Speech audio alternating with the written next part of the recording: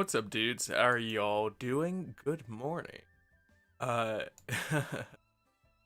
I guess this is gonna be an interesting one as we're back here for some more Genshin Impact, and as you can see on the screen currently, going to be doing MoonLight Merriment event, and that's currently Genshin's most recent event, but it's also the event that's going to be going away soon, because you know how things go around here.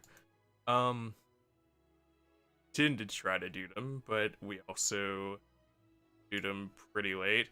Uh, been an interesting week with the cat being uber loud, as well as a bunch of. But we're hoping to get done today, or if not, get a decent amount of it showcased on stream, as well as getting whatever we don't get on stream done, like behind the scenes.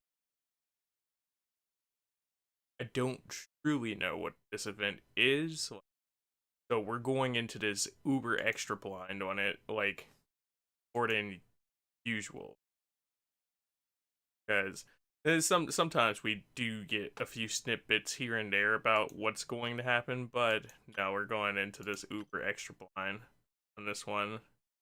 Also, speaking of current things in Genshin, show me. Lover, hater, how do you feel? Did you pull? Did you get her? Not pull? And if you didn't pull, who are you saving up? As the pack was pretty cool in my opinion, but that's just because I like all the characters that were on it. I like how I exited out of that, despite us needing to do peace.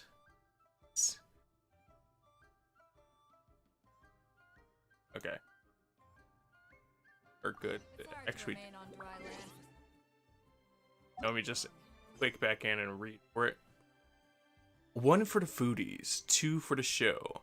Paimon's ever gluttonous pulled you over to Wanmin restaurant for a good meal. There, you happen to meet Ling, is deep in thought. Plus chain rewards, 60 Paimon gems, 3 books, and a lot of Mora. Not enough Mora, but a lot of Mora. If you ever want to trade tactics, I'm always ready. Are we always ready? Because boys, I think we're pretty ready here. Other big question, I guess, is have you guys done this event yet yourselves? Or did you do it, and did you plan to do it? Hey, guess who's here? Sorry to bother you. Oh, no way! It's the Traveler and Paimon! Yes, it is. You gotta have the Traveler and Paimon. Ah, Traveler, welcome. Good to see you. What can I get for you? Def Mal, what's up, dude? Also, it's not like we don't see each other a bunch, you know. I end up having to do quests for you pretty often, so. But hey. We want some blackback perch stew! This girl Paimon, she be putting in orders for, like, she know orders for food like the back of her the back of her hand. This girl walks in with just some extreme confidence when it comes to food. All right, blackback perch stew it is. Make yourselves at home. It'll be right out for you in just a moment. Like, I feel like you take Paimon to a restaurant, she don't even gotta. She just goes, uh-huh. Everybody else in her friend group sitting there like, let me get one of them, hey, y'all got some ice cream? Thanks, Chef Mal! I was just thinking about you guys, and now you're here. It feels like you heard my call and came running. Oh yeah, he had to hear the beckoning call of the wondrous flame cook. Also, well, like, I know his name was Mal, but hearing her call out Chef Mal, it just made me think of this guy, cause that boy Mal. You mean you were about to come looking I mean, you guys are the perfect people when you need stuff done. Isn't looking for you when they're in a pinch. Uh-huh. There's something I want to discuss with you guys. Did you happen to see how the city looked on the way over here? Everyone's getting ready for the Moon Chase Festival. I mean, looked pretty normal to me, but what do I know? The only festival that I seem to notice the difference for is the Lantern Festival, which I think we're coming up on that again soon. Or maybe I'm like a few months too early, but my brain's like, if they rerun that, that should be coming up in like 2 months or. Oh, so that's what it's called. Moon Chase Festival? Is that another one of Liyue's ancient traditions? It always got a lot of ancient traditions, but I guess what do you expect when a city's built on principle, contract, and nothing but tradition? That's right! Moon Chase is a big festival where we celebrate the arrival of the fall by moonlight. The old folks say that thousands of years ago, this was the time of the year when the Adepti would seek the way. The way. I see. What way are they seeking? That way. What way? That way. We gonna get the Migos of the Adepti out here, and they gonna be like, offset! Gonna pull up on a boss and all you gonna have is the big Draco on them. But it's completely different nowadays. We eat our favorite foods, spend time with friends and relatives, enjoy the moon and the flowers. So much easier. Basically, we just do all the things that people like doing and don't take a whole lot of effort. You know, I say that and I joke about it, but watch, they introduce like a gun unit, and the first thing is gonna be a dude that look like Offset. Also, doing all the things that you love to do in honor for a festival, and they don't take a lot of effort. You know, this sounds like the lazy festival, and I like this festival just because of that. It also kind of sounds like the real world equivalent to like Labor Day. Yeah, let's take a day off doing all the stuff we enjoy and think about all the work that we usually do. And we're gonna do it in the most low effort way possible. Sounds like Paimon's kind of festival. Paimon's kind of festival. Can we have a Paimon festival? When's the Paimon festival? With your great taste in food, Moon Chase Festival is sure to be to your liking. Speaking of like festivals and stuff, I mean, I know we're just coming up on Halloween, like still got some time before that, but we're also coming up on like Thanksgiving in like a month or so, and the last few years they've been doing like different balloons and stuff like that. I know, what, a year or two back now they did Goku as the balloon. What if they actually did a Paimon balloon and they were walking down the street talking about some, yeah boys, we know that anime, we out here getting real weeptastic. But like, just imagine a giant Paimon balloon flying down there with Goku and Snoopy and all the other Thanksgiving classics. Would it not fit right in place? Paimon has taste. Let's agree to disagree. I think Paimon has taste. Hey, if you got a problem with Paimon's taste, just spit it out. Paimon, that's not how I meant it. The game just made me say it. So are you guys free these days? I'm taking part in this year's Masterful Chefs. If possible, I'd like you to be my culinary consultants. Masterful chefs. Aw, snaps, we about to get Gordon up in here. Give me that Gordon Ramsay unit. My boy gonna be like, finally, some decent food. It's gonna be beautiful. That's right. Getting some suggestions from friends will broaden your horizons. I mean, honestly, because when you cook and you cook things that you like, you cook things that are to your palate, and depending on your palate, that might be very adventurous or very limited. It all just kind of depends on who you are. So, getting other people's taste perspective definitely can broaden how you cook. Masterful chefs, huh? So is that like a competition? I mean, it could be a competition. Wait, no. I'm pretty sure it is a competition. Right, yeah. I guess you probably haven't heard about it before. Well, you know, seeing as how we're not from this world and you guys never talked about it before this point, no, I haven't heard of it before. Every year, Moonchase Festival has a different theme, usually picked by the Qixing. This year's theme is Feast of the Bounteous Land, so the Qixing decided to organize a cooking competition. Oh, so we about to eat some bougie food. Cause like, the the very rich people land where they sit up here and put a lot of extravagant money into the food because they can. Yeah, that contest, that theme, man.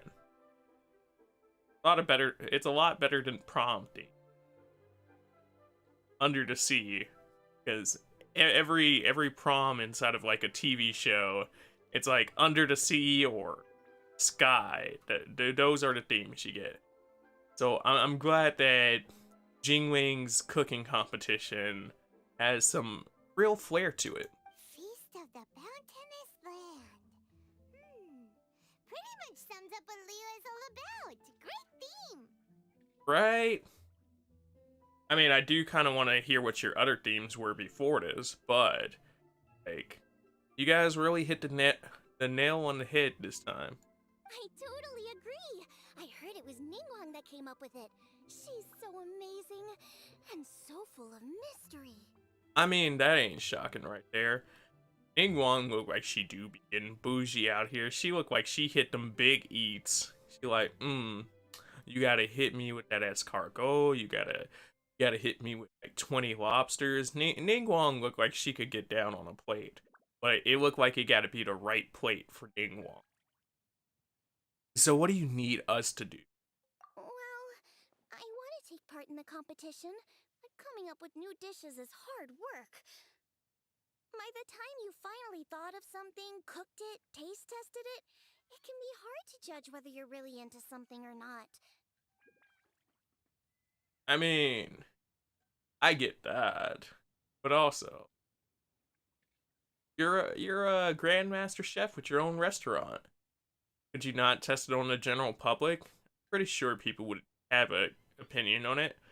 Though, at the same time, I guess that kind of puts your secret one-shot win the competition meal in risk because somebody could taste it and be like, alright, so this is what she's cooking up. Let me just find something a little bit better than that. So, I was thinking, I could get the two of you to help by gathering everyone's thoughts on what makes a great dish. I really want to think outside the box this time. And to do that, I'm going to need lots of different ideas from lots of different people. Okay. So where we starting? Are we going skyward? Are we going on the land? Do we need all boats on sea? Are we traversing continent? How important is this food knowledge? We got to get this girl this dub. This'll be a piece of cake. We've got friends from all over the map, haven't we? We certainly don't lack contact. Can't help being popular. You sound pretty confident. I mean, if we're gonna win you this competition, we definitely gotta have a little confidence on us. If you don't bring some confidence on that soul, how you gonna stand up there and hold that trophy over your head? Well, you know, not to brag or anything. No, Paimon, hit that big brag. You've earned it. But first things first, let's have a delicious one-man meal. After that, we can go around to all of our friends in Liyue and get their ideas one by one. This girl said, hold up, we gotta eat before we could talk about eating. And I respect that. I respect that, Paimon. You might always be about the food, which I also respect that. But, like, let's be real. You gonna talk about food, you gotta have some food system. You can't be running around hungry because then just any idea sounds good. Talking about some, hey yo, what if we what if we set up here and dunked this inside of that, inside of this, and then baked it? It's like, you right. Never thought of that. And honestly, I'd probably agree either way, because I like trying weird food stuff like that.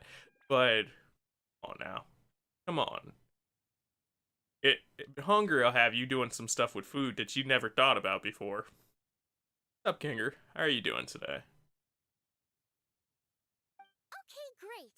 Also, Golba should be back soon, so we can all go together. Golba. Yeah, let's go chill with that boy Golba. Here's your black-back perch stew, folks.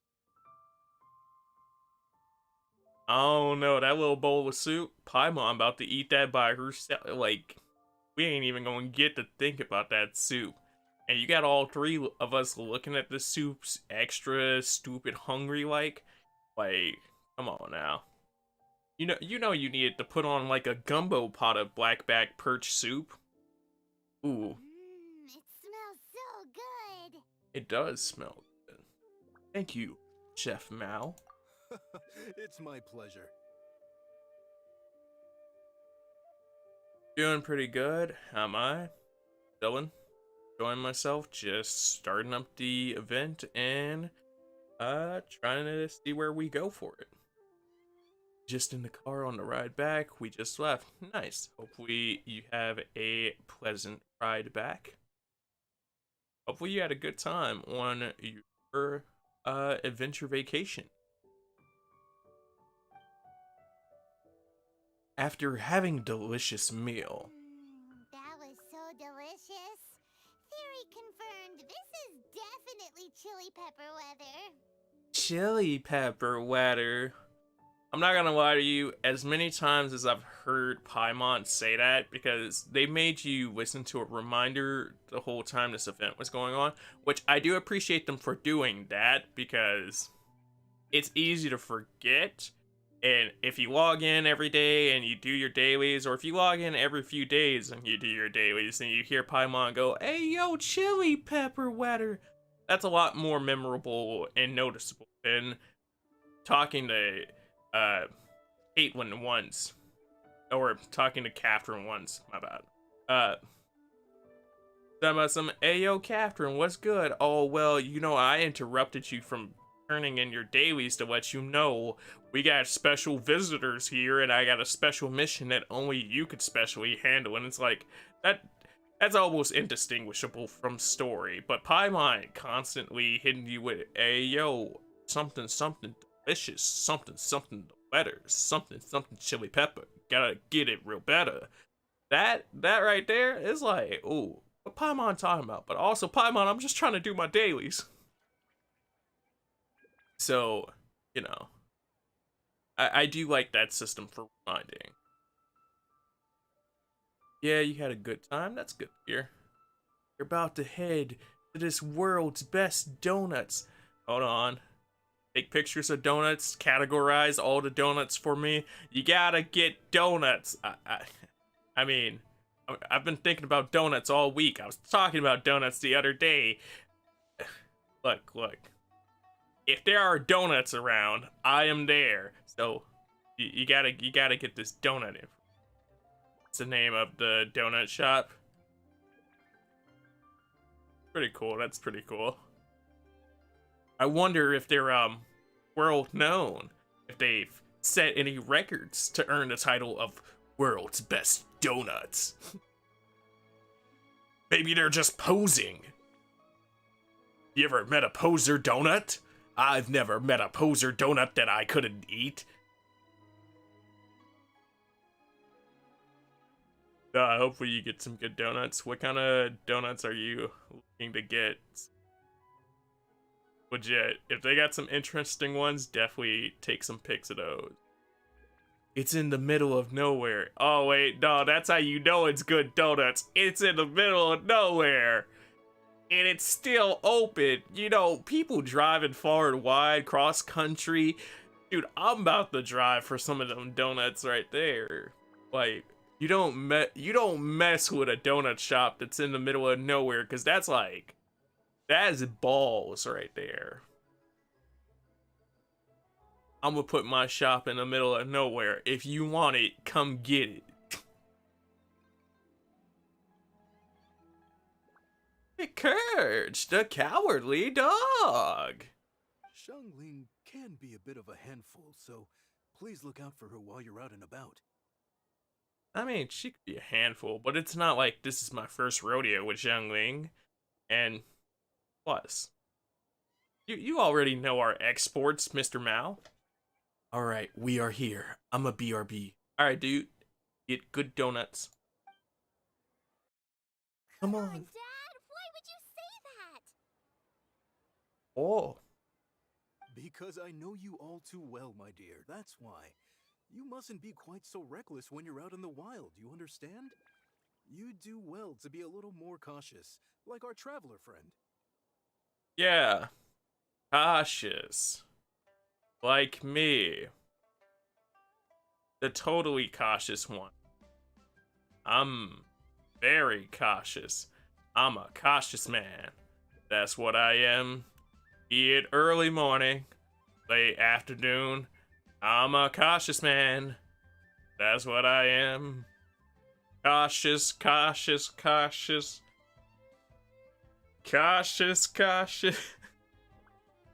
I'm your cautious man. Cautious man. Cautious man. I'm your cautious man.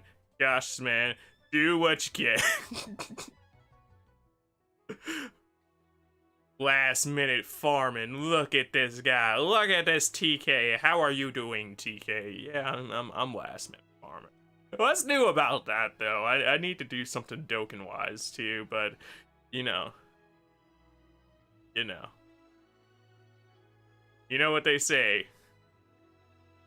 If you can't be early, be fashionably late.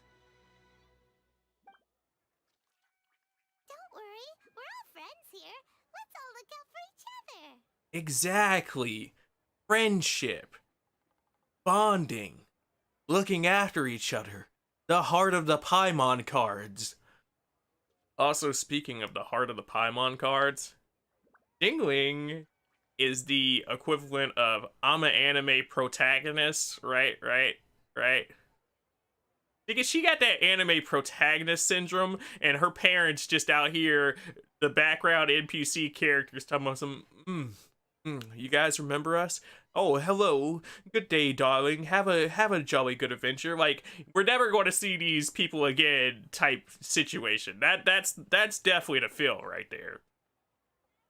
And like, I know we've seen her dad a bunch because other story quests, but if you just walked to this man and you weren't paying attention and you never had that contact's information, you would never put two and two together. You would just put this, oh, that's her head chef. That's like her assistant chef.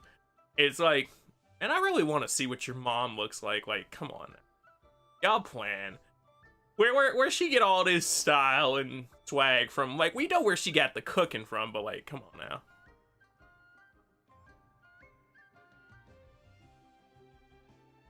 No, I know you see her dad a lot. It's just like, it's one of those situations like, I was like, I knew this from before, earlier in the story, but man, he said that, and it took me out of the story for a second. Like, I was looking at myself from a different perspective. Like, I was looking at me sit here in this chair from like a 3D perspective, out in space, like a satellite. Talking about some, damn, that is her dad. I'm doing alright, TK. How are you doing today? What's going on? Why are you looking at people's moms? Why not? Why? Kimiko? Why wouldn't I be looking at people's moms? Ah, I realize my name is different here. I see. Well, Kamiko. Whoever you may be. It's a pleasure. That's a funny thing when people come and visit for the YouTube streams. They're always like,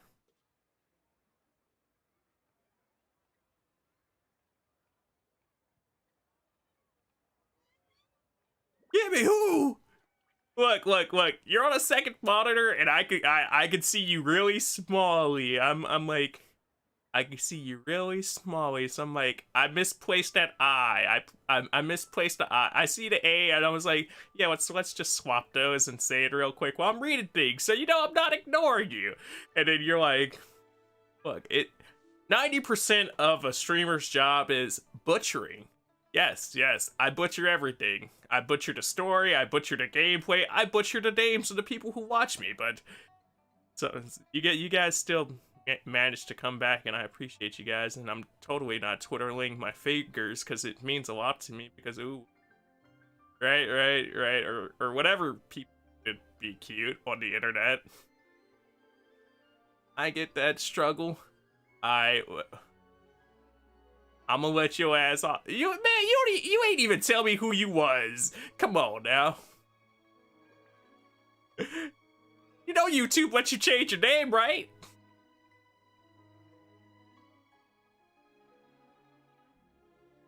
You out here tripping. You out here tripping. Be wildin'.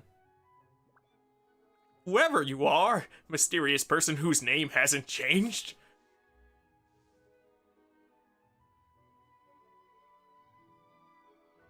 Alright.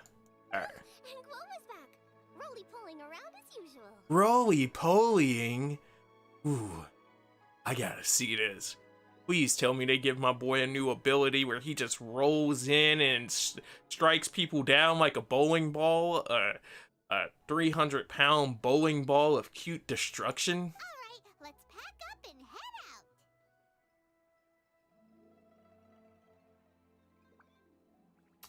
You know, I realize who it is, by the way. I realized who it is now. Hi, Marb. My brain did some science and some math, and then it went back to Pokemon Unites, and then it was like, wait. But Apex, you remember Apex, and it was like, somebody who understands struggle. It's gotta be Marb. It's gotta be. I'm gonna go with that for my final answer on this episode of Jeopardy. So hopefully my final Jeopardy is right.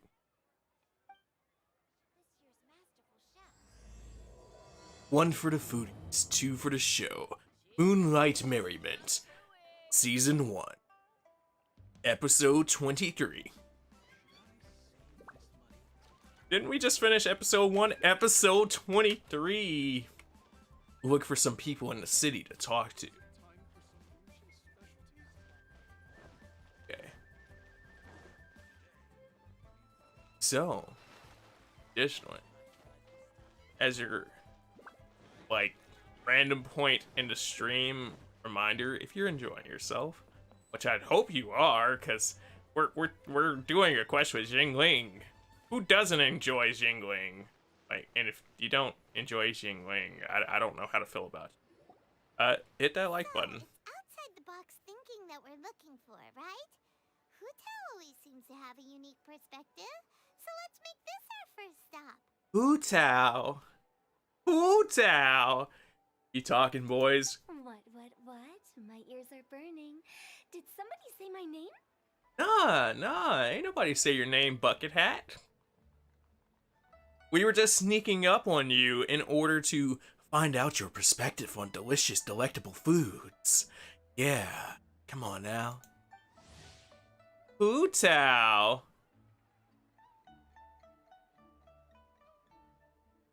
Show us your Kokomi. Oh, you know? Have you heard? Okay. Leah's. Just Leah's. All of Leah's. Leah was. Wing Shang Funeral Parlor is a very old name in the funerary business, and its directorship is now up to its 77th generation, with the current director being a young lady named Hutao. This young director is known for her sharp intellect, but in some people's eyes, Hu Tao might be a little too smart for her own good. Ah, yes. Indeed. You just gotta hit that strong indeed. The quirky and eccentric Hu Tao is not what people expect from a solemn title like that of Wu Shang's funeral parlor director. I mean, wouldn't you rather have a happy funeral director sit there and be like, ooh, ooh, ooh. Oh, okay, maybe not ooh, ooh, ooh. But wouldn't you want somebody that's like excited to have your business, like somebody that's peppy and quirky and eccentric to make you feel a little bit better about it? Cause like, if we were all just standing there feeling sad, it's just gonna be a sad fest. If you got somebody trying to bring some energy and some light to the situation, eventually you'll feel better. Give me Hu Tao. Give me Hu Tao for funeral director.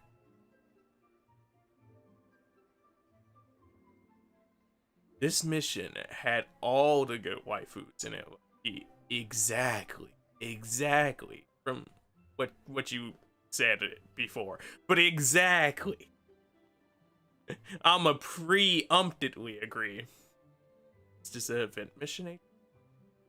I forget the name of it. It is MoonLight Merriment. When I do events, I usually make the event the name of the stream. Like, oh, wait, it's the title. Yeah, see? However, Hu Tao has a unique outlook on life and death, and though she is surrounded by death every day, her optimistic outlook has never changed. Quite odd duck, this one. The odd duck. Yeah, it's Paimon and the Traveler. Oh, and Xiangling too. She hit that ayah, and my brain hit that oh, Jackie.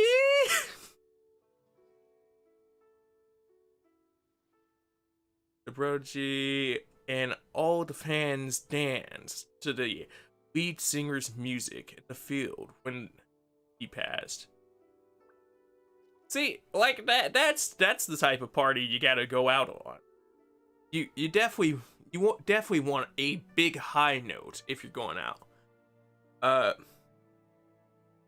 Miss Marb, if you want to do the event though, it is going away in 20 hours. So that is a heads up. Since you were asking about the event, we've come to hang out.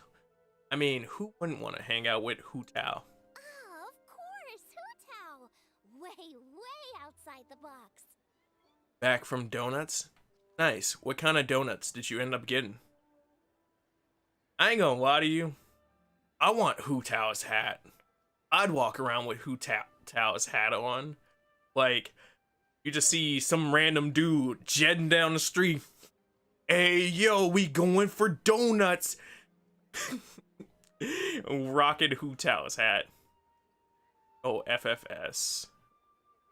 Worked out. It was me.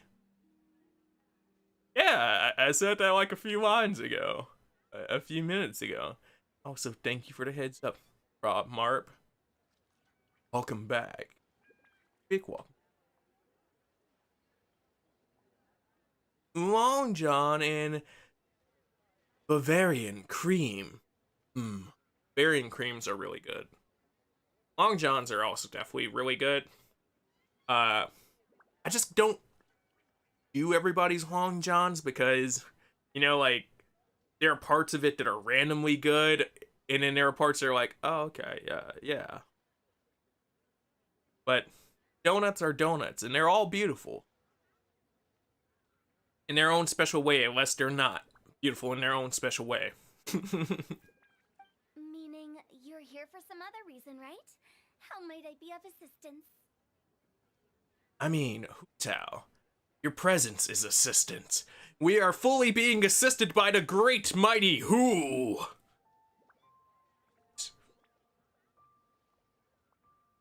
I accidentally clicked on one of my videos in the background because it was right under the game. So I was like, Well, Hu Tao, I wanted to ask you, what kind of food do you like? chocolate frosting on top. I mean, that's the classic for Long Johns.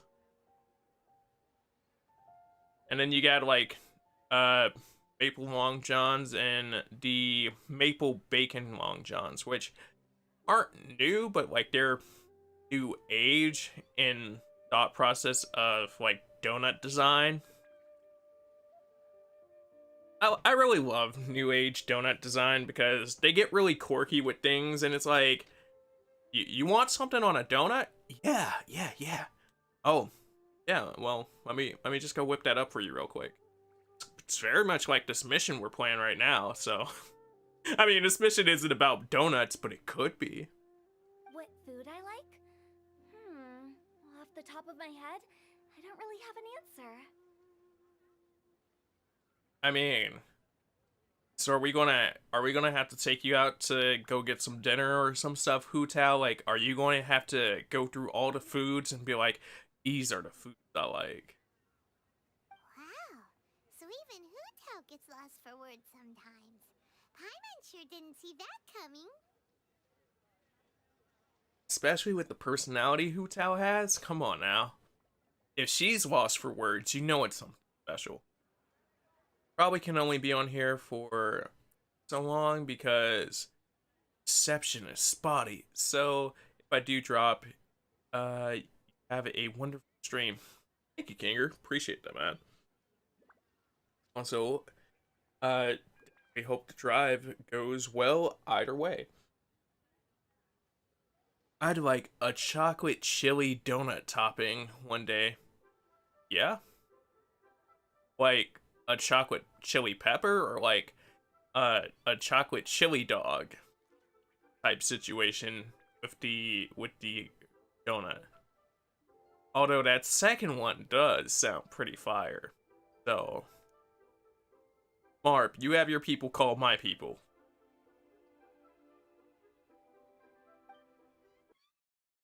Come on, even the chirpiest birds clock out for the night, right? I'm no different. I mean, she's not wrong. Oh, wise magical Hu Tao, please provide us with more sentient information of the other world in chirpy birds.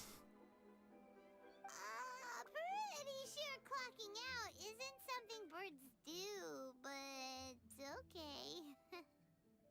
Paimon, stop taking things so literally. It's okay, Hu Tao. Just keep it simple. Right! There's no need to overcomplicate it. Just pick a dish and tell me what you like about it. Exactly. Do some market research. Marketing? Okay. So let me tell you about Jingling's magical adventures when she went to college and she got her master's degree in marketing so she could become the best chef there was because she could market anything. She's marketing us pizza bites right now. That's right. Jingling pizza bites coming to a freezer aisle near you. They'll burn your tongue off, but they're delicious. I see. Launching a new dish? Well, let me say right off the bat, nothing weird, okay? Some poached fish, a side of shrimp dumplings, that is all you need. Nothing weird, but Hu Tao? We're supposed to go eat all the weird foods, but I mean, at least you have a good idea of what you like. Poached fish and shrimp dumplings. That's a bit ordinary, isn't it? It is. Really for somebody as eccentric as the Mighty Who. Well, it is and it isn't. Think about it. Poached fish is hot and spicy with a powerful aroma. It's a dynamic dish. Add a side of shrimp dumplings, and there's your static component. Got it? I mean, I think shrimp dumplings also have a very powerful aroma, so kind of a weird comparison situation, but I get where you're coming from. It's tamer by comparison.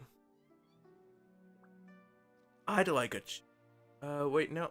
Oh, read that one. I had to double check. I was like, was there more explanation on this chocolate chili dog? Dynamic? Dynamic entry. That's what the food gonna do, right into your stomach. Oh, I can do dynamic. Mushroom slime stew it. See, but you're not listening to her. You're doing this marketing research, Jingling. You're not listening to her. You're both fire visions. You gotta come together and create some real heat. This girl says she want that fish stew with them shrimps. She want that. No, not that kind of dynamic. A dish is more than substance, it's a mood. Poached fish is red and spicy. It elicits a response from the eyes, ears, nose, and mouth. That's why I call it dynamic. I see. Poetic. Shrimp dumplings are more subdued, clear and smooth with a pure and subtle fragrance. I call that static. Combining dynamic and static is how you create a perfectly balanced meal. A union between opposite but complementary features coexisting in perfect harmony. Really thought this through, didn't you? Yeah. Paimon didn't follow that at all. But at the same time, it kind of sounded smart, so... It kind of sounded smart. But when you so lost on the concept that you don't know if you should compliment somebody or if you should sit up here and insult them, but Paimon is just like, hey, yo, I mean, if it makes good food, I'm about it. Okay, dynamic and static. Opposite, but complementary. Exactly. Big yin and yang over here with the Hu Tao. You gotta keep everything in balance on that plate. So is this just another way of saying you should keep everything balanced? You know, a little meat, a little veggie, a little salt, a little sugar? Exactly, Paimon. You are now becoming one with the dynamic. You are opening your third pie eye and becoming the universal goddess known as Paimon, the archon that we all truly deserve, who shall sit up here and reign over the land of hunger with your gluttonous ways. Or so I've been told. Bingo!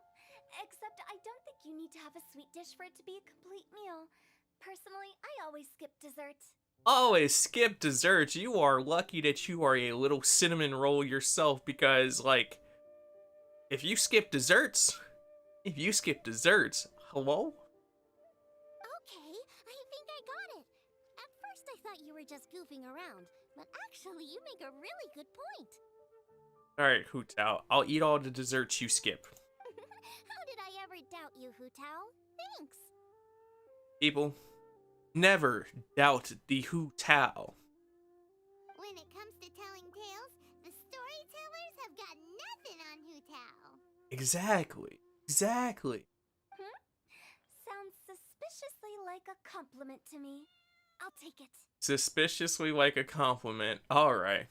You're clearly a keen philosopher, right? Girl, she takes in any bit of information and she analyzes that. Well, at least one of you gets it.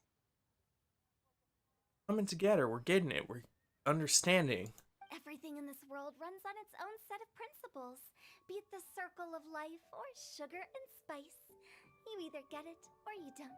The circle of life. You get it or you don't. Ooh, break out that Hu Tao musical. We need it. We're all Hu Tao together. Flame it up. Get some sugar, get some spice in its batter. Since the traveler seems to approve, I'll make sure to factor it in. Good. Opinions, information, marketing, dishes. Looking good. Paimon thinks we're pretty much done here now. Let's head to Boo Boo Pharmacy next. Let's hit that pharmacy. Boo Boo Pharmacy? Yeah, you'll definitely get some interesting responses over there. That little laugh, though. Yeah, let's talk to Chi-Chi. She gonna tell us about all the things we need to put up inside of this dish. The coca goat milk, actually, Chi-Chi, what else do you like to eat? Come on, let's go talk to her.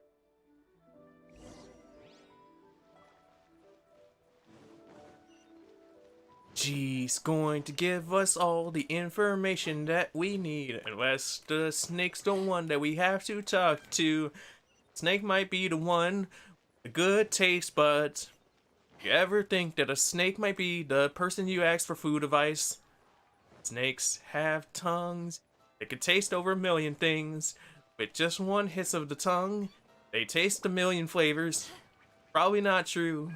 It's the fact I made up. Don't go telling it to anybody, because I don't want you to look stupid. Yeah. Chi-Chi! I was so happy to see Chi-Chi that I just decapitated her. Well. Well, there goes the Coca Goat milk, boys. Good night. Oh, it's you. Is everything okay? Everything is okay. What about you, Chi-Chi? Last time I was here, that mean old snake man said you weren't around and we couldn't ask you about advice for whatever we were doing last time. We needed your advice last time. Look, the snake's mean when you're not around. Why, if it isn't the special guest who seldom visit. Less busy than usual, I see. Look at that sassy snake. Just slithering around necks, saying sassy things. Shang Xing. Yikes! What happened to Baiju's voice? But you've already met the snake before. Excuse me? The neck. But you know her voice at this point. Oh, it's just Changsheng. It's been a while. Welcome, welcome. Here to procure an herbal remedy, I presume? Yeah. A herbal remedy in the form of, what kind of food do you like? No. We actually came for the conversation this time. We're here to talk food. I mean, that could be a herbal remedy. I'm entering this year's cooking competition, so I wanted to ask you both. Oh, wait, there's 3 of you. I wanted to ask the 3 of you what kind of food you like. Well, that's respectable, Jingling. You sat up here and said, let me include the snake, too. You don't want the snake to get sassy with you. Most astutely self-corrected. We shall surely supply our assistance. See, the snake already getting sassy on us now. She's like, oh, you almost forgot who? You were about to forget who? I was about to come for you? Alright, don't you be forgetting this neckwear here. I ain't just for fashion. Although I got a snaky passion for it. You need to know what food I like? This boy Baizu's hair right there, that just looks like it's a scary mess to detangle. Like, he got a braid going on the back, and then he has like a braid to lock that braid into position, and then he has a knitting ball attached to it, and it looks like it goes into the braid, and it looks like he got some front braids coming down into the side braid. Like, how many hours do you think it takes this man to braid that up? How long do you think it takes him to detangle that after braiding it up like that? But yes, Chi-Chi, you are exactly right. I do need to know your opinion on food. It's all the same. No flavor. Bad person. Hold on. I mean, your name is Juliet, but bad person. I don't know who you are. I'm just trying to figure out food. And I always say, well, your name is Juliet because, come on now. Dragalia lost. Chi-Chi has some gustatory dysfunction and can't taste any food. Make no mistake, she's not being uncooperative. You poor, tasteless child! One day they'll find a cure for zombies to actually taste things. One day. Oh, I understand. That's fine. Still, I'd expect Chi-Chi to have some sort of dietary preferences, though. There must be some dishes that you like the sensation of. Yeah, like at least the texture or something. Sensation? Yes, there's one. Tell us about it. In extreme detail. Coconut milk. Coconut milk. Nice and cold.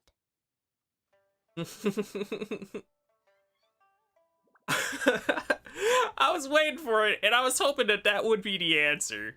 Well, that doesn't help us. It's not a dish, it's a drink. But it's the atmosphere, Paimon.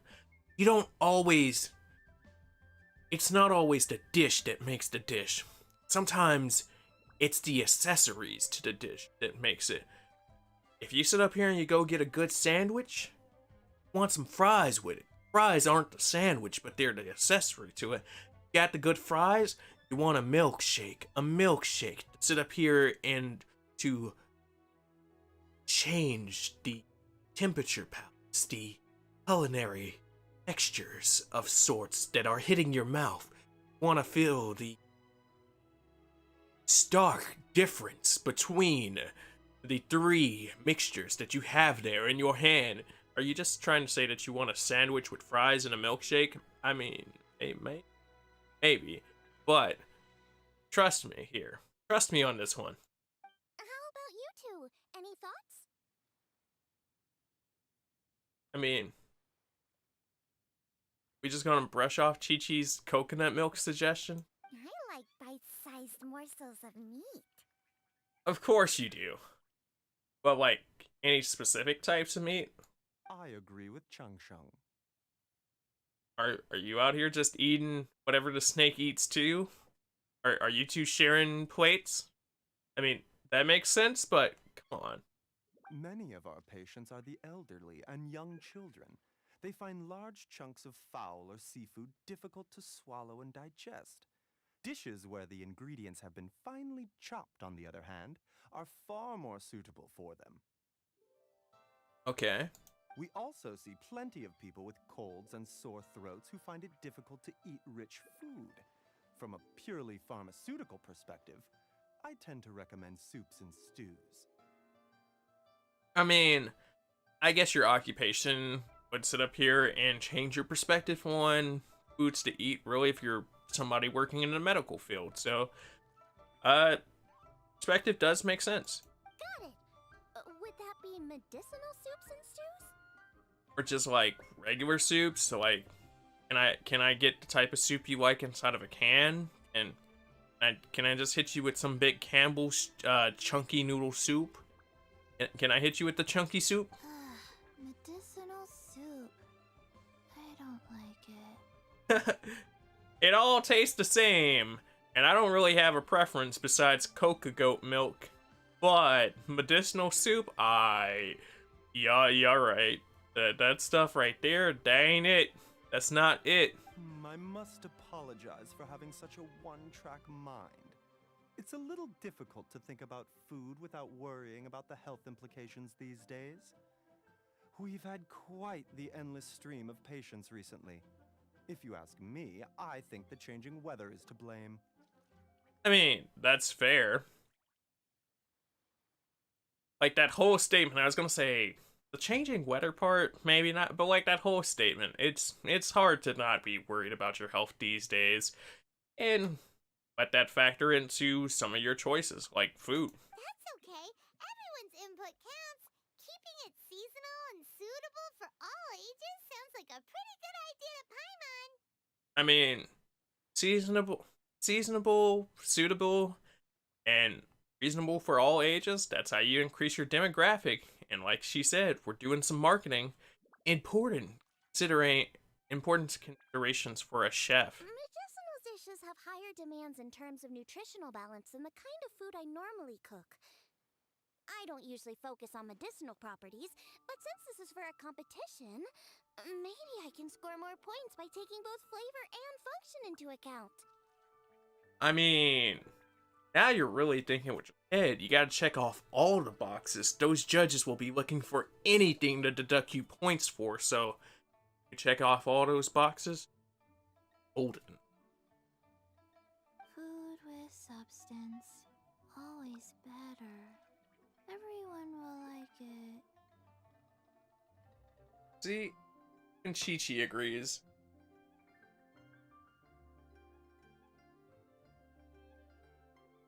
It's a great suggestion. Thanks, everyone. No problem. You're welcome. As long as we could help. It's great to have a doctor's unique perspective. I'm feeling inspired. Well, that's good that you're feeling inspired. Oh, how you flatter me. I like the way that Biza says things. Receptivity to sensible suggestions make for a savvy chef.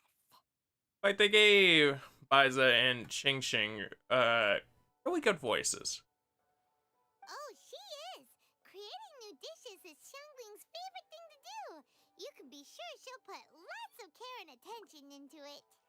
I like how Boba's just chilling in the background. Or Boba. I see I got Boba tea on the brain now. This man's funny. Everyone's got their hobbies, and mine is cooking. Usually I just go with my own ideas, but having a whole new perspective this time is sure to make a big difference to the end result. I love how they hit her voice line in that though. Ooh. Ooh. Ooh, that was nice. Alright, this Jingling event, definitely hitting all the right spots. It's a lot of joy here. Great! That makes this whole trip worth it! Right? Alright, time to move on to the next. So we've got an independent thinker's perspective and a health perspective.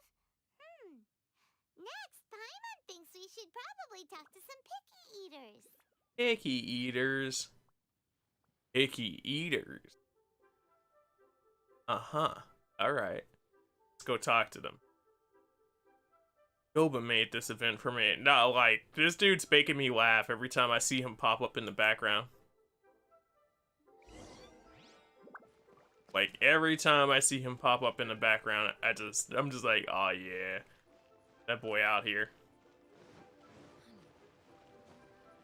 That should be up here. No? No? Like, am I going the wrong way? Apparently so.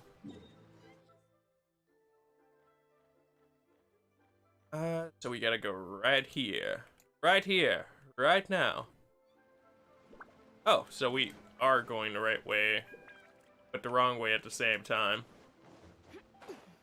I was thinking we were going to end up upstairs.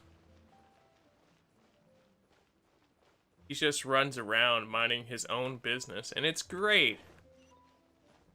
You know, the little buddy pal systems, they gotta have their own life too. Okay, all right, game. Y'all said, so you said you ain't noticed a difference, huh? You ain't noticed a difference? Look at this difference. Look at all this different right here. Okay, all right, I see y'all. Y'all raised the banners. Y'all got the stakes out here.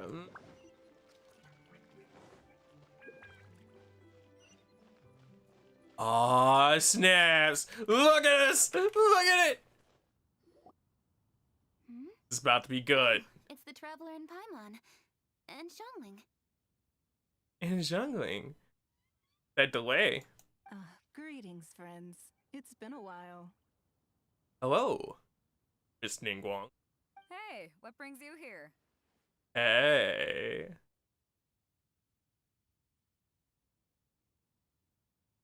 Give me a second. Just give me a second. Hey. like, y'all knew better than to put this girl on the screen. Hey, Badu. Uh-huh. Everyone's gathered together here. What's going on? Has something happened? I thought it was weird seeing him run freely, but I wish it happened more often. Yeah. Like, it'd be great if Amber's mom could run around free. I was thinking the same thing, and then I paused. I was like, but he does explode in, like, an explosive bomb man running around. I don't know. Because you might freak him out at some point. Or you might freak out the little bomb girl at some point, and then she just blows up on you. And that's like letting Klee run around unattended. What's with this great big stone on the ground? The giant stone of prophecy. Long story. So, just to confirm, I will assume responsibility for handling this stone of unknown origin. Any objections? Oh, okay, Kaching. Whatever you say. Also, damn, the fact Kaching is like... Seeing Kaching next to these two, she just getting towered over. I'm like... I didn't think about her perspective compared to other people. None here. You know how to get things done, Kaching. As long as it's with you, I can rest easy knowing that it's in safe hands. Electric gang. All the electric waifus out here chilling out together and saying nice things to each other. Yep, electric gang. And then we got Ningguang, but electric gang. Right? She's so small. Like, dude, I wouldn't have got that perspective. Just like chilling, thinking about it. Like, I see her on pack art. I've seen her in the story, and like, she always looks all right in perspective. Hell, even when you have other people inside like your world and they play Kaching, it's like, oh, I'm standing next to her and I'm not thinking about it. You put her next to the two mains right here. You put her next to both my main and your main. It's like, damn, you small. You small with the O. Should I take this to mean that you doubt the relative safety of leaving this in the hands of the Tianquan? Ooh, that's sass. Also, tell me more about this claw glove. Where can one get a claw glove like that? Huh? Well, for starters, Kaching is the one who's always out running errands, rain or shine. Besides, you don't seem to give a wooden more about this whole thing anyway, so what's it to you? Hey. Hey, if that ain't the truth though, Kaching do be running all the errands and getting the dirty work done. If it ain't Kaching, it's gone to you out there. I was merely joking. You, meanwhile, seem only too ready to pounce when an opportunity to publicly lambaste me arises. Even when it means giving our poor mutual friend here the cold shoulder. Man, Ningguang, you set yourself up for that one. Don't be doing that. Talking about some I retract. I was out here joking. You just sat up here and had to take the opportunity. Girl, you know if you had the opportunity, you would have did it yourself. Is this a bad time? By no means. You wish to know about the stone, I presume. Then let me invite the great seafarer Captain Beto to tell the story, if she would be so kind. Why does that seem like that had so much aggression to it in its own right? Like, man, the great seafarer captain. It sounded like she had some sass in saying great. Yo, this exchange right now. You... Fine. Well, it's a big one, right? And such a smooth surface, too. Makes you think there's gotta be a good chunk of jade in there. Yeah. Yeah, I agree with this perspective. Big jade. Big smooth stone jade. Gotta get that big smooth stone jade out there to produce. Gotta produce the big smooth stone jade. Ass and shade between these two. Man. Give me more cutscenes with these two together. It's everything. It makes my day. If this event wasn't already made for me, this was the event maker. It was found by a fishing crew, not far off the coast. It must have been underwater for years, so the erosion will be what's given it that smooth finish. And you decided to put it right here in the center of your big event? What if it just hatches and turns out to be a demon spawn monster? Finds like this cannot be kept as private property, and must be submitted to a holder of public office. Placing it into our custody will also give them peace of mind. I mean, I guess? That rule mostly sounds like, let's confiscate anything that seems cool. But it is what it is. So, what's inside it? Right? Well, we've hit it with just about every weapon we could get our hands on and haven't managed to even dent it yet. Clearly there's more to it than meets the eye. So it's not even what's inside it. It's what is it? Like, let's start there. What is it? No weapon could smash it open. Wow. Paimon doesn't think we've ever encountered a stone like that before. The Sorcerer's Stone. Kuching has taken an unusually keen interest in this giant stone, which is why we are leaving the matter in her capable hands. And he is a very capable person. Man, hold on, pause, rewind. Is Jingling taller than fucking Kuching? Wait, no, is Jingling taller than Kuching? Hold on, somebody, yo. What next? Is the game going to convince me that Chi-Chi is taller than Kuching? Like, is that what I'm supposed to believe? Because I'm looking at this, and I'm like, yo, there looks like there's a solid inch or two over Kuching via Jingling. Like, that took me out of the story again. Let's put that aside for a second. Traveler, what brings you here? Were you looking for someone?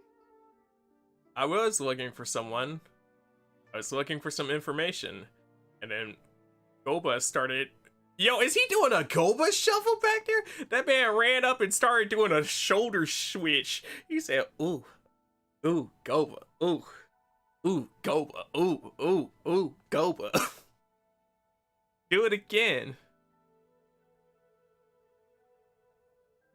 Yeah, you're actually the three women I was looking for.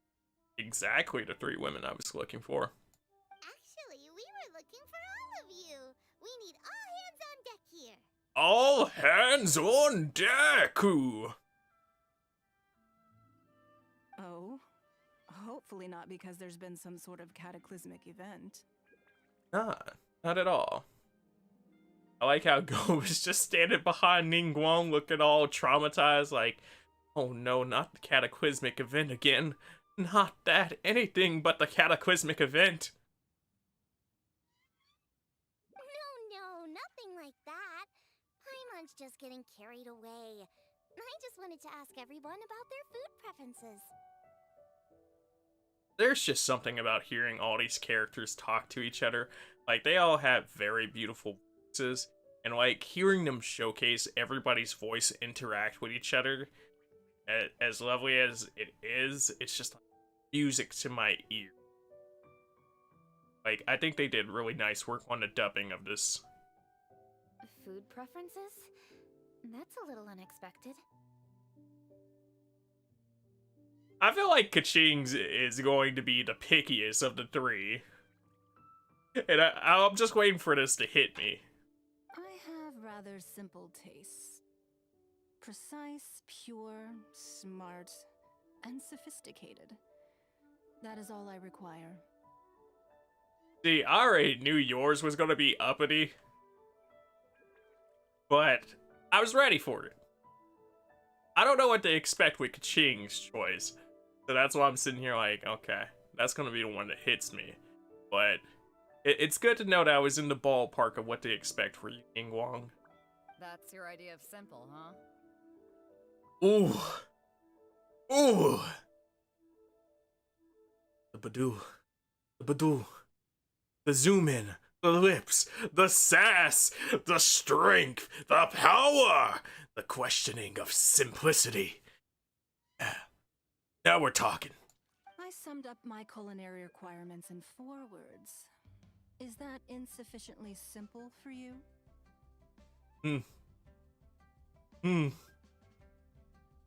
Y'all need to stop hitting so hard. Y'all hitting so damn hard right now.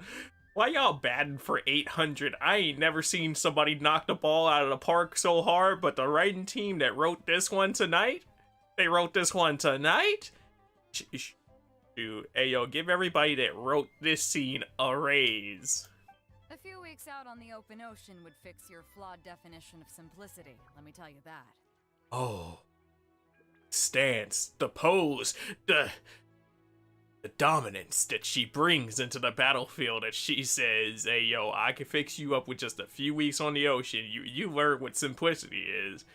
You eat what you get. What about you, Beto? Me? If it's freshly cooked and piping hot, that floats my boat. If it's got a little chili pepper in there too, I'm one very happy captain. Perfection. Perfection.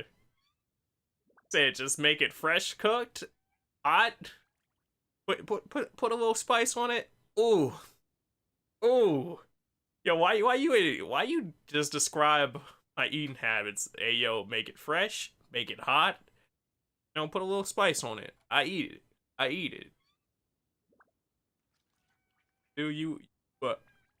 For waifu from when I first pulled you, you are waifu every time you appear. Paimon thought you would have said bar food. Yeah. Oh, bar food works too. See, she ain't picky, and y'all lumped her with the pickies.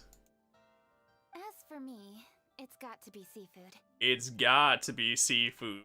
Ain't no ifs, ands, or in-betweens. Like, it's not that seafood's her preference, it's not that you really wanted to be a cat girl. You said, Nayan? Nico Nico Ni? With the Neko Neko Ne? Gotta give me the big catfish. Okay, got it. So, seafood, piping hot, and, simple but sophisticated. Not a lot of overlap. See, Badoo's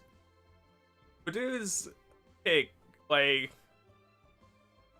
as long as it's piping hot, you can make a spicy seafood, like, fish dumpling stew with medicinal purposes. And that's combining, like, 4 of your things together. The sophisticated part is the only thing throwing this off right now. And that's where I would disagree. Traveler, surely you've heard of golden shrimp balls. See? We coming up with it. Jingling gets it. Oh my, they're my favorite. Yo, the amount of emotion that they just threw into Kaching all throughout her face, that light up, the perks inside of her eyes, there is no amount of expression. Yo.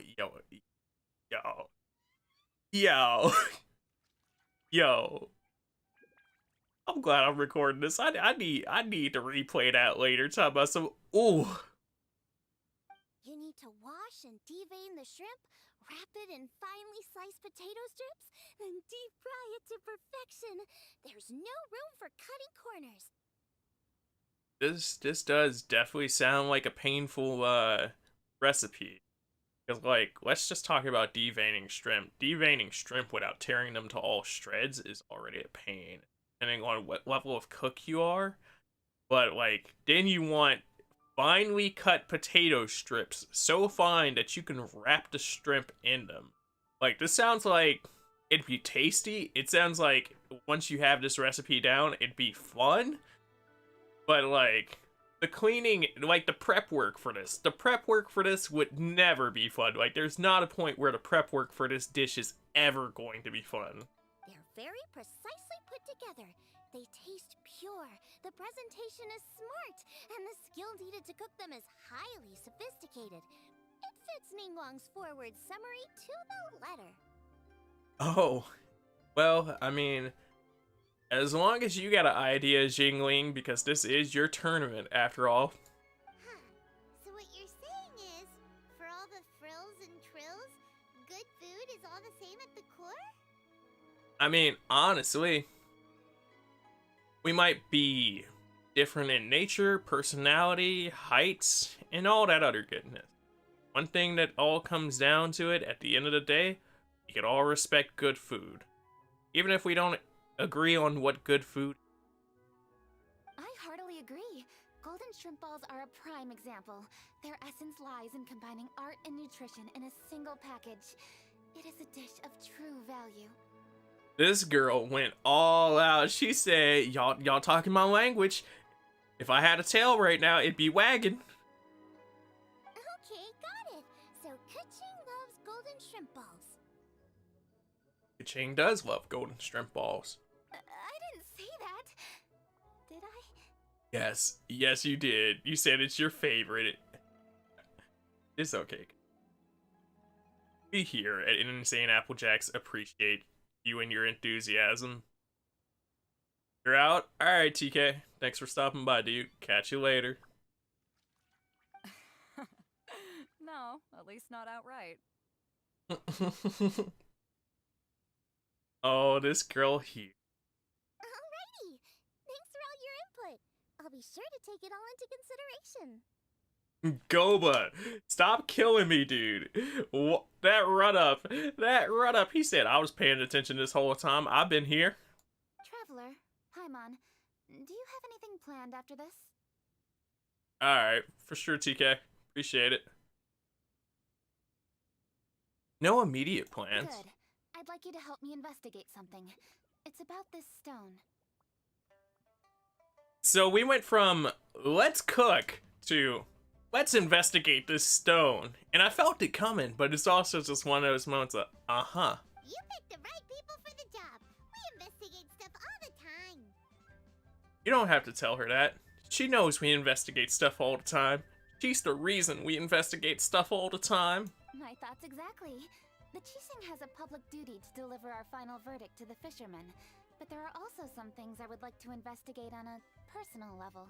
Okay, what would you like to investigate? I'm sure you've become acquainted with the general background of the Moon Chase Festival. However, I have my own understanding of this festival's roots. My grandfather was a researcher of Liyue's traditions. In his notes, he indicated that there was a deity called the Stove God in ancient Liyue, which people paid tribute to at a certain time of the year. The Stove God. Well, that's to sound like a producer that does nothing but cook up straight heat. Also, please show me what the Stove God looks like. I need to see this man in person with my own eyes. I gotta know. I gotta know for sure if he walks around with a godly mythic stove. Is like that the only thing that makes him the Stove God, or like have other stoving features? Very few written records make mention of the Stove God, and those that do are notoriously confusing. Some scholars believe that the Stove God was just another title held by the Lord of Geo, but others suggest that this was a different deity altogether. Alright. So, I'm gonna need the people that believe in this Stove God to do artist renditions so we can have an idea of what we're looking for. Because these Lord of Geo dudes over here, we clearly know what they're thinking about. They just thinking of the Lord of Geo wearing an apron with a chef's hat. One folktale even claims that the ancients found the Stove God's shrine, but there was no statue. Only a huge, smooth slab of stone. Much like this huge, smooth slab of stone. I see we're getting somewhere. Shortly after it was found, the stone was lost in transit, and it hasn't been seen since. This stone here has all the same features, so I suspect it could be the one that went missing all those years ago. Oh, I think you might be onto something there, Kaching. After many years of researching ancient texts, my grandfather came to believe that the practice of paying seasonal tribute to the Stove God may be best described as a festival. He called it the Stove God Festival. That would make it the forerunner to the Moon Chase Festival we know today. Yeah, I could see why people would change it to the Moon Chase Festival. Out here screaming Stove God Festival. that just sounds funny as all hell. But this is all just theory and conjecture. To prove any of it, we'd need to start by identifying who the Stove God really was. It's interesting that they celebrate a festival and it's such a big deal when nobody technically knows who the deity that they're worshipping is. Now that Rex Lapis has passed on, and Liyue has entered the age of humankind, His successor should continue to respect our nation's culture and traditions, just as he did. Yeah, passed on. Because you dudes totally don't know the truth. Nope. Nope, not a person in this room. Nope. But also, it's nice that you're at least respecting his ideals of the tradition, though. That's why I think the responsibility for this situation should fall to me. It's a chance to shed light on our history, revitalize an ancient tradition, and possibly prove my grandfather's hypothesis along the way. With any luck, we'll nail all three in one fell swoop. Nice. It was just a couple of days ago that we received this stone. Right after we decided to use food as the central theme for this year's festival. It makes me wonder. Maybe a divine will is at work behind all of this. Question is, how long have you guys been celebrating this festival? Because, like, it feels like if the name of the festival started off as the Stove God Festival, at some point, food should have been, like, from the beginning, food should have been the central point of it. Like, worshipping the food and worshipping the stove and thanking the stove for the food that it could provide. So it seems interesting that food was just like, her statement of how food was chosen to be the front runner of the event this season.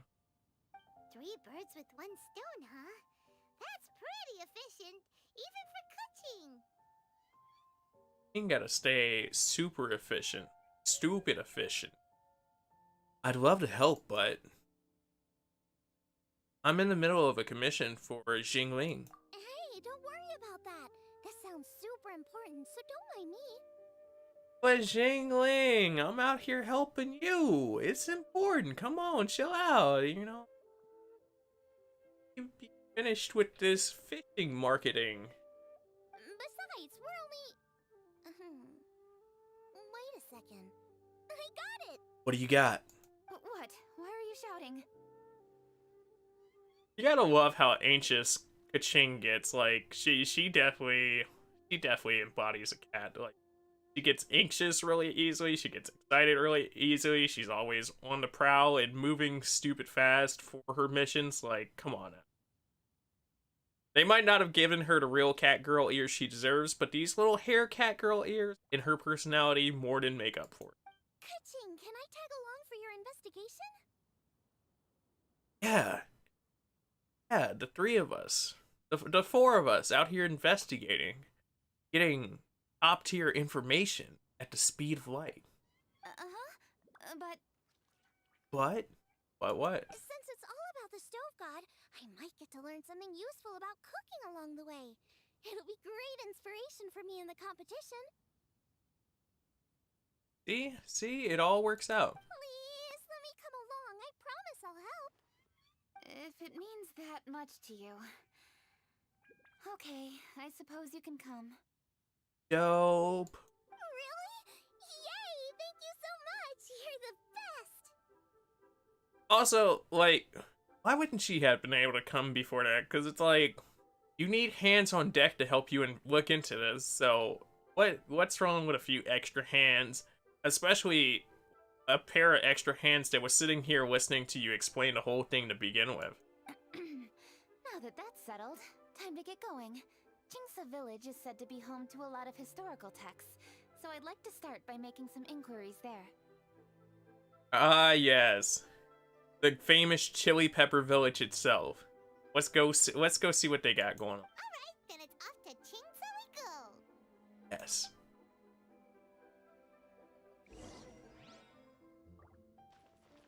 Sincerely, Beidou, you misunderstand me. I have many simple pleasures. I take a stroll through Yujing Terrace and one down by the harbor every single day. I mean, that is a simple pleasure right there. But, man, it's funny, because that almost sounds like she's backtracking. Like, she's not backtracking and admitting that her food taste isn't simple, but it does open her up for that scrutiny just a little bit more. Huh. Well, everyone has their way of procrastinating, I guess. Ooh. Ooh.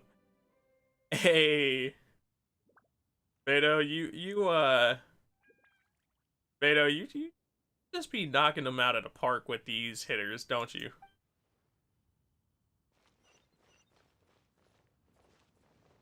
Ah, man. Seeing Beto and Bing Guang just talk to each other. That is excellent. Okay, so we're teleporting for the mission now, and because we totally have that point activated. I think I activated all of the teleport points in Leowa the other day. And it's like, okay, cool. Pretty much set us up for being able to do missions like this a lot easier.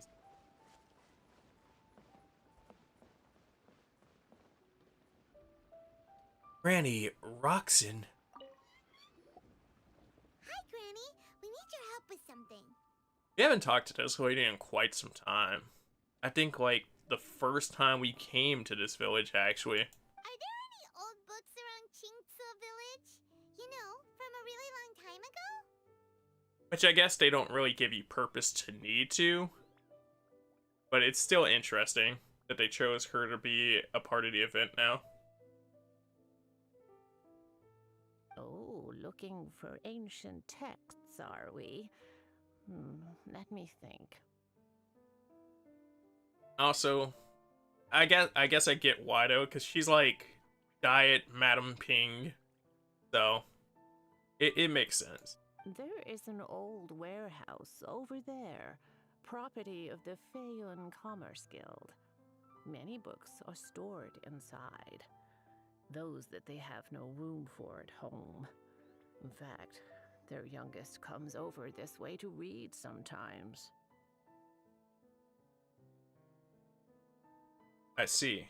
Well, good to know that somebody was keeping up with these books, protecting them inside of a mighty warehouse, ensuring that these records went on for generations. The Feiyun Commerce Guild's youngest? You must be talking about Xingqiu. Yeah. Jingqiu indeed. Indeed. Paimon didn't know they had a warehouse here. Let's go take a look. You know, that part I didn't know either, because I remember us being somewhere around here, but somewhere else in order to get to the warehouse that they were talking about for him at some point. All right,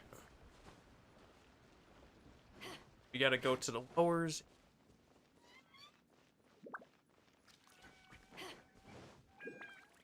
Be right about here. I'm being robbed. You're being robbed? Direction. Come on. I'm like, I don't get how this is gonna work out and how this is gonna help. Ah, man, I forgot to heal, and it didn't help that I was right on the fire.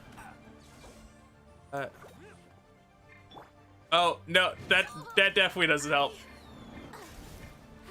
I forgot to change my team from yesterday's dailies. I pulled out a. Did I ruin everything? I put everybody in to do my dailies yesterday, and I was like, I'm gonna do quick level ups.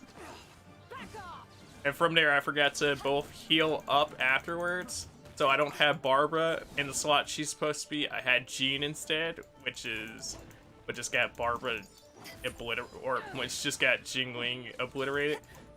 But it also got Jean obliterated because I clicked the button that I usually have Barbara on. So I'll have to remember to revive and swap out. The wrong test subject. The wrong test subject. You're damn right you picked the wrong test subject. So let's swap off Jean on Barb's. Wish me luck. Big Babs. And oh, somebody asked about seeing earlier. Oh, wanted to put quick, but be reviving at some point. Whenever our timer cools down and lets us revive her. That's an ugly first fight I've come here to clean the book warehouse plenty of times before, but this is the first time I've run into these crooks. Yeah? I mean, I don't know if that's interesting because the nature of this village, or if that's surprising. Are you alright? Right? I accidentally hit OBS. That's my bad. I mean, that's funny, but that's my bad. I am, thanks to all of you. Hey, wait a minute. You're the traveler, aren't you? I am the traveler. Lady Kuching, an honor. Truly an honor. This man got the fanboying for Lady Kaching, and like, I don't blame him, but yo. It's just funny. He's like, hold on. I know the people who saved me. People right here? These people the real ones. We'll try not to take up too much of your time. I understand that this book warehouse is the property of the Feiyun Commerce Guild. Could you advise whether we might find any text relating to the Stove God in this collection? I mean, these are good questions right here. The Stove God? I heard that's the Lord of Geo, right? Oh, so you're one of those. Huh? Really? Yeah, really. Yeah, a friend of mine who conducts research mentioned it once before. We use stoves for cooking, and stoves are built from rock. Like, I get that explanation, and I can see why a lot of people just chalk it up to, oh, Stove God, Geo Man. Some people think that the stove is a gift from the Lord of Geo. And that's why they call him the Stove God. Seems logical enough. You know, it's almost funny that they're doing a Stove God story here, like, and I get it, jingling event needs to be done, but at the same time, it's funny that they're doing a Stove God event when it's like, don't we still have a Fire Nation to unlock? Like, man, a Stove God story would be godly inside of a Fire Nation, talking about some, and then the Stove God descended from the heaven. But do you have any books on the topic? I'm sorry, I'd have to ask the young master about that. I mean, I'm pretty sure the young master would be gracious enough to let us read through the books. After all, great dude. Oh, any questions? Please, ask away. Yes, just waiting in the cut as I expected him to be. Hey, it's Chongyun and Xingqiu. Chongyun and Jingqiu together like the best buds that they are. Perfect timing. Hello, one and all. Hello, Chongyun. How are you doing? Chongyun, the frozen Ardor. However, he has one problem that no amount of work can solve, and that is the pure Yang spirit he was born with. This pure Yang spirit is capable of repelling demons to the point where Chongyun has never had to lift a finger to stop them. As a result, he has almost never seen a demon in his life. This troubles Chongyun greatly, of course, because seriously, what exorcist has never encountered a demon to exorcise before? Oh, Chongyun. Oh wait, no, we jumped like halfway through, but that's funny because I didn't do anything. It's this young urgent Chongyun was born to a clan of exorcists. He travels the land working to exorcise demons. He is an honest and serious lad by nature and is both hardworking and persevering, never drinking from any sort of hardship. However, he has one problem that no amount of work can solve, and that is the pure Yang spirit he was born with. This pure Yang spirit is capable of repelling demons to the point where Chongyun has never had to lift a finger to stop them. As a result, he has never seen a demon in his whole life. This troubles Chongyun greatly, Of course, because seriously, what kind of exorcist has never encountered a demon before? There we go. Hey guys, what are you doing here? I wonder if it kept the scroll from the last one I read with Hu Tao, because I don't think it did one for yeah, it didn't do one for everybody else, so I guess that works out. I was bored with nothing to do, and thought I'd come out this way for a bit of reading. And then I thought, why not bring Chungyun along too? They're good thoughts. Yes. I'm just along for the ride, really. Gotta love how nonchalant Chungyun is. I see the Yuheng Kuching is with you. Whatever brings you here must surely be a matter of grave importance. Certainly, it has to be. Master Xingqiu, if I may be so bold, do you happen to know if there are any texts on the subject of the Stove God among this collection? Since I personally selected which volumes to store here, I do have some recollection of their contents. Why does this boy sound like he was insulted? It's just like, hey, yo, oh? I mean, you got a lot of books here. You got a lot of books here. If my memory betrays me not, there is one volume among them called Demystifying the Legends of Liyue, which mentions the Stove God. Okay, can we read it? Might I take a look? Certainly. If it pleases my lady, I shall lead the way. Sheng, I will take care of things here. You're free to go about your own business. That's nice. And They're back! So did you find it?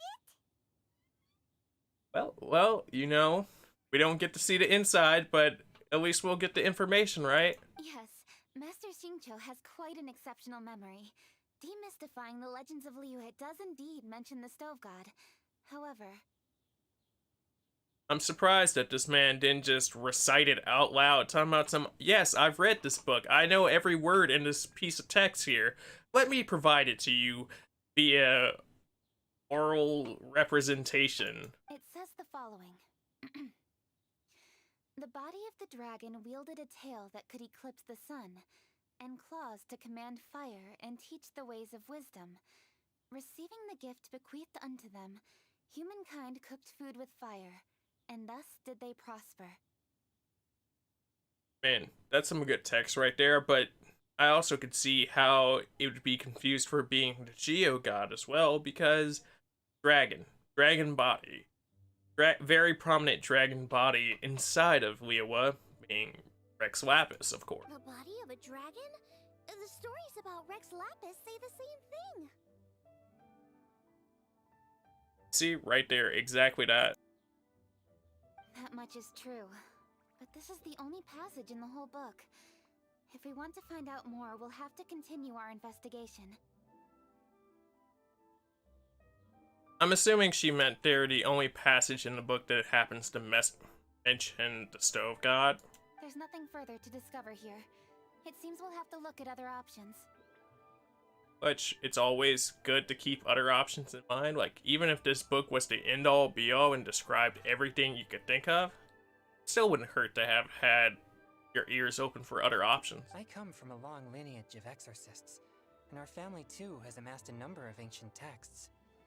Now that you mention the Stove God, I seem to recall reading somewhere that this god once appeared at the Guili Assembly.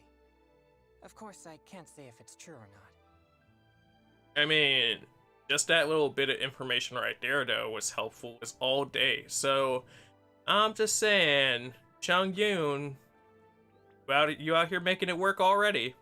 Books are penned by people. All they can do is show what the author was thinking. Everyone's mind is different. Every book on a given topic will give a different account. Exactly that right there, Jing Chu. And it's like, that's why, like, even if this book was the end-all, be-all, you gotta keep listening and looking for Stove God information. I apologize that we could not help in a more substantial capacity. If anything, I feel like that was very substantial in its own right. It gave some information on it versus people just going, Stove God? You mean Geo God? Your help thus far is quite ample. Liyue is a vast and rich land. All things that existed here in the past have left their trace. So long as we do not abandon our search, it is sure to bear fruit eventually. Eventually. Thank you all. We will continue our investigation elsewhere. Let's do it, boys. Hold up. I had a question too. Shincho, Chongyun, could you tell me what kind of food you like? Aw, yeah, continuing the main quest. Food? Oh no. You're not thinking of taking part in the Masterful Chefs, are you? Why did you get so scared at her taking part in the Masterful Chefs? You about to cook yourself, Chung Yoon? You have a secret passion for cooking food? You scared of the great Jingling? Yeah, I totally am. What's wrong? You look like you've just seen a ghost. If only he saw a ghost. That boy's been wanting to. Xiangling, this is a major event. I beg you, please don't cook anything strange for this competition. Man, what did she do? What did she cook that scarred you? What do you mean strange? Right. Mushroom slime stew, to give one example. I like how whenever somebody hears the mushroom slime stew, they're like, "Hey, yo, get that away." Okay, fair enough. That dish isn't my most popular. But that's why I'm doing all this research, so I can create some really special dishes to win everyone over. Which, if anything, the mushroom slime stew kinda sounds interesting. Like, if that was a real thing, I think I'd give it. Because it kind of just sounds like a white mushroom stew. Or at least that's what I think about it first. Because the broth for that is pretty thick, so it's interesting that everybody's shying away from it. Even though, I get it, the slimes, they're interesting. Well, in that case, I like cold food. Yeah. Mr. Sea Salt Popsicles here. What kind of cold food? That's because you can't handle hot and spicy, right? That seems about right. Yes, you're absolutely right. My tastes are on the mild side. I prefer gentle dishes with minimal seasoning. Soups and stews, vegetables and broth, seafood or freshwater fish, either boiled or steamed. These kinds of dishes I am most partial to. Jing Chu's like description matches it up enough with the other like 5 people, or 4 or 5 people it matches up with, to the point where it's like, yeah, the obvious answer here is we're going to make a seafood. We're going to make some sort of fish. It's just what kind of fish, because some people are saying spicy, some people are saying no spicy. No surprises from the Guhua Geek. Ah yes, Mr. Guha Geek. It returns! Okay, another mild child. Got it. I like how she hits that another mild child. She's so disappointed, but like, can you blame her? She is the embodiment of chili pepper. These are just personal preferences, and everyone's are quite different. Are you sure this eclectic mix of opinions will be of any use?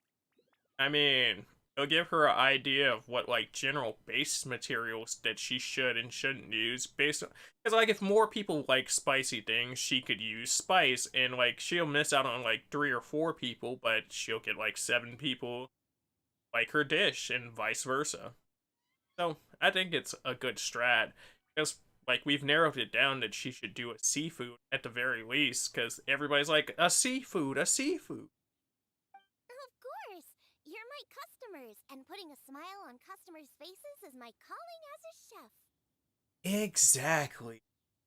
Though Xiangling's market research blade stabs often into the dark, her heart never strays from the noble path. She has good intentions behind us. So, you know, I guess you guys don't always like those good intentions, considering the slime stew. If anyone can win the hearts and minds with their cooking, it's gotta be someone like Xiangling. She's got pure intentions and really cares about the customers. I can't wait to see who else they have pop up to take part inside of this event and, like, go against her as a cooking chef, because, like, we all know they don't stand a chance. No, where's all this praise coming from? Knock it off, guys. You're embarrassing me. What? A shy Jingling? Nah. We're just out here complimenting. Sorry for holding you all up. That's all I needed to know. Shall we carry on with the investigation now? By which I mean, we're just telling the truth. It's all right fact there. You care about the food, you care about the people, you care about them liking the food. Like, you want them to like your original designs, and like, if they don't like it, you're willing to go, okay, maybe that one, I see your point. Like, I don't get why you don't like it, but I can see your point. And that's respectable. Yes, let us carry on. Over to you, Kuching. Where to next? So we've learned the Stove God allegedly made an appearance at the Guili Assembly. But today that place is largely a wasteland with few traces of human activity. I mean, the lack of human activity, though, might leave some remnants of the Stove God. Wangshu Inn is close by, so let's stop off there on the way over and see what we can find out. Okay, let us. Forgive us, for this is where we must part ways. May your journey be a smooth one. Later, Jinshu. Later, Yes, Chungyun. best of luck. If you run into any difficulties, come and find us. We'll be only too glad to help. That's nice to offer. Also, imagine just like walking around with everybody we bumped in so far, talking about we're all going to figure it out. What do people like? And then everybody had to comment on like the new person's choice. Thanks, everyone. Let's go! Next stop, Wangshu Inn! Are we gonna ask Vert Gold what she likes? I know we're gonna talk to Zhao, but are we gonna ask Vert Gold? To ashes! Ah, fuck. I accidentally did it! I accidentally used my ultimate. It's a good thing I charge it. It's a good thing I charge it.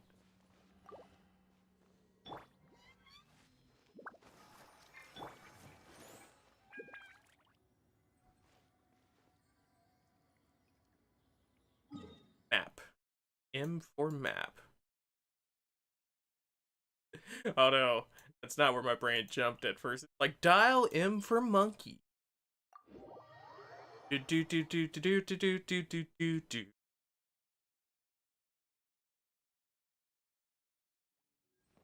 Already that girl got like 5,000 health back. We're doing good. We're off to a nice start.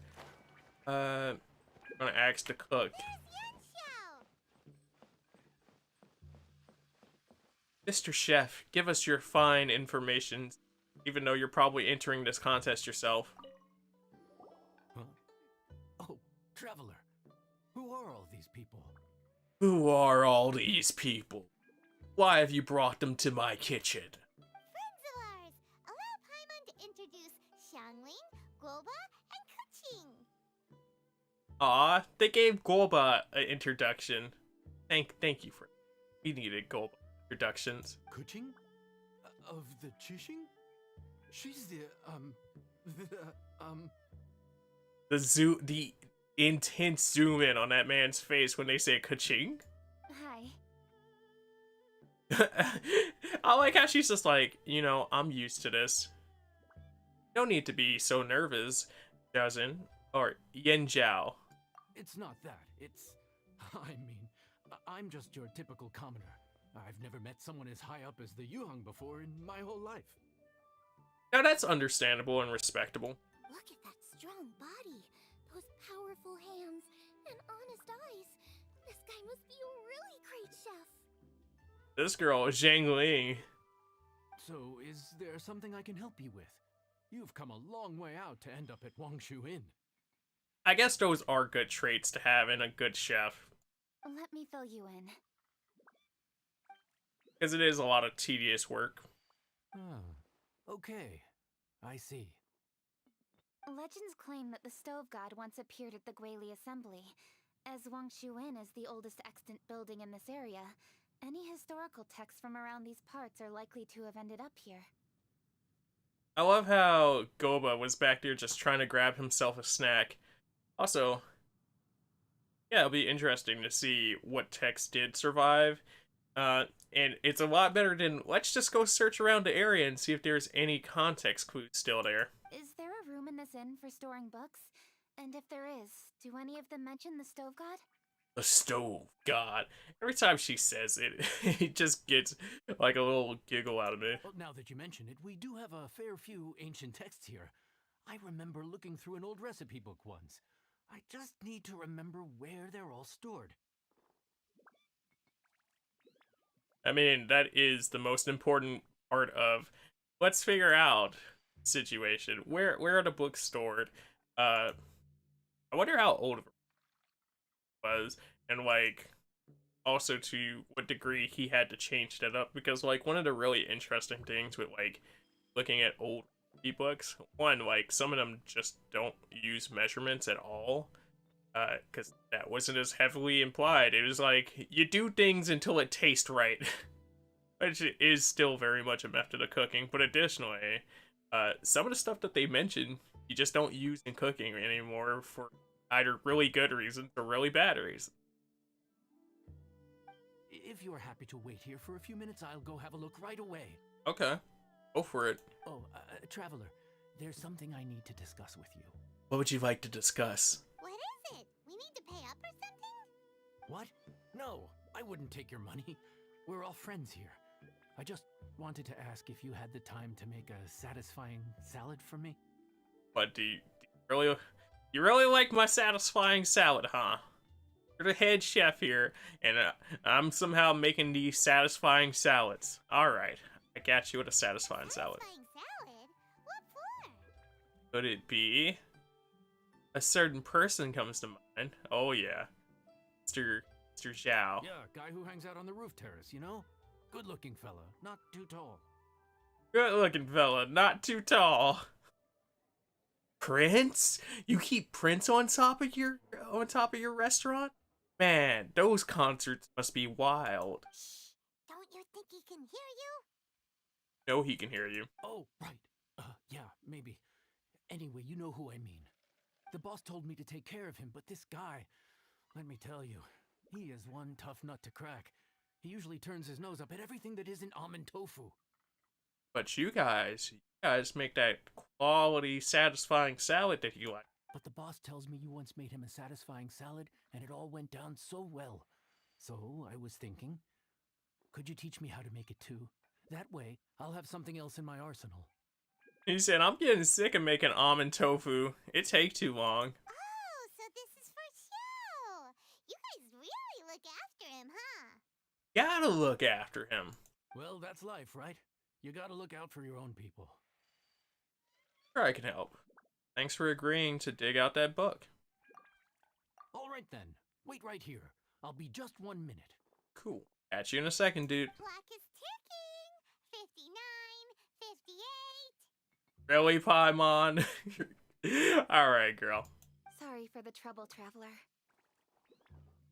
Don't mention it. We're all friends here. Okay. The relief inside of Kaching, as I said, we're all friends here. Man, there's so much small stuff that they do with Kaching that makes her character satisfying. After a smiley young Zhao comes back. Thank you. Thank you for delivering this book. Thank you ever so much. While Kuching's reading her book, let's make that satisfying salad. Xiangling, what are you gonna do? You're gonna make a super stupid, satisfying salad. I'd love to come watch too, but I don't want to get in the way, so I'll just stay here with Kuching. I was hoping she'd make a dish that he liked too, and they go deliver it to him, and he's like, I kind of like this slime mushroom soup. Okay, shall we go then? Go ahead and get started. I'll just watch from over here. I only need to watch you make it once to have it committed to memory. Man, how are you not like a more popular chef? Like, that statement right there just screams, I'm a master chef. Okay, so since there's a breaking point in the story real quick, and I haven't stretched, I'm going to put on our ERP screen and our coin and you guys are enjoying the story. But additionally, get up and stretch, get your water as well, because you gotta stay fully stretched. You got water in your. Hopefully, I catch you dude in a second when I come back.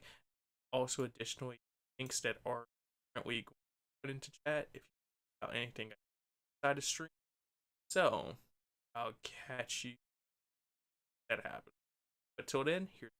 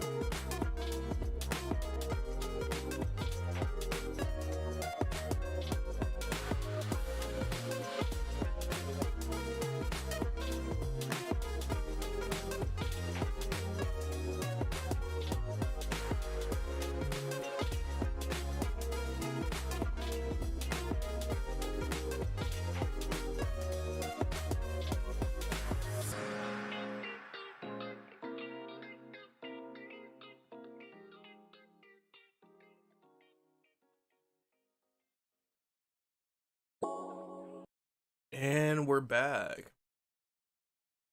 Hopefully you guys had a good break. Definitely needed to stretch and grab something to kind of munch on, as well as actually just get up and get something else to drink as well. It's definitely been one, but it's an enjoyable one. And it's just all about making sure that we can maintain the same energy while going through the stream, but staying healthy at the same time. So, trying to keep up the important things. Just double checking everything. Sure I didn't miss anything on coming back though. Guys, honestly, that would be the worst part. Talk about some. Oh man, I missed something, and not notice it for too long. It looks like everything's good. And Paimon and Mr. Yin Zhao are just sitting here waiting for me to cook. So let us hit the cooker. Do I have? I have mint salad. I have the ingredients to make a satisfying. I would have felt like satisfying salad would have been at the top and highlighted since part of the event, but it's right here. Cabbages, apple, bird eggs. Not my bird eggs. Those are actually really important when you let your characters die. We're gonna cook up the bird eggs. Am I double cook or manually cook? Well, manually cook it. That should do it. Perfection. And just because, I'll auto cook an extra one.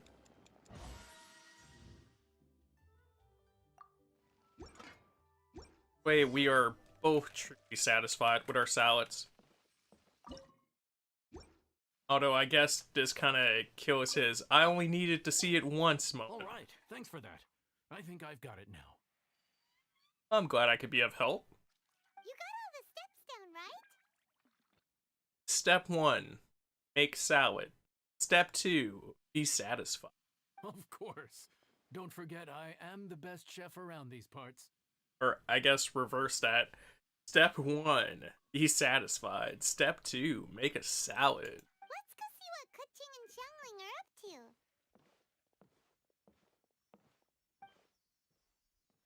Kuching, Xiangling, we're back! I feel like that's the main reason they made this pairing for this event. Somebody's like, Kuching, Xiangling, that rhymes, we're back. Ooh. Like the dude that was writing this, he's like, you know what? I'm feeling this. Let me build a whole story on Kuching, Xiangling. We're back.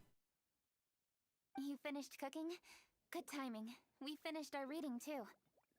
Thought you could finish your reading. And? Useful? Or no? Useful. There is a passage concerning the stove god, and it's not what we were expecting. What's up? I quote, 60 miles to the northwest is the Guili Assembly. Many were settled there, where they hunted in groups, farmed the land, and made their living from what the soil yielded. I mean, this is good information. I'm following you so far. Also, wouldn't Zhao be a good source of information for this? I mean, I get that that's why they brought us here. For most. But I feel like he's going to drop a truth bomb on us like, alright, so this is what really happened. When the stove god descended, one god became many, all of which were the height of children. As does a star when it descends into the world, so the stove god went out among the common folk and taught them to create fire. With fire, the people at last learned to make hot food, and they dined on rice congee and cooked meat thereafter. Alright. This is elaborating on that first portion a little bit. Getting more specific with the details of the food itself.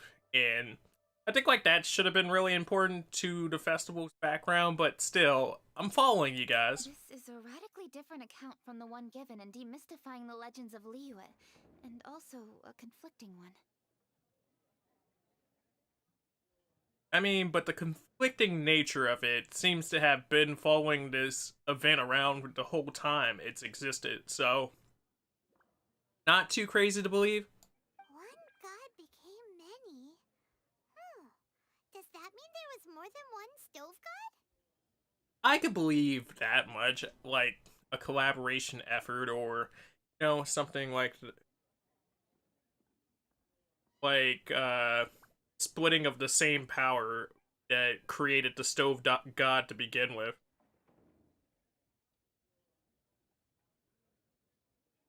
Taking the text at face value, that is what it says. Went out among the common folk and taught them to create fire. So did the stove god really go and teach people how to cook firsthand? That, and also in a less literal sense of one god became many, like the creator of the stove god of sorts, teaching everybody else to become a stove god by teaching them how to make a stove. So, in earnesty, I get how the origin and lore of this person being the stove god is lost. Now that's a god who truly cared for their people. So, we've got two leads, but they contradict each other. How do we know which one to believe? That's been the whole basis of this issue from the start, though. We got two leads. We got people that believe in two different things. Man, it's pretty equally split. I don't know what to think. By continuing our investigation and reserving judgment for now. Thank you for this text, Yanxiao. It was definitely helpful, but like in the nature of putting it right back where we started. But that's how investigations go. It's my pleasure, really. Think nothing of it. If anything, I should be thanking the traveler. Listen, you've helped me an awful lot. Not just today, but in the past, too. I want to make it up to you properly, and as it happens, things are pretty quiet here today. So I'd like to take the chance to treat you all. What do you say? Will you stay for a meal? Yeah, honestly, show me your best stuff. You said you're the best cook here. We know you're a pretty good cook all around, and you always prove it, so give me your best meal. Wow, he sure sounds confident in his cooking. I like that. Confidence is one of the best ingredients a chef can have. So, are you complimenting yourself right now, Jingling? Because you're a pretty confident person. I really want to try his cooking. I say we take him up on his offer.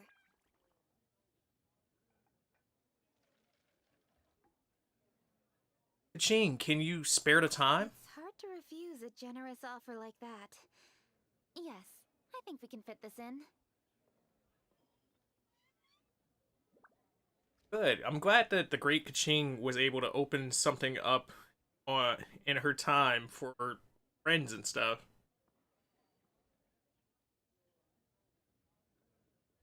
Yanxiao, we await your culinary creations with great anticipation. Let's see what this man creates. Watch, he just sits up here and makes us all satisfying salads because he's like, I was really excited to try this up. I won't disappoint.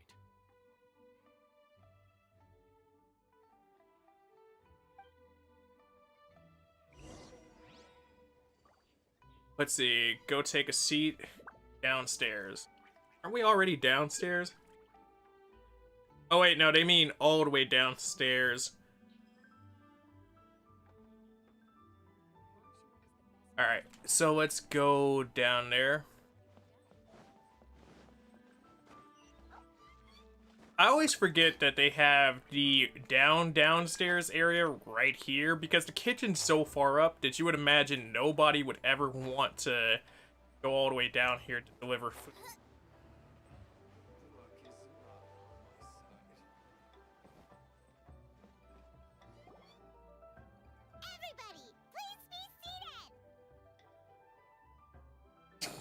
the demanding Paimon. You think you own the place? Doesn't Paimon think she owns every place she walks into? I'll sit here with Boba. With Boba? Wait, you guys didn't get my man a chair? That's pretty terrible. Like, I know he's been standing up the whole time and he kind of just does his own thing. But, like, that's crazy. Nobody thought to give this man enough respect to pull out a chair for him and be like, yup, that's my boy. Gotta stand there and think about all the food that he's not getting. Actually, the question is, does she treat him more like a pet, or like, because he's sentient and does his own thing, does he kind of just get to do what he wants? Like, we've been seeing him do what he wants in the background to begin with, but like, that's why she's busy. That little sound! I love his little noises. I hope they incorporate that more. Here we are. That's everything you ordered.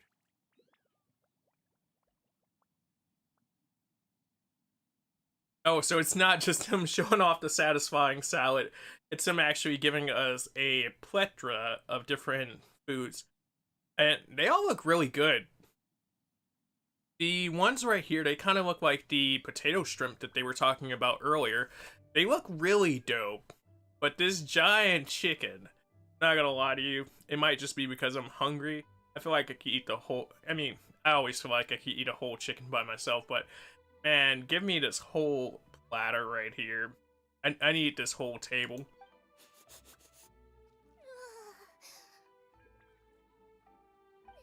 smells amazing. I think I've met my fellow finalist. The fact that this girl is like, finally, some real competition. Are we sure that Jingling isn't the real Gordon in this universe? This girl right here, she said, somebody who can match my skills? Now we're talking. Some good food. It smells beautiful.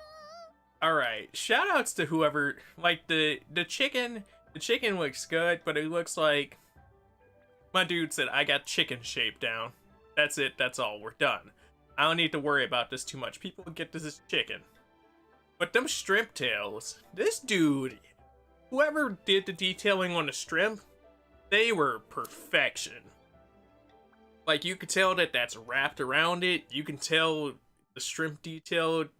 Man, somebody really loved their job. They're like, I must draw the most perfectionate shellfish I've ever seen. Strange. I never would have guessed that such a gifted chef worked here. This inn isn't particularly known for its food. Look. That's how you get hole-in-the-wall restaurants, like, amazing restaurants with, like, low-quality outward appearances, but inward, they're worth, like, $1 million in gold.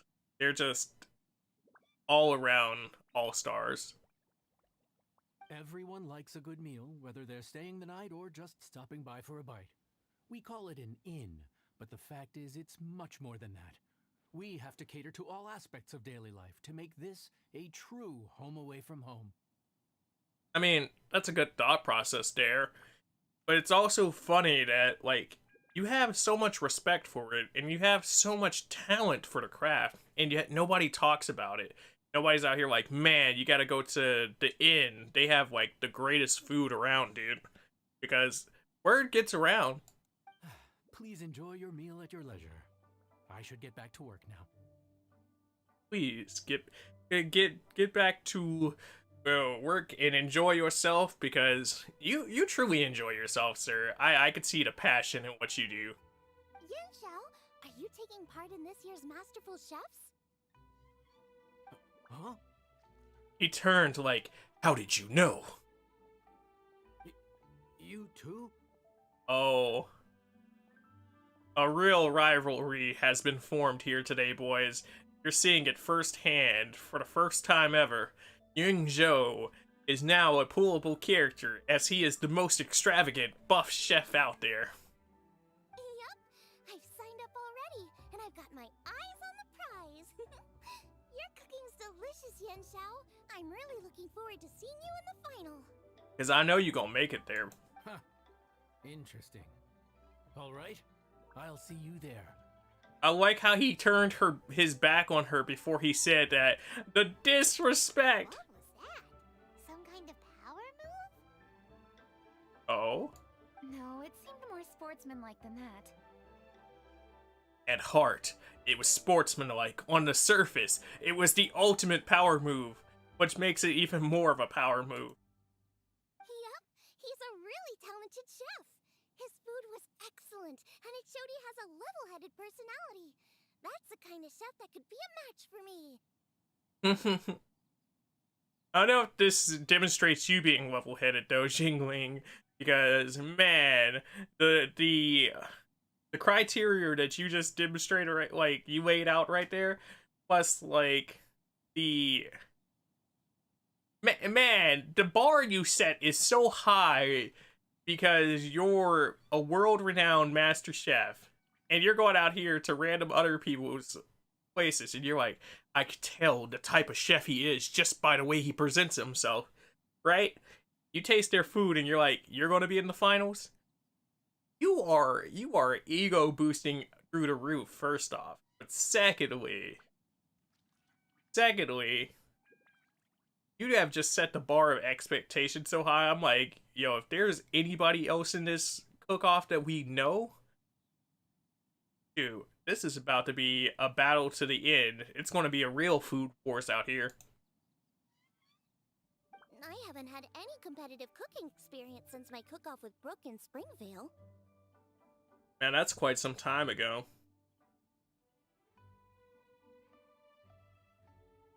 I wonder if Brooke from Springvale will be entering. Although I feel like they're about to make us go contact her real quick. When the heat is on, you'll rise to the challenge. You're too kind. Guoba, what are you doing? What do you mean, what is he doing? He's just trying to get some eats. See? Guoba's eating the... Those were Kuching's! How could you steal them while she wasn't looking? Did he eat all the shrimp from Kaching? Dang. Oh, my golden shrimp balls. Her sadness. Poor little Kaching.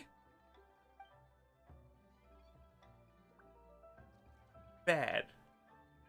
Just the fact that nobody thought to order Goba anything, so he wouldn't do this, though. Huh? You ate every last one? Guoba, we've been through this. When we're with friends, you gotta be on your best behavior, okay? That's like trusting Paimon near food. You take your eye, like, I'm surprised Paimon isn't off screen over here right now, just eating up the front end of chicken, and everybody's looking like, huh? I'm so sorry, Kuching. I promise I'll make it up to you. I mean, you guys could order her another batch of golden shrimp. What's the big deal? We can just get another plate. After all, it's Yanxiao's treat today. This girl, Paimon, she gets it, but also I feel bad for young Zhao now. It's not the same, though. The moment's gone. Sure, you can eat something else, but you can never go back and change the feeling of despair as your food is snatched away from right under your nose. She makes a good point. Like, if you ever ordered food from a place and you get it and it's not exactly what you want, and then you go back and you get exactly what you want, it's the fact that you had to go back to get what you... Like, the fact that it wasn't right the first time, it just kind of kills all momentum to eat it the way you wanted to eat it. A dining experience is a trinity of emotion, food, and atmosphere, and you've got to have all three to make it work. Yeah, she's not wrong. Like, if you order a 6-piece chicken nugget and they only include 2.5 chicken nuggets, and you go back looking for the other 3.5 chicken nuggets, you just gonna be sitting there looking like, man, I don't even want these chicken nuggets anymore. I have to say, now that you mention it, that is a very accurate appraisal of the situation. This girl has the death stare in her eyes. She's moaning and looking with utter despair and misery. You could just sense it in her face. The despair she feels is going to be unleashed upon Goba. And anybody who had... Oh, yo, the dramatic lighting that just happened right there, too. Anybody who stands in her way as she seeks revenge for her golden shrimp ball will be struck down as well. I'm gonna make it up to you, Kaching. Is there anything you want to eat? Anything at all. Whatever it is, I'll make it for you. Golden shrimp balls! I don't have high hopes for this, but equally I don't want her feeling guilty. Okay, I'll let her do this for me. You don't have high hopes for it. Why are you guys so mean? Like, okay, it's nice because you didn't say it out loud, and like, you're also not just straight up turning her down so you don't hurt her feelings, but man, why are you guys so mean to Jingling? She wants to help. Amazing. If you insist, there is one dish that perhaps you could try making for me. It's an old recipe from my grandfather's notes. Talk about it. No problem. May I see it? That makes a little bit more sense though, since it's it's like an old recipe from notes in historical things where ingredients might not exist. So, and if she's never tried it before, that also makes sense. So, I get it. I'll get it to you when we're back in Liyue Harbor. What are you going to eat for now, though? Ka-ching! Traveler, have you finished eating? Yeah, I'm done eating. Before we do anything else, let's head back to Liyue Harbor. I need to fetch something. Besides your notes?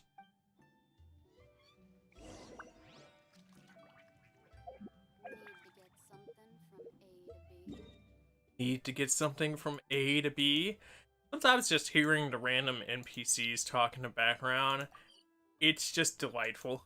Although other times, when you're focusing on something really hard and you hear them, it's like, what's going on? Nice and spicy. Nice and spicy. I need to go home to fetch my grandfather's notes.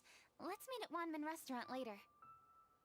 But I wanted to see the Ka-ching house. Alright, we'll meet at the restaurant. Wait! I'll go get everything ready. Traveler, what about you? Are you gonna do your own thing for a while, or do you want to come in and have a seat?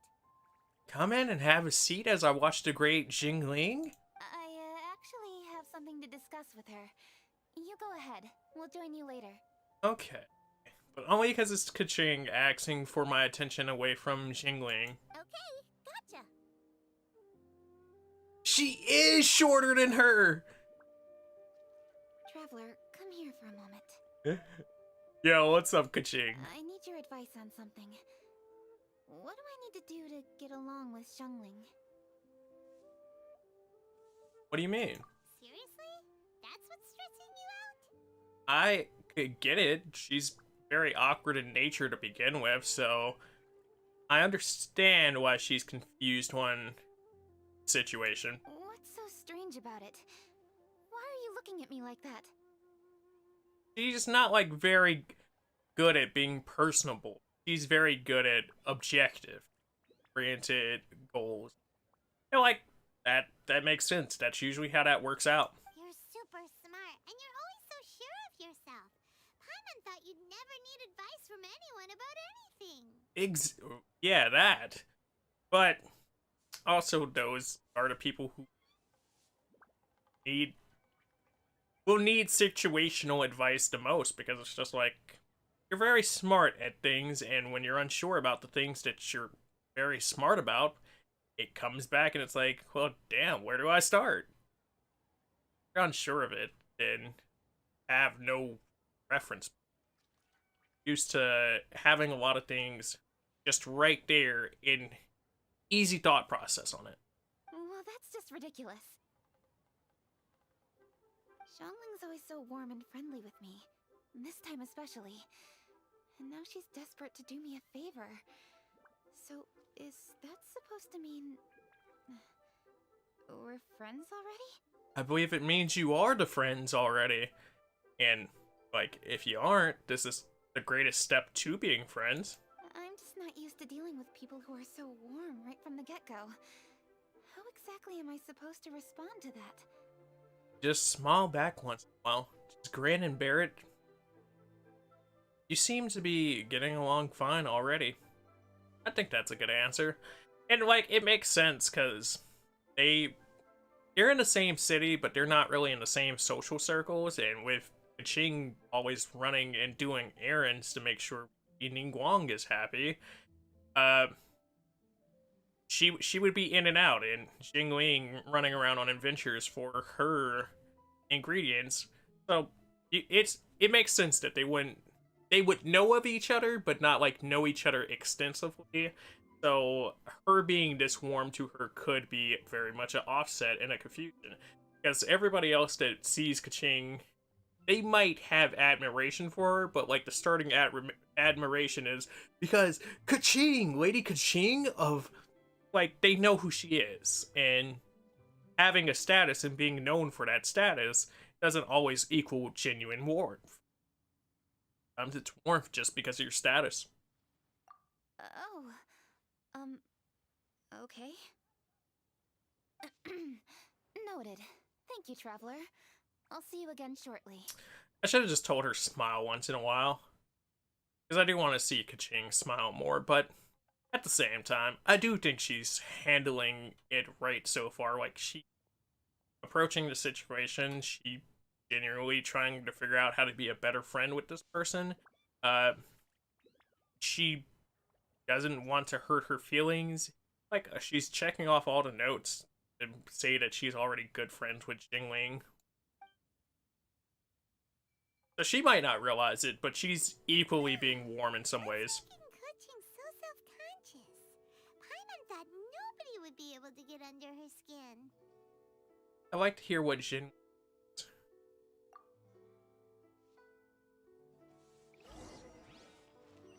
So what do you think?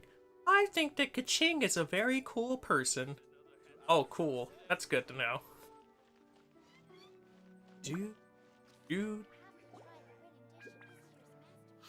we're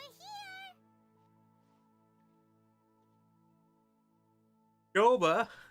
Yeah, that little Goba wave. Now that's uber cute. It looks like he jumped to be on the same height as like he was trying to be the same height as Paimon when he waved. Like, that excitement, that little innocence in Goba, they really thought him through. Hey, grab a seat. I'm just running through my ingredients to see what I'm missing. Jingling, can I ask you a question? Oh, we're gonna do this now? Yeah, of course we have to do this now. Otherwise, you know, Ching might overhear, and that might make the situation more awkward. What is it? Paimon can explain. Alright. But this is your idea! Why you gotta dump it on Paimon? Ugh. I mean, it's only fair, Paimon. You dump all your ideas on me a bunch. But I do love the call out right there, Paimon. I just hope I can return that on you at some point. Okay, so back at Longshu Inn, we noticed you and Kuching were getting along pretty well. So you really like hanging out with her, huh? Yeah. Yep. Kuching's good-natured and easy to be around. The kind of person everyone wants to know, right? Jingling is a really good judge of character. Like, she reads people really nicely. She's very earnest in her own right. And because she's so earnest and upfront with a lot of her statements and personalities, that's why she comes off really warm to begin with. And, like, I think that's why it's easy for people to get along with her and want to be her friend, because her earnesty and her judge of character is like, oh yeah, no, you hit that person right on the head with the hammer right there. Like, you've pinned down the nail and you know what they're about. And if she's friendly towards you, she's definitely wholeheartedly friendly towards you. You're a braver person than Paimon. The first time we met Kuching, Paimon found her pretty intimidating. I mean, it was definitely under different circumstances, though, Paimon. She does have a formidable presence. You think so? I remember thinking straight away that she was really easy to get along with. Didn't you see her sneaking treats to Goba back at Wangshu Inn? She was sneaking treats to Goba? Wait, so did she feed Goba all the shrimp? Is that why is that partially why she framed it like that? Is it not accepting, but I just wanted to see who it.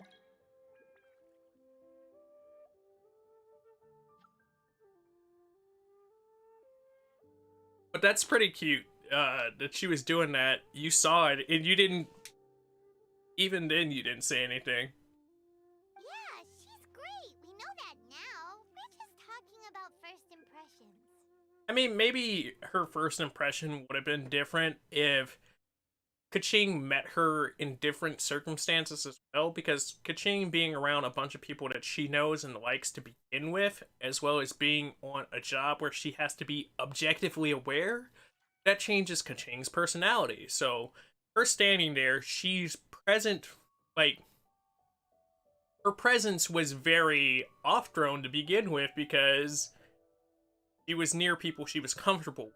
You were talking about a subject that she really liked, and that brought her out a lot. First impressions? Oh, okay. Hey, have you guys eaten grilled shellfish before? They can be hard to crack at first, but they taste amazing that way. I love her, her connection here to try to make us understand this a little better. We've eaten shellfish before, but I don't think we've ever tried eating them grilled. So what you're saying is we gotta eat them grilled to truly understand Kaching. Oh, you're missing out. I'll grill some for you another time. But anyway, Kaching's like a shellfish. Maybe a little closed off at first, but once you get to know her, she's got a soft and squishy side too.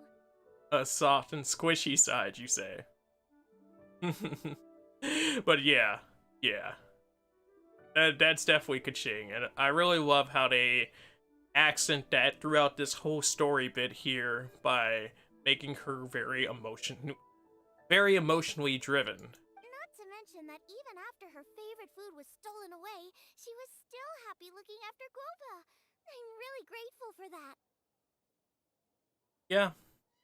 Honestly, I hope that they do like some flash inserts here of her being playful with Guoba while we're not looking, because that'd be very amazing. You make a good point.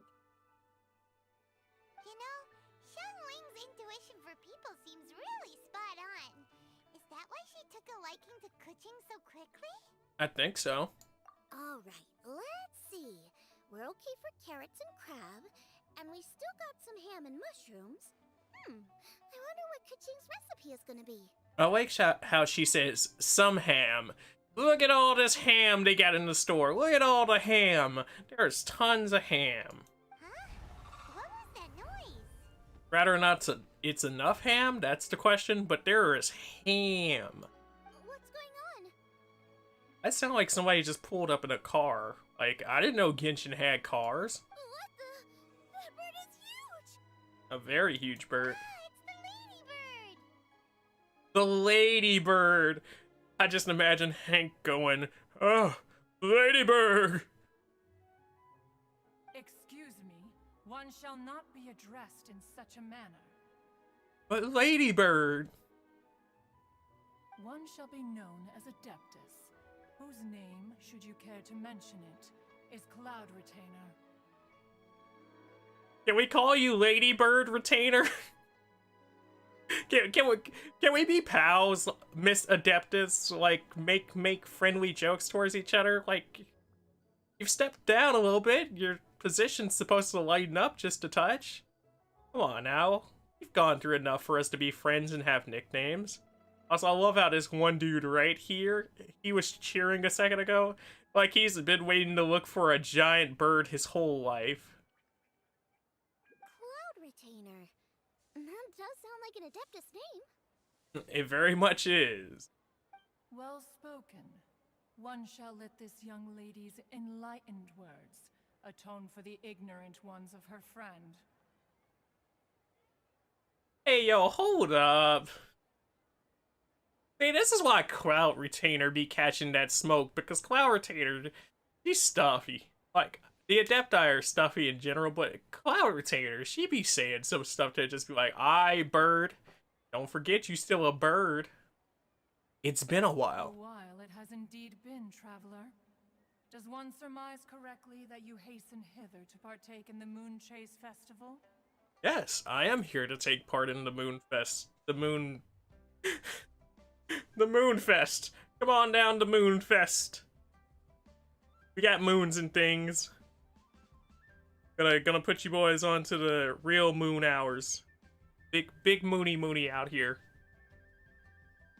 You could put it like that, yeah. Ah, so even the illustrious traveler has been summoned to attend the Moon Chase Festival. As expected, this year's theme stands proud against the test of public scrutiny. I mean, it must if you've shown up. She was like, I want some food too.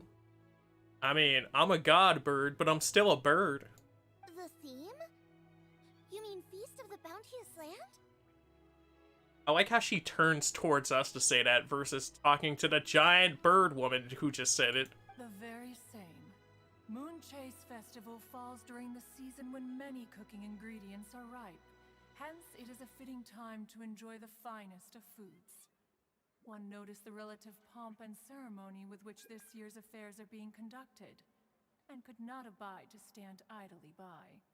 I mean, that makes sense that that's when they chose to place the festival, because that's usually when, like, older festivals would happen that were based around harvest, and why, like, autumn is so abundant in nature towards some things.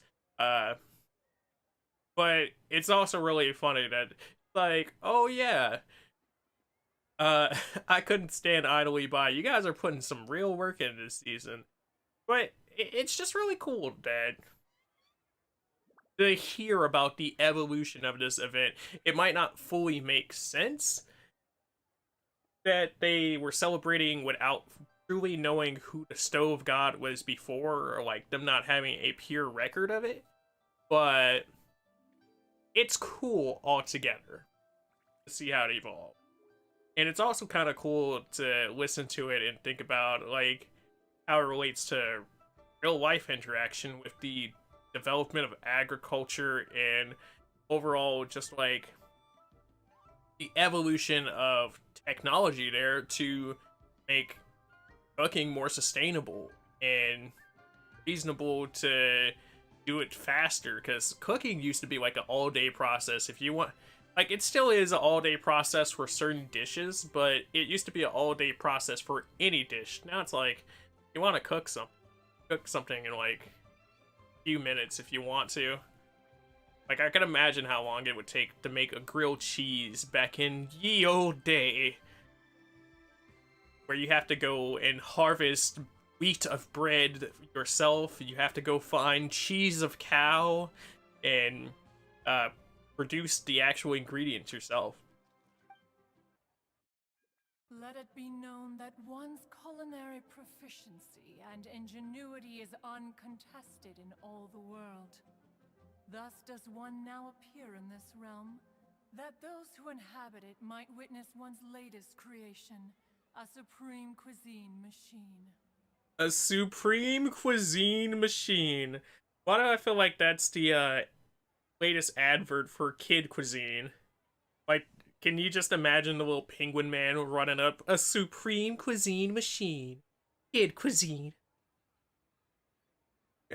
Like, this is his fancy older sister. And she's like, let me take over commercial for you.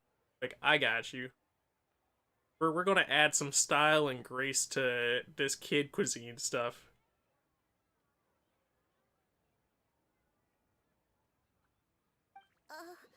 A supreme cuisine what? Wait, are you not aware of machines? Do you not know about machines, Miss Dingling?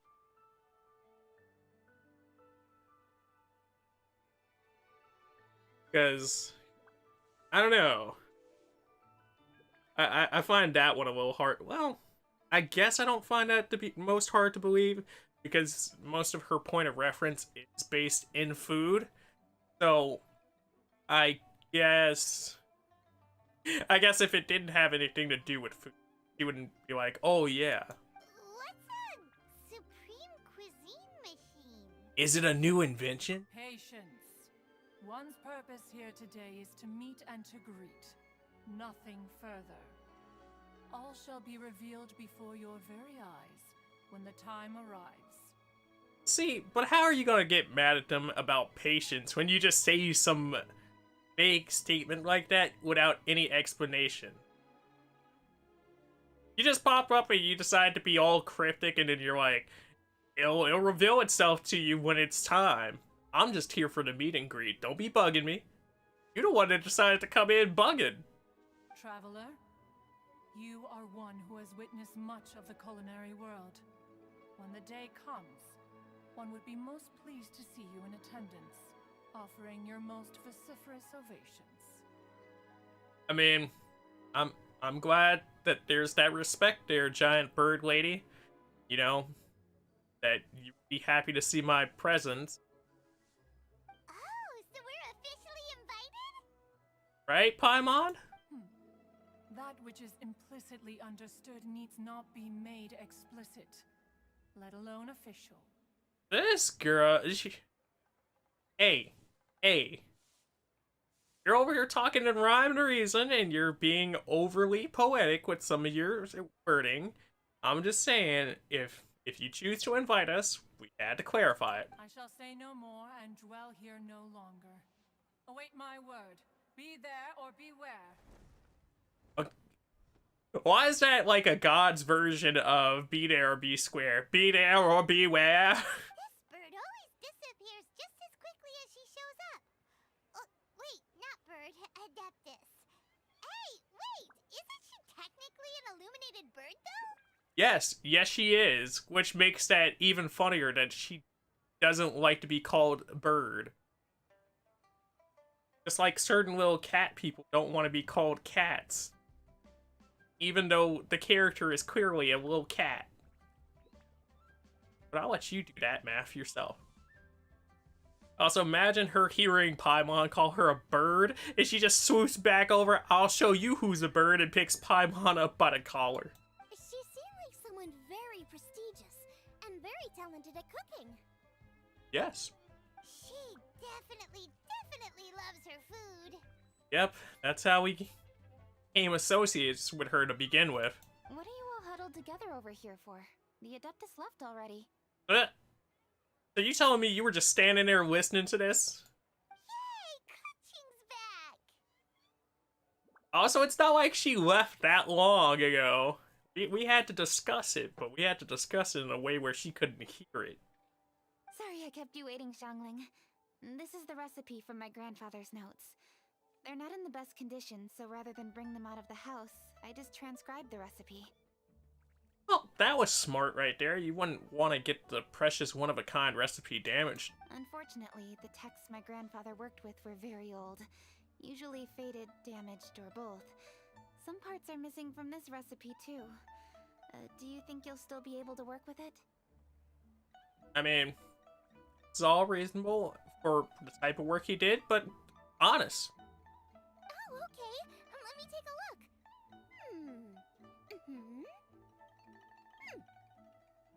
It also kind of relates back to what I was talking about with older cookbooks and the recipes, because record keeping just wasn't always the most important thing at the time. It's like, if it's there, we know how to do it.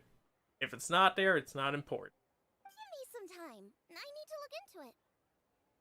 Sorry for the trouble.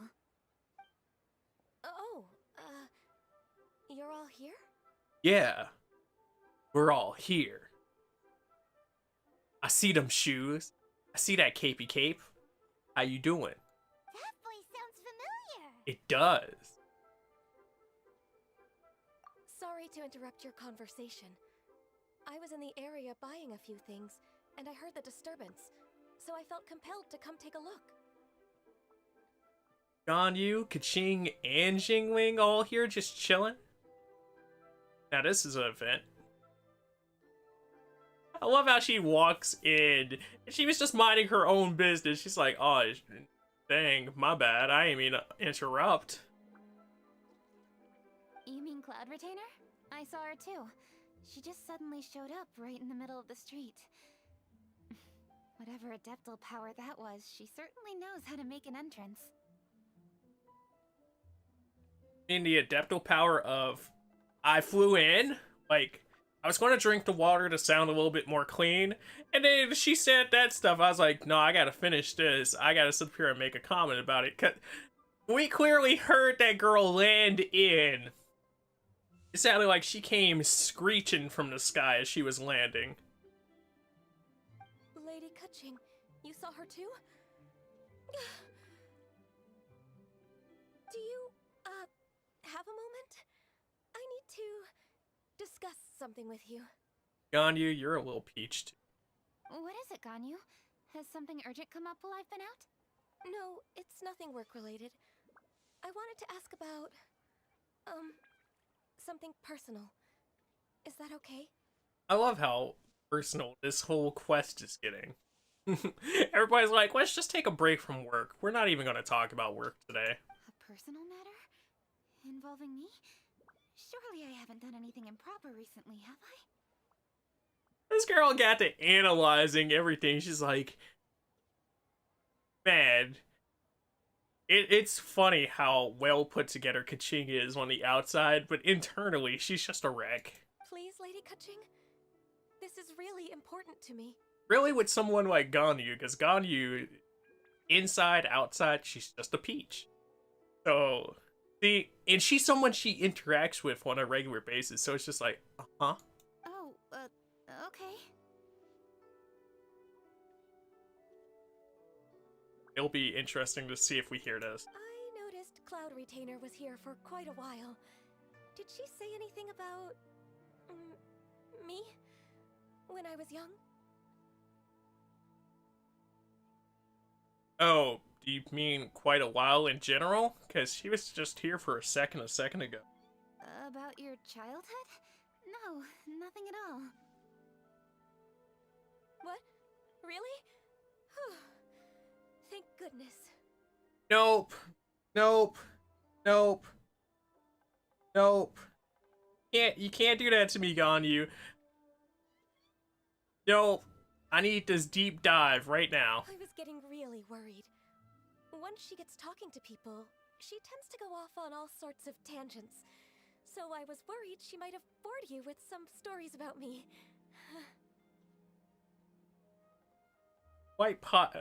Bored us. Hold on.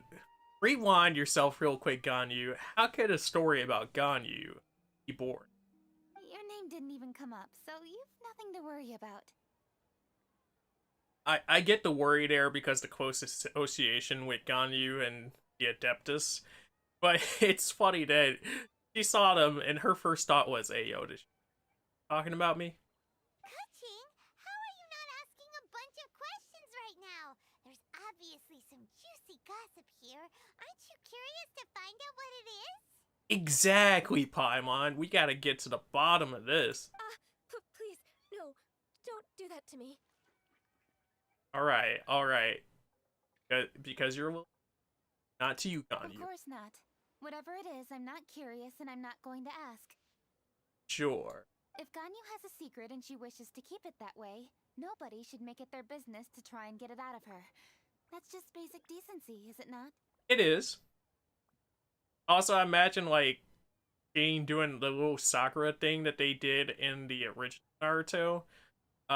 Where, like, Sakura had the big Sakuras behind her, talking about some, like, voicing her internal thoughts.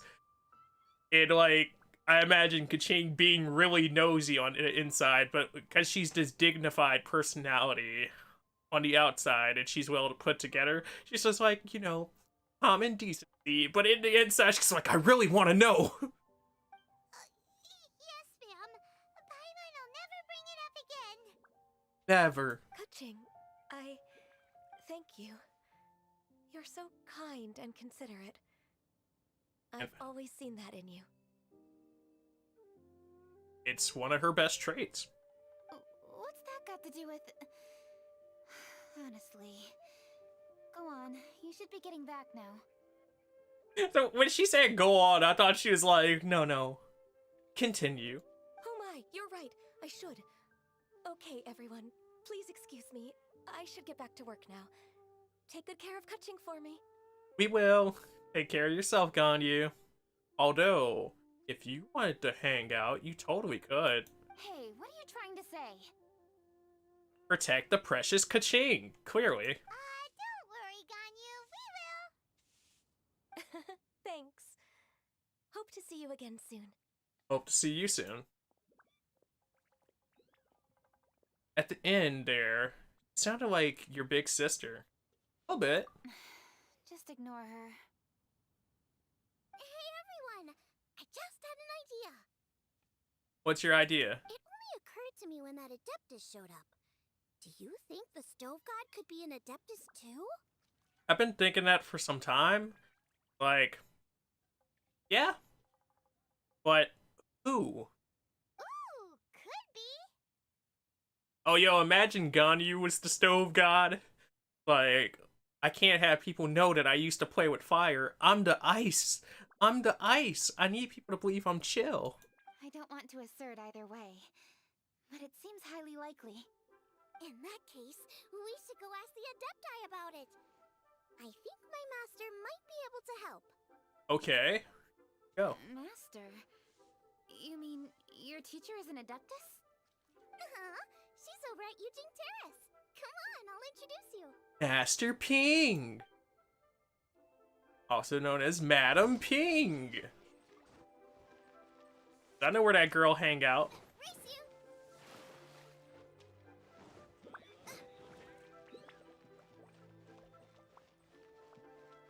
Oh yeah, you're talking about y'all want some jade? I mean, yes, but no.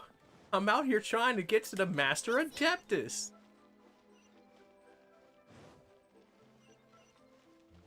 Oh, right, I forgot to do this. Oop. Well, I didn't mean to cue it, but I guess Q gets the point across. And flame up. Flame up. Get us there faster. I just realized I was going backwards at that point. Like when I activated Barbara's ult, I got turned around somewhere in that. Like I probably could have just teleported closer. I figured walking would be a better experience here. Who knew that Barbara's little turnaround instead of her ult would be so detrimental to my sense of direction. My sense of direction!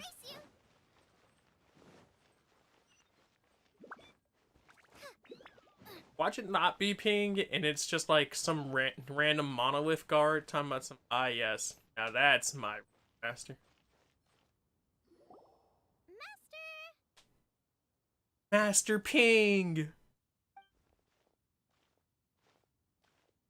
Wait, Ping, Ling, and Ching?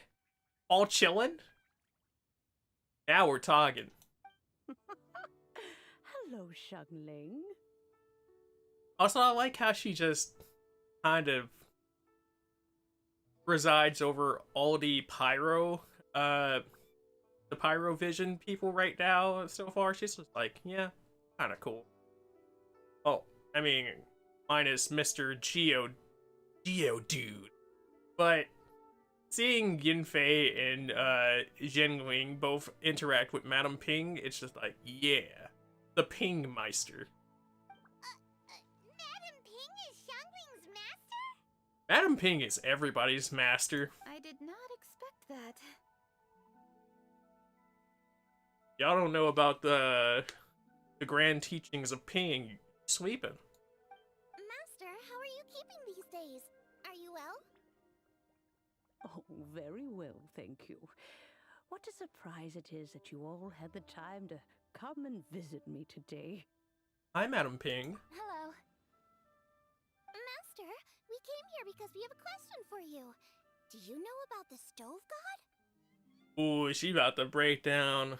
See, y'all don't notice, but Madam Ping is Stove God. I haven't heard that year. I haven't heard that year in names. I haven't heard that name in years. Of course I know the Stove God. Alright, tell me about Stove God. Bestow this information. Does this mean you know them personally? Know them personally? I am them. Ah, I see. It's the Moon Chase Festival, isn't it?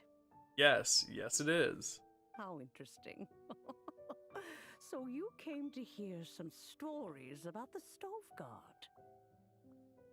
That's right. We're investigating something that happened recently. Got them, I'm listening. Wait. King stays up here like 24/7. Couldn't you just be like, hey yo, Madam Ping, you know that giant rock that we passed? That giant rock we moved past you earlier? Hey. Yeah. Know anything about that? Know something about that. It'd be really helpful.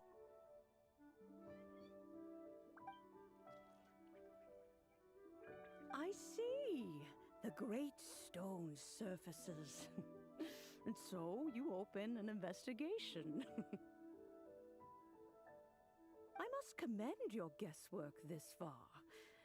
I did indeed know the Stove God of whom you speak, but it was a great many years ago. How many years ago? Because you say that about everything, and I'm like, many years ago as in, like, our lifetime, or many years ago as in lifetimes ago? Moon Chase was originally a rite observed by the Adepti, not something in which the ordinary people of Liyue would ever partake. But over the years, they have sought to emulate it for themselves many times, giving rise to various festivals bearing the Moon Chase name. That's pretty cool that it's lived on and kind of been passed down, and I can see why it was so important to the Adepti to show up and look at it like, oh, I'll really put some snaz on it this year. On nights when the moon shone bright, everybody would get together for joyful reunions. There would be fine food, fine wines, and choice teas. You sounded most excited about those choice teas. Later, Rex Lapis unified all of these various festivals under the Moon Chase name to honor an old friend of his. In short, the heavens were our witness as we vowed to the moon to come together in joyful solidarity, to remember the past and reflect upon the present. That is the meaning of the Moon Chase Festival. Really nice and wholesome. Think of the Adepti just walking around and partying and honoring Ren. Well, honoring a lot of things, but coming together and combining it to honor a Ren. Like, pretty dope. Rex Lapis.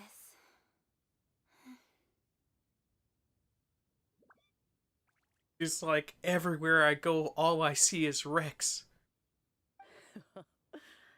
That friend made many contributions to Liyue, and Rex Lapis would not have them go unrecognized.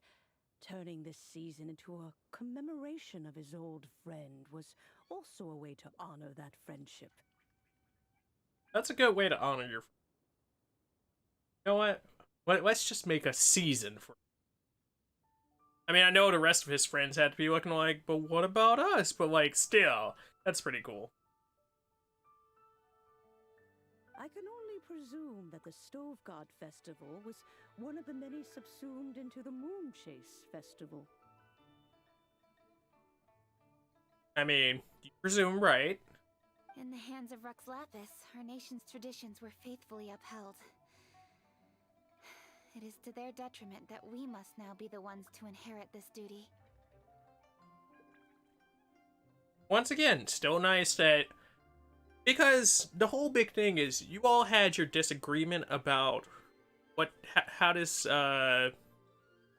city-state should be ran, but at the end of the day, you can all agree on certain things, and upholding the traditions while not being tied to them is something you agree on, and it fully embodies, like, oh, well, how can we be respectful while also, like, moving forward and continuing with the way of the living.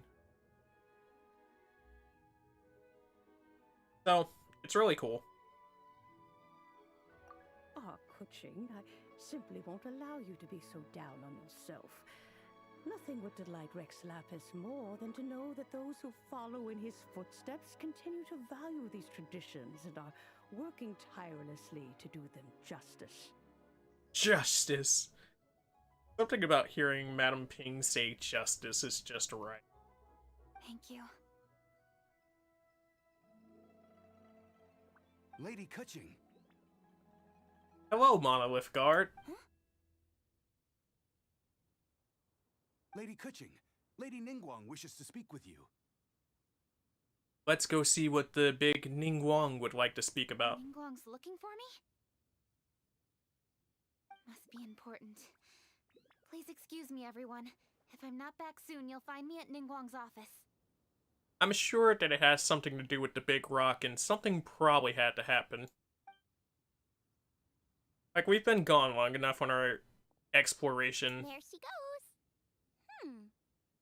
Kuching's a lot more serious when she's got her work face on. Exactly that! Also, Jingling. Read people.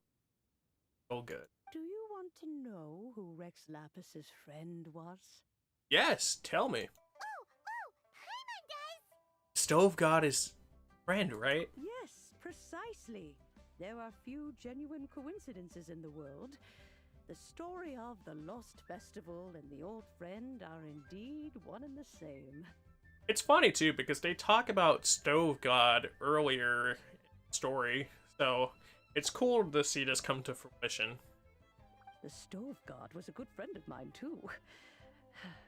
What a pity it is that the god is now gone both from the world and from people's memories. I mean, I get that as an Adepti, you're not supposed to really shape the world really with the way things are now, but it's one of those things where I feel like you could at least tell this story and continue that memory. How could that happen? It is to everyone's regret that the Stove God passed, but gods cannot be fully destroyed, and we made a pact to wait until the land became fruitful once more. For perhaps the Stove God would then return, albeit in a new form. Watch they insert a new character, like he just walks up now. Stove God! Stove God! Actually, watch Goba be the Stove God. Really? Master, you must miss the Stove God a lot, right? From the way you talk about it all, it sounds like you were the best of friends. Right? Yes. Thinking back on it all, there are many fond memories. I always feel for Ping because you can always hear a certain level of sorrow to her voice based on what she's speaking on. And yeah, there's definitely a point where you just look back on all the good memories and it's like, man, to live in those again. I'm pleasantly surprised to find that Kuching is investigating this. She is a tenacious child, and anything she sets her mind to, she will diligently pursue. It warms my heart and makes me want to give her a helping hand. Oh? Unfortunately, however, I cannot simply give her the answer, for the process is of great importance to her. Yeah, she's someone who definitely wouldn't be happy with just getting the answer. She likes to work her way through it. And it's seen in how she works with everything. Kuching's grandfather once researched the Stove God, and now she follows in his footsteps. Since Kuching has inherited this conundrum, so too she must inherit the journey to its resolution. It's just one of those things of, I wish you would just take her under your wing and, like, you don't give her the answer, but, like, put her on the path. And, like, Madam Ping's just always creeping in the cut, like, I planted some evidence here. You knew Kuching's grandpa? I mean, Madam Ping is centuries old, Paimon. I'd be surprised if she did know Kuching's grandpa. Of course, I count all the people of Liyue among my good friends. I remember when he was the same age as Kuching is now. So young. Madam Ping. Grandparent and grandchild are definitely made from the same mold. Both diligent enough to take on anything and bold enough to see it through to the end. Good personality traits. I like to think of Leah as my own little potted plant. I've watched it grow and blossom, and it grows more beautiful all the time. In the blink of an eye, the buds of yesterday are in full bloom today. It's wonderful to see. It's beautiful to hear Madam Ping speak about change of things overall, but it's also just nice to hear Adeptus be so warm in nature. Like the other Adepti, they're cold in nature with how they see things as, like, I guess almost like a overbearing parent, but like Madam Ping's just like the I'm always here for you, bud type. For new blossoms must bloom on the branches if the tree is to remain evergreen and ever young. My dears, you are absolutely right to focus your investigation on the stone. It is, as you suppose, the lost statue of the Stove God, and within it lie all the answers that you seek. Thank you, Madam Ping. I should like to see the stone for myself if you would lead me to it. Perhaps the truth will emerge even as we watch on. The other question is, how dare we open it? Or, like, you about to open it for us as we go there? So, since it's based in fire to some degree, watch it be something like, oh, yo, just heat it up, because none of the weapons, they said, she said none of the weapons worked, but they didn't say none of the elements. And how do you get a stove to go? That or, like, you need a Geodude to come and Geo-bend it open. You're all here. I was just about to send someone to fetch you. Kuching, has the stone undergone any changes? A crack has appeared in one corner, but we still can't tell what's inside. It's about to hatch. What happened? Did someone chip it while no one else was looking? Imagine the power of that person to do it, considering we just had, like, 3 of the strongest people watching over it and trying to destroy it with a rock earlier. More likely a or natural with weapons. occurrence. Our weapons have had no effect on it. How would a natural occurrence crack it open? Erosion, same thing that made it smooth, can make it imperfected. This is because the Stove God draws power from the actions of the masses. The heat of a busy kitchen, the joy of a reunion. Keep up the good work, and the truth will rise to the surface soon enough. So what you're saying is, the festival, giant Eggman will crack out. All the books say the Stove God is the deity of food.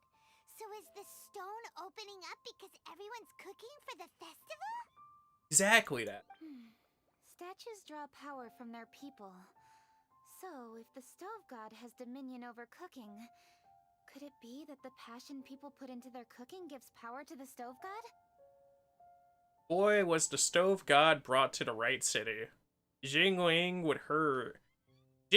by herself with the amount of energy she's putting into cooking could probably crack this rock open. Ningguang and I chose Feast of the Bounteous Land as this year's theme, and now every chef signed up for the competition is busy preparing.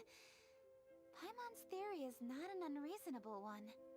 Plus, a lot of families have reunion feasts around this time. With everyone back home, the whole city's bustling with people, and that adds a lot to the festive atmosphere. Why does it feel like a hybrid description of, like, Harvest Festival and Thanksgiving now? At first it just sounded like Harvest Festival, but now they're definitely getting into Thanksgiving territory. So if the stone cracked because Leah has started getting festive, that must mean that when the festive fever peaks, it'll bust right open, right? Imagine the festival fever never fully peaks. It just kind of stays at a nice, controllable level where everybody's like, yeah, that was a good festival. Was it exciting? No, but it was good. That's gotta be it. Right, Well, we'll have to see then, won't we? Let's go see. Okay, the fact that cooking is involved gives us a perfect opportunity. The selections phase of Masterful Chefs will be held indoors and seen by only a few people, but the finals will be held outside in public. Everyone who wants to will be able to come and watch it. The atmosphere will be incredibly lively, no question. But hear me out. What if we just move the whole thing outside and have the joy around a rock to create... I mean, like, once again, we don't know what's going to pop out, so that might be dangerous. But that would be the greatest insurance that it actually went through and happened. And when the finals end, boom! We'll get to see who the stove god really is, right? Yeah. It's definitely a possibility. Well, I've already signed up, so I should be able to help. Yes, for a chef as accomplished as yourself, getting to the finals should be a breeze. Got this. All this talk of cooking competitions is making Paimon hungry. Oh, Paimon can't wait. It'd be great if Paimon could take a nap and then wake up when it's the finals. Imagine, like, this being a panel of judges and Paimon's on the panel of judges. Like the Simon Cowell of the situation. Although Paimon's very friendly towards all foods, so I guess Ningguang would be the Simon Cowell of judges, and Paimon would be like the Randy Jackson or Paula of duel. Which, that's a really funny thought. We completed the first part. The many matters of the Moon Chase Festival. Talk to Ling Yang. Okay. Go M map. No? No? I like how it selected the quest and then it was like, quest! Alright, let me hit event. Hit portion here.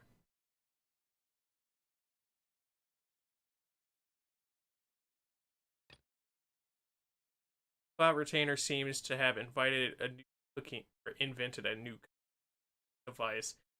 Invited a new cooking device. Have to have 1,000. That 3 more parts there. Trying to see. Unlocks after completing the many matters of the festival. I'd like to proceed with that quest. Yes.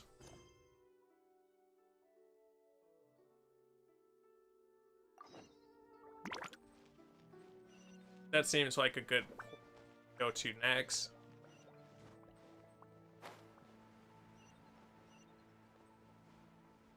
The way we keep up with the main story portion of it.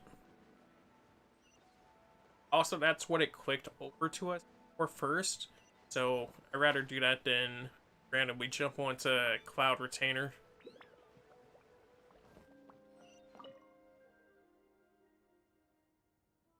I need to place another batch of treasure chests, don't I? Did I hear someone mention treasure chests? Oh, it's you, traveler. Are you here to take part in the Moon Chase Fest as well? I could say that. In the right time, the Adventurers Guild is currently organizing an event to celebrate the festival. Like to know more? Oh no, not the dailies again. Anything but that. What activities are we talking about here?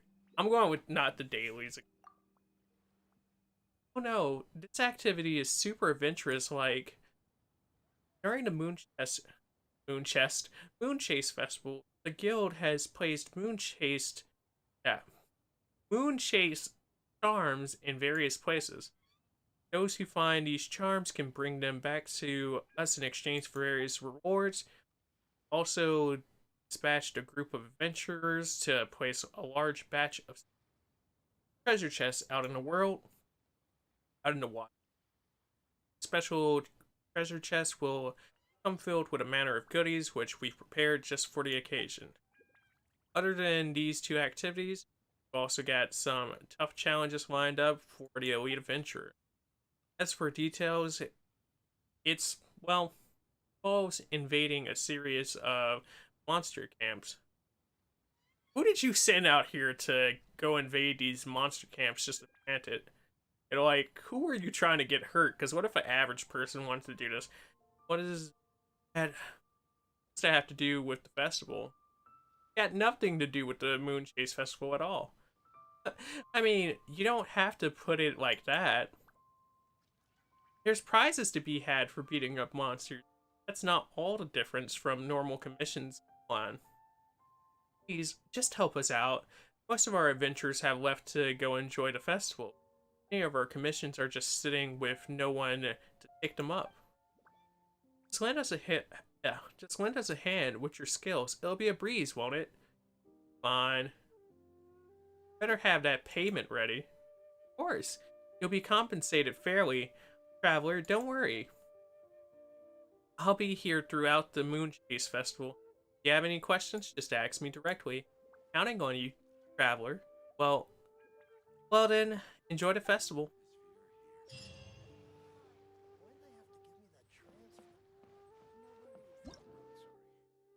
Because one of the major things from this festival is about the Moon Chest Charms and Lewa. Let's see. Placement of the treasure chest and Moon Chase Charms and Lewa should be handled by Titanium. Oh well, let me mark some of them on your map for you. Let's just hope that she made those placements as she should have. Eesh, that's a lot of chest. Alright. I'm gonna navigate.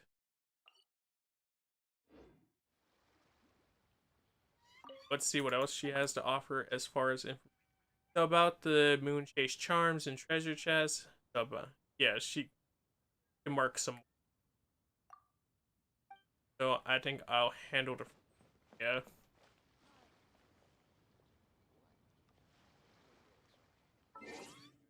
But also, I guess let's kind of look and see if this has changed anything up here. Yeah. It's changed up our booking potential. And by doing these, we clear off these different collections. What's this? Bruce Basil, special refinement material for the luxurious Sea Lord. Oh, yeah, this is for the dope sword that we want to get out of this. And let's see here.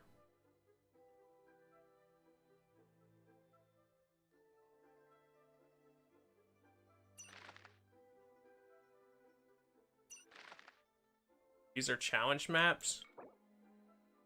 So each challenge we complete by defeating the enemy that is right there, then we get gems and books.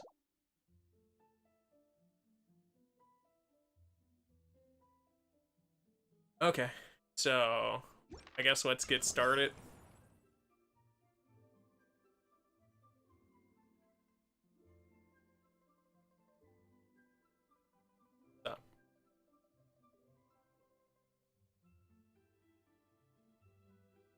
And Kate message. I see. I woke up to a nightmare. What do you mean?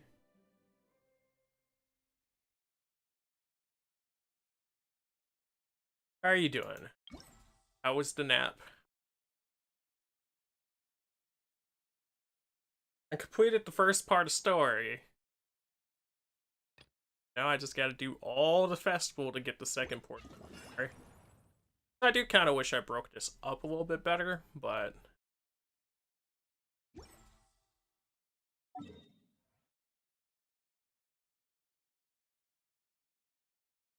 Go speed of brakes.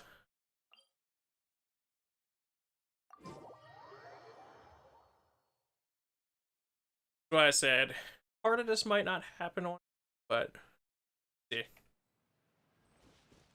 because it is. I'm like, if I have to do the chest part off stream and then just come back, that might be what we do. But this portion at least seems straightforward. It's gonna be everything afterwards. I think this should be the chest that they were talking about. Yeah, it's a special chest. Oh, and this is the dude that they were talking about too. So, this event. Oh, this event being the nightmare. Yeah, I could see that. Thought those would hit me a lot faster.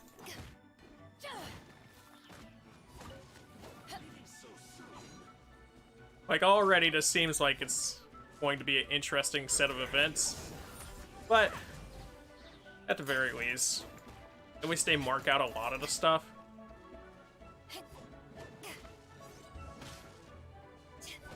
Hopefully they just hopefully they marked out a lot more than what I'm currently seeing though.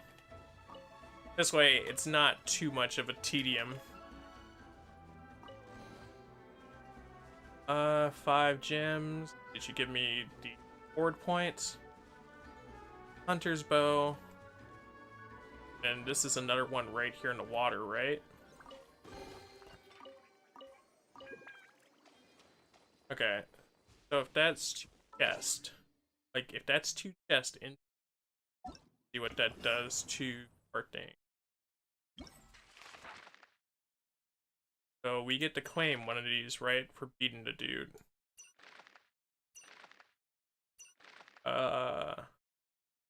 You would think that that was this dude right here, but apparently not.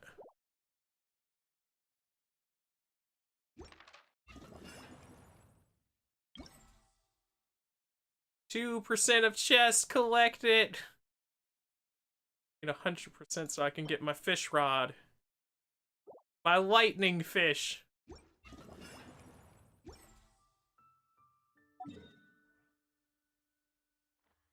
Well, this one looks like it's same. This one looks like it's on the same pathing level. Let's go for that one first.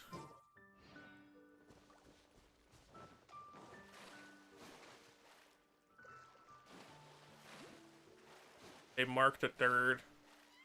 Yeah, I figured it was gonna be something like that. So I was like, some of this might not get done.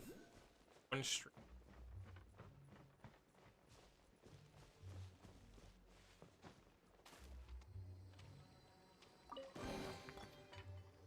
The more the merrier. I mean, it's nice that I'm at least getting stuff for each one of these. A Mooncrest shape. A Mooncrest charm. Test our 1%.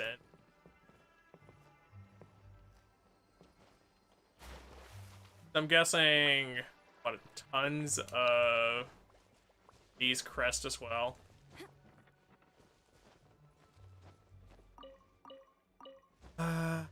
Okay.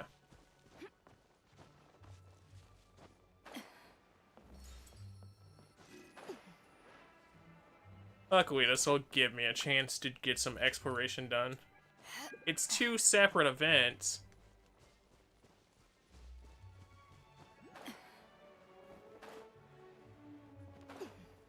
Nope, I did that too fast.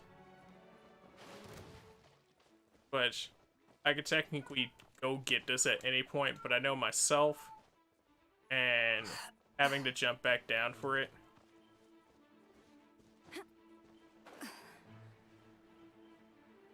Like, having to jump back down for this, I definitely wouldn't come back.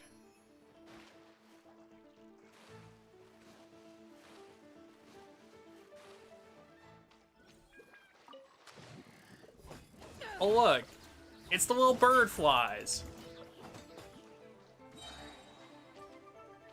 Are we good? Like, you can't tell me that this singular little bird fly was out here defending this chest. Nice. I'm starting to lose count. Criminal about it is they mark the obvious ones. Yeah. Yeah.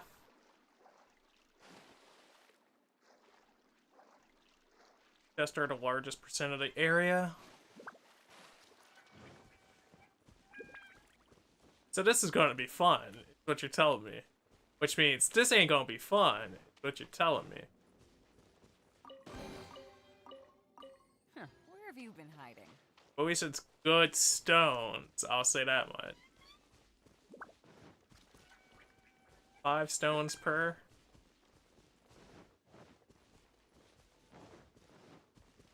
I didn't check the amount of stones I had before this. Well, I did earlier, like way at the beginning. F3.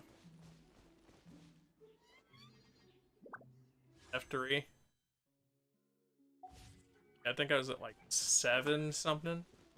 So, this will be interesting to see. Between like the Madame Ping stones, or the Madame Ping stones, this and just like over all the chest stones.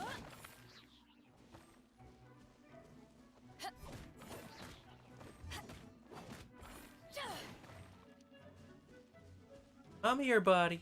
Come here. Get whooped up.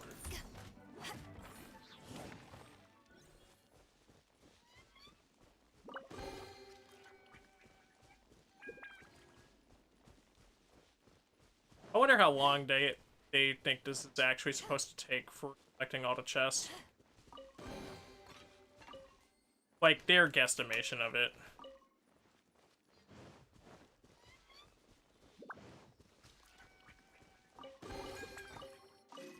The more the merrier. First round's on me. What I can say is I'm glad about how many books they're giving, because boy definitely needs books. Like, books being a major component that we lack one right now, so. Okay. I should be right over it. Actually, let me rest my stamina, apparently. Either way, we're about to take that L and fall.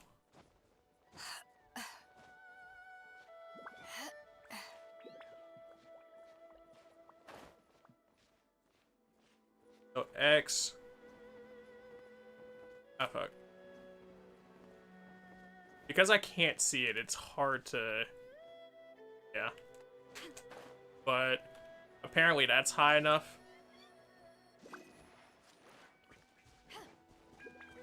I was like, maybe we're not high enough for it, but yeah, we're good. Just a matter of getting all these right.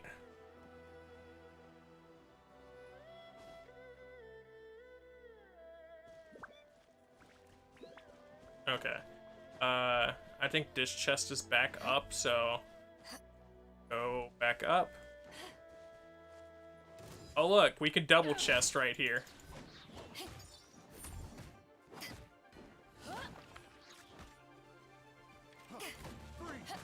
You know the worst part? I feel like I'm doing the wrong part too, because I feel like you need to do the bounties more so. Not bad.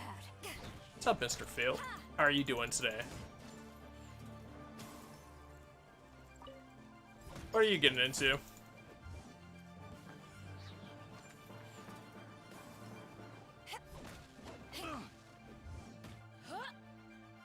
Hi, Mr. Krabs. Hi, Mr. Little Hazy. Come on. It's funny to have to fight so many humans right now. Because humans do take a lot of time for no reason. Alright. Give me this chest too while we're at it. I like how it's like, you want to cook? No. I mean, I know I'm right here, but no.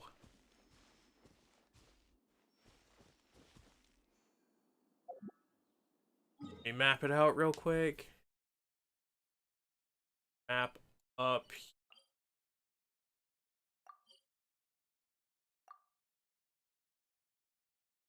Navigating up versus down. It's going to be more crucial at this point. Mr. with a Z. I got you. I was like, Wilt Hazy? How are things on your end? Working and trying to stay hydrated. Hydration going well? I could have teleported over to this one. I didn't think about it. Also, apparently this one is lower level as well. Hey, yo, keep your ass over there.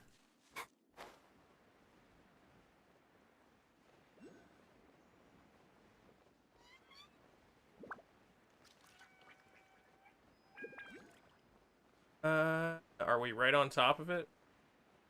I see the crest, and the crest shouldn't be too far from it, so... Are these chilies or are these regular berries?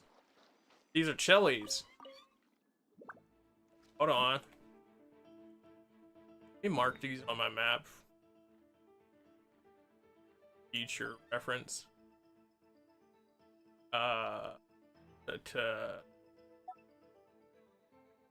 Chilies.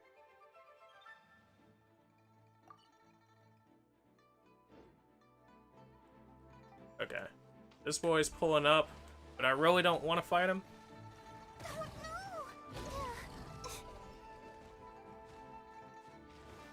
You got a stomach bug?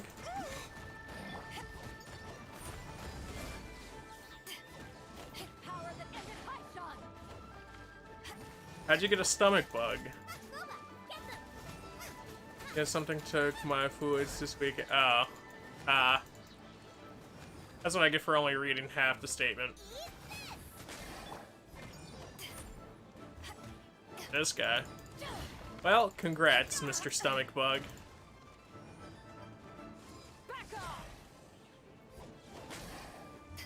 Remember, after catching the stomach bug, though, you gotta stay away from people.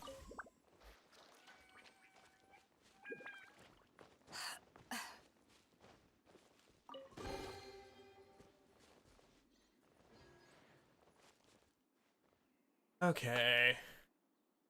Oh. That one's on or up? Down in, like, on its own platform? That looks like it's supposed to be up top on top of this platform. Also, I see you, chest that's trying to magically hide from me.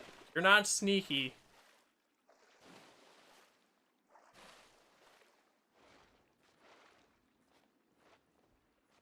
Finding all the chests right here. Looking for the fish, my dear. Gonna get some chests, my dear. Go and get those chests.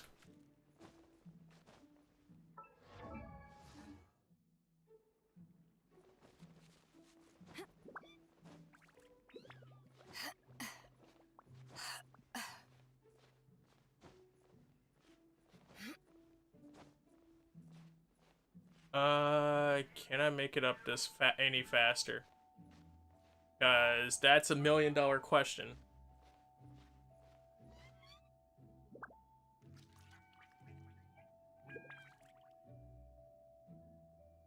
Okay. Oh, wait, we got a cliff to rest our health. Damn it. If I didn't jump it, I probably would have made it, but oh well. Actually, for it to full recover.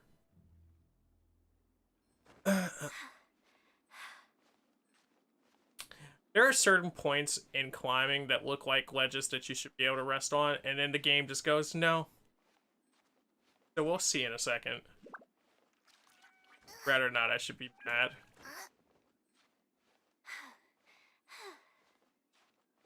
Because, honestly, I felt like she should have got on top of that.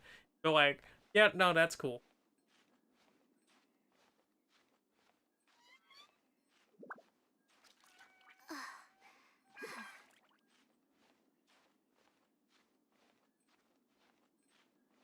Good?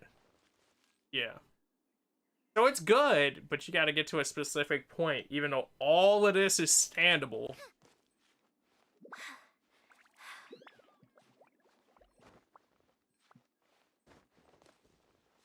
Rest again. And up. And up. And up.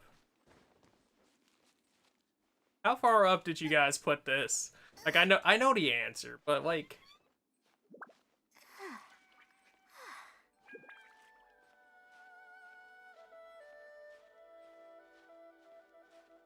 Yeah, I probably should have rested just a second longer. It looked like she was about to climb that and try to rest on it like a ledge.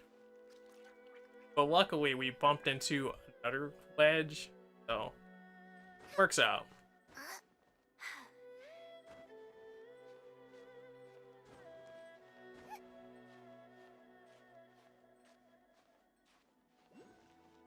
Are we good? No? There's more?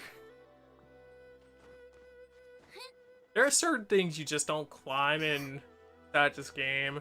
So you don't know how tall they are until you get there. Because they never give you a purpose to do it. Let me double check and be sure nothing else is up here. Because I will hate it. Man, that fish just won't get collected.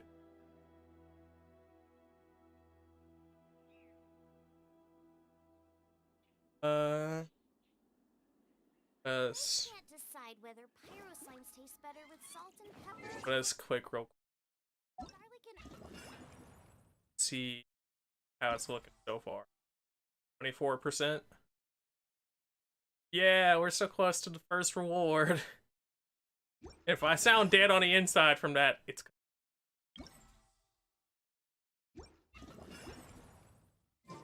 Nice and spicy.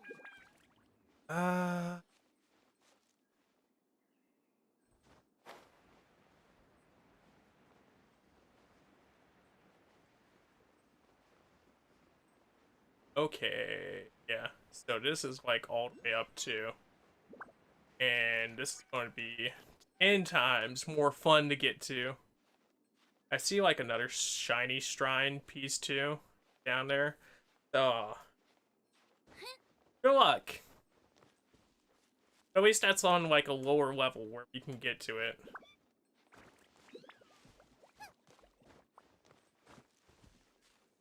All these bird eggs.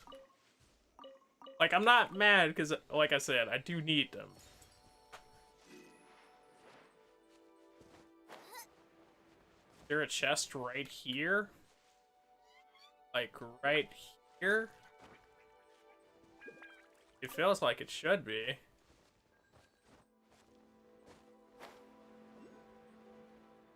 Did right. Yeah. There's like 2 crests right here, too.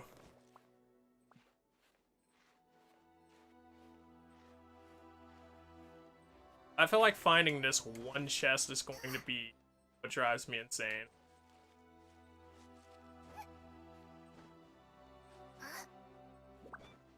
Like, absolutely up and down the wall.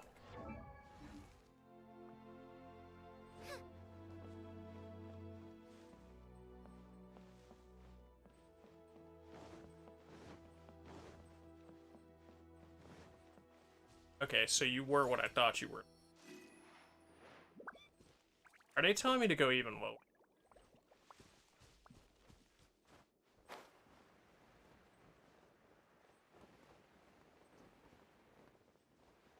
It's one of those things, like, if you go too low, you're gonna have to climb again. If you have to climb again, you're going to be mad.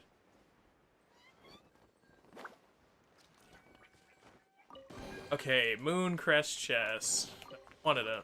That's not even one of the ones I was looking for, apparently.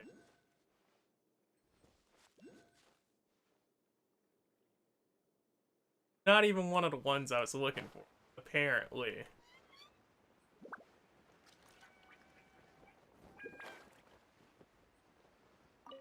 Which, I mean, that's a bonus, because that means I don't have to do that much work to look for that one, but...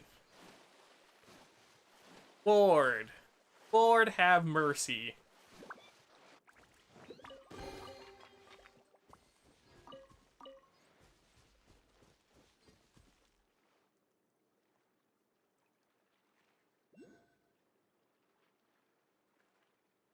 Tab out.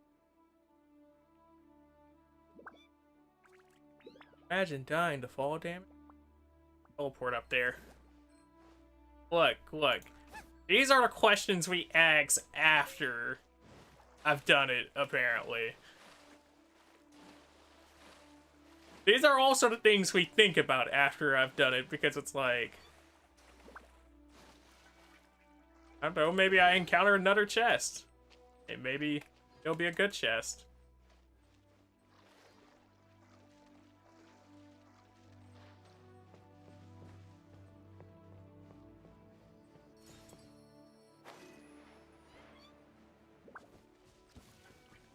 Really? Pay my dues? Oh. I will pay my dues. I will pay my dues by, successfully beating your ass.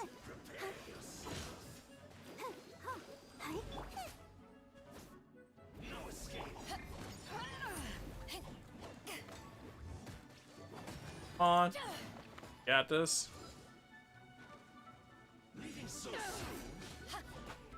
I was thinking that he would recover a lot faster.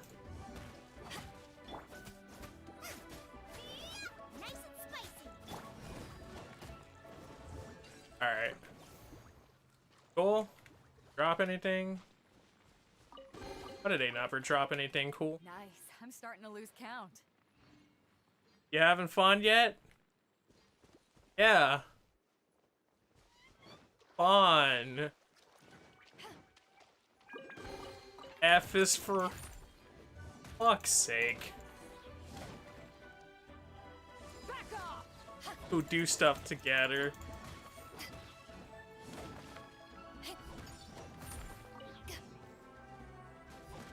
U is for my undying hatred for these chests. Down here in the deep blue sea. Na na na na na na na na na na na.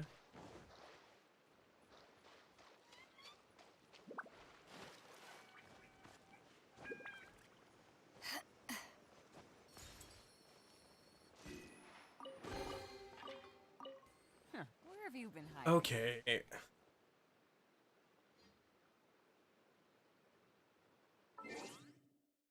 I like how this is the best way to get to that. Like, no matter what I might think. 41%.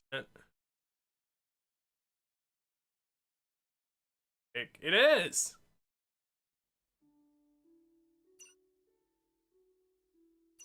Look, if there was a better thing for F to be for, it was that.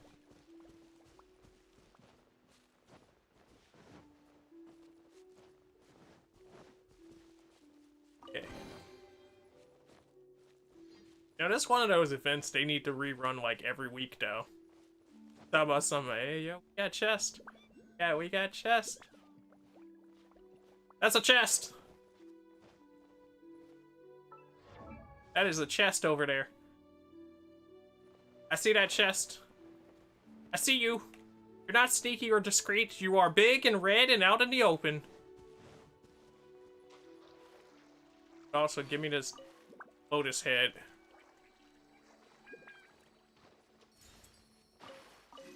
Been killing chickens out here inside the water.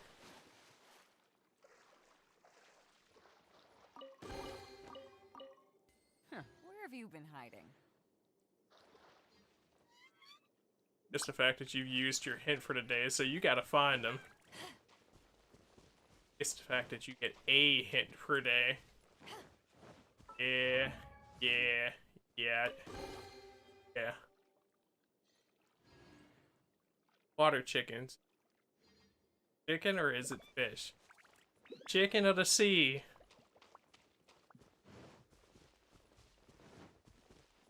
Chicken of the sea.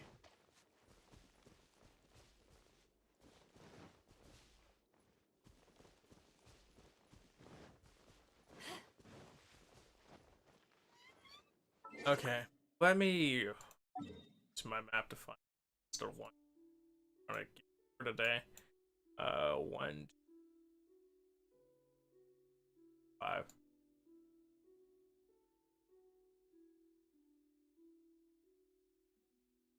So I can tell where. Teleport above this one. I'm gonna teleport above this one. Try to get the green piece first, and then go teleport to go get the other two.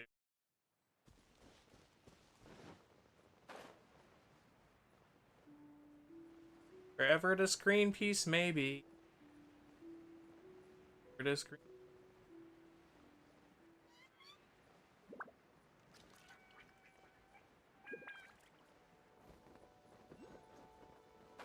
I see you.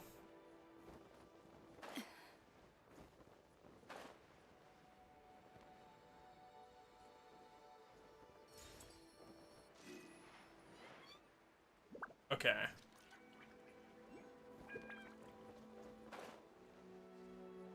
Ooh, and there's another one on the water.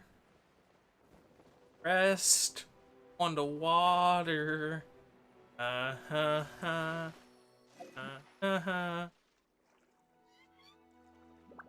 River chicken. No, not the magical river chicken.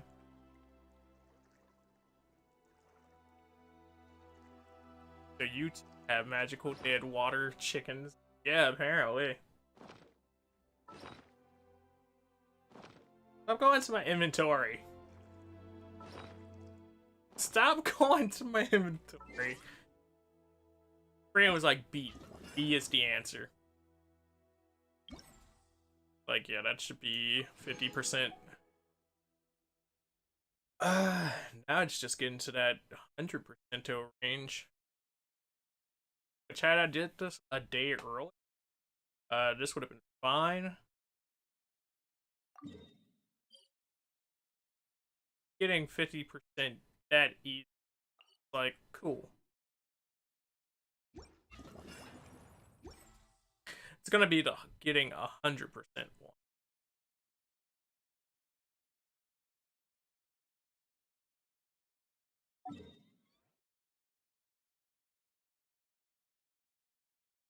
We're gonna go teleport here first, and then we're gonna fly over.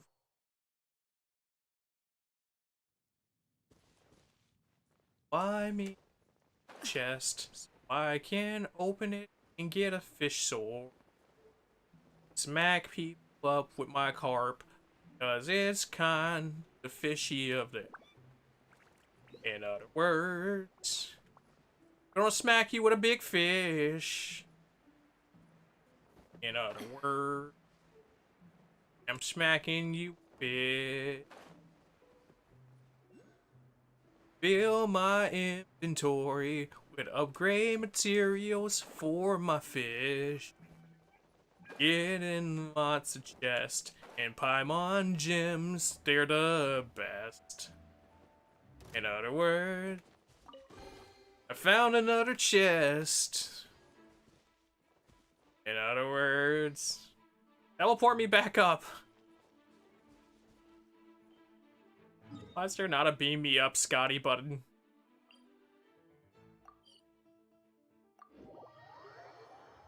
If you hit the go to collectings, it gives you an idea of the area. Collecting.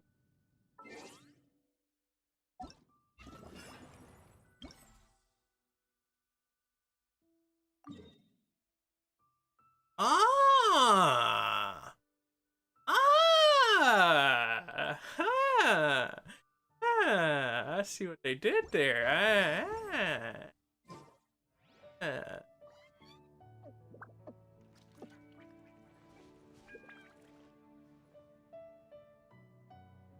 I just gotta get all of these done first. And then and go to collectings.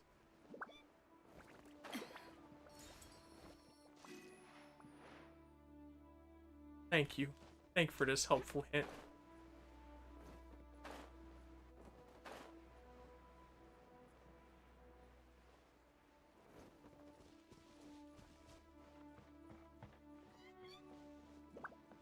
Ooh. Not walk down there. Nope. Bad slime. Not fighting you.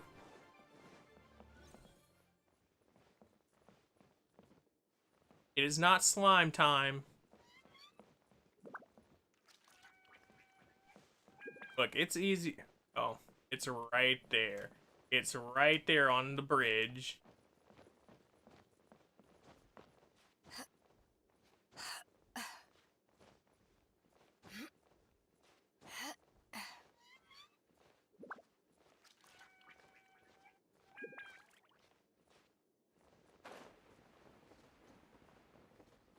Can we hit it? Can we hit it? We can hit it! Can we land it? And land it! Nope. Now we just gotta find the other chest and crest over here. Now we gotta find the other chest and crest over here.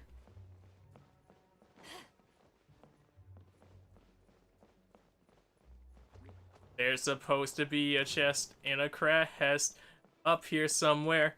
There's supposed to be a chest and then a crest somewhere up here.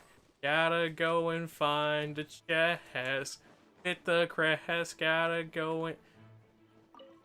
Did they just yeet themselves into destruction mode?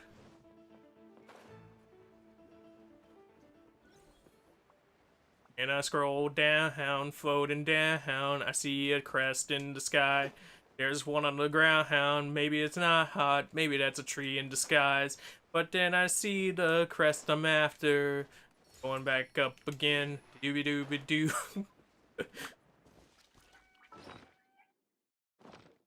Look, the event itself, like the actual searching portion, might not be all that.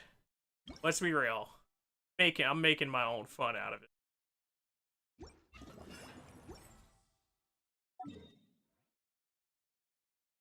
How to navigate. Then there's 2 more that they've actually given me the location of, and the other 40% of this is all up to me. If you ever want to trade tactic. Boy, haha, haha. Gonna be a situation.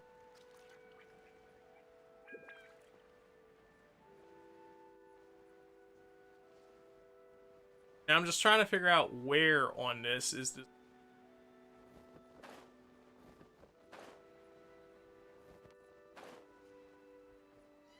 And lower. And good job. That sounds close enough to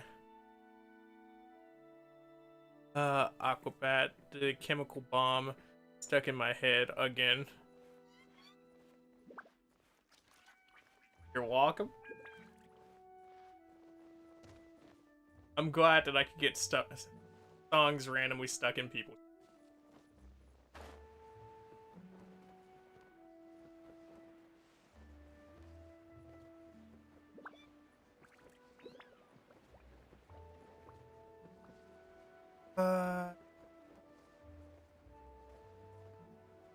At the level we're at.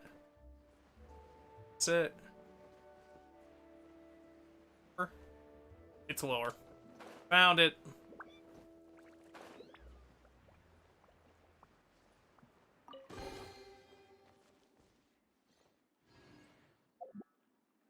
Okay.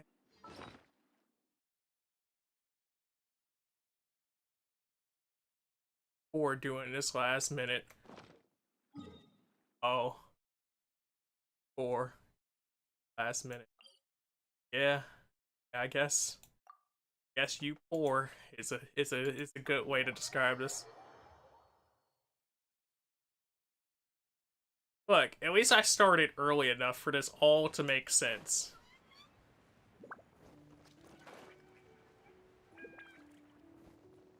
And like I said, I'll probably do this portion here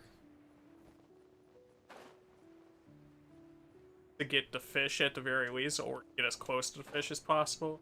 Then I'll probably start doing the other portion with the bounties in order to get the next story mission.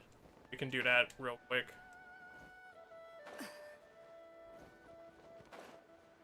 And then I'll do the rest of the finds offline. Boy, if you don't get yourself away. Wait, this one of those chests? No, different chest. Just a scratch. Just a scratch. No, there is one of these here. Ah, fuck. thought I got off. I thought I got off scot-free. Scot-free. Apparently I didn't. Look. You want to fight? Let's go, windy boy.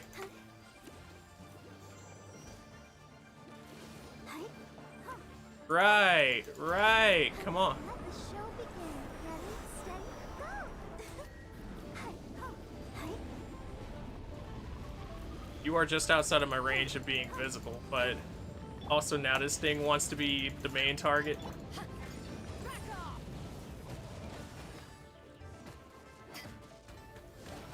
You can slap and clap.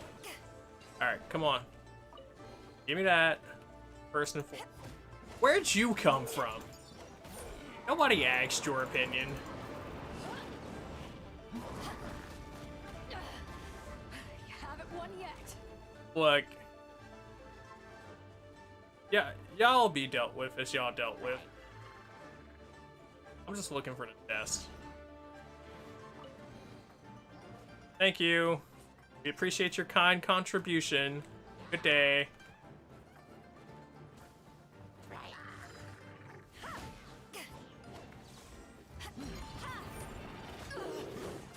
Not bad. You're toast! Meant to do this first. I'll protect us. Smacks. Hit them for maximum damage.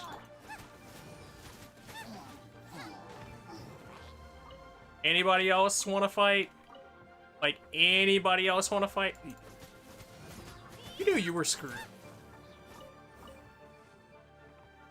I don't even need this chest anymore. Or I don't need this chest right now, I should say.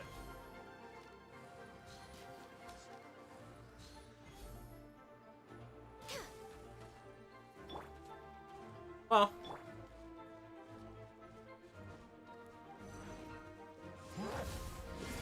Huh. Nice and spicy. Ah, man.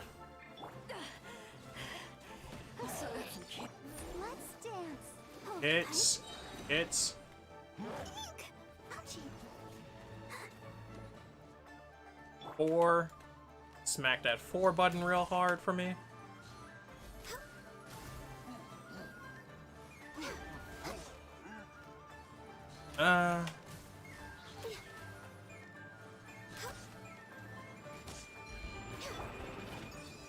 Give me the full flute.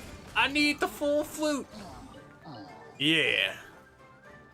Alright, climbing up to beat your ass now, because you don't want to come down here.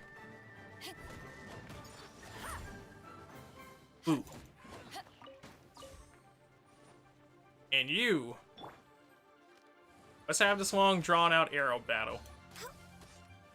Can't get up. Can't get up. You good over there? Okay.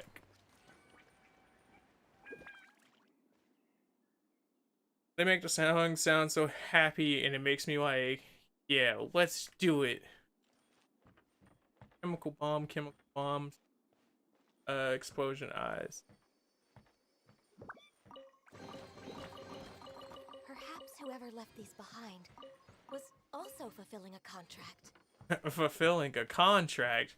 What contract were they fulfilling? Okay. That's not what I was looking for, but I am on the same level as.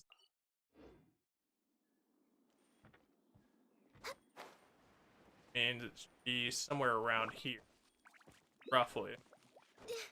Yep. Right there. It has a crest right above it.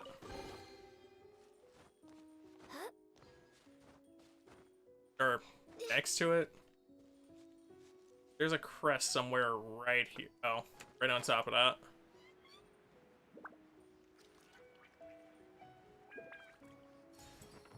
Now watch, I'll see the other crest now that I'm over here. It's supposed to be lower still, wherever it is, because like I'm one level for. Oh, I see it.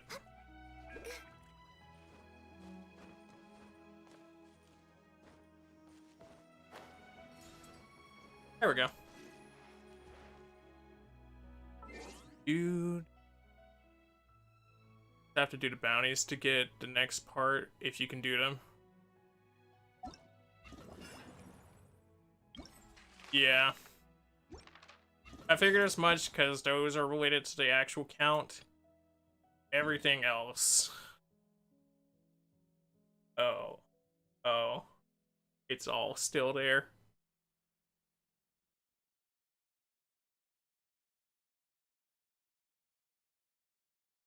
Make sure to offer delicacies to make it easier.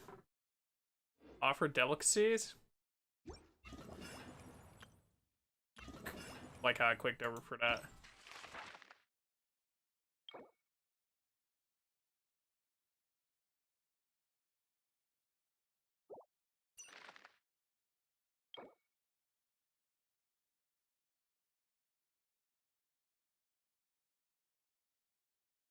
Trials of the Delicacies, Path of Stone.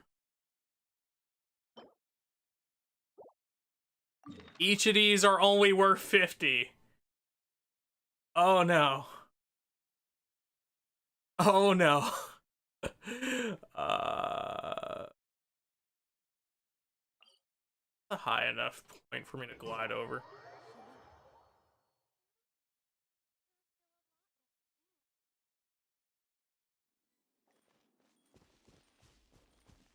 This is not a high point at all. It's a low point.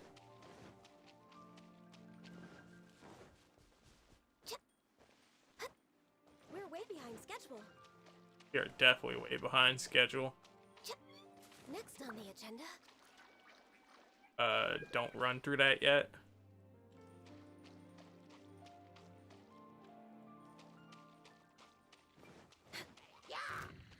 No, you good, you good. Just keep dancing. Next on the agenda. Let's see. Powerful leaders are presented among the foes that wander the trails of delicacies. These leaders have all kinds of special abilities. When each trail of delicacies area is unlocked, you can offer up gourmet dishes to obtain match trial comfort. Trial comforts can greatly help you in battle, but these buffs will only work during the Trial of Delicacies. Each of these Trial of Delicacy regions has different trial comforts, and the comfort in one region will not take effect in another region. Bottom right. Nope, that's my shoot. Woo!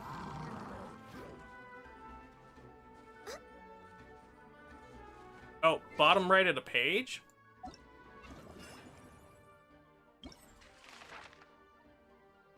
Ah. Ah. Ah. Ah. Ah. I'm gonna get hit.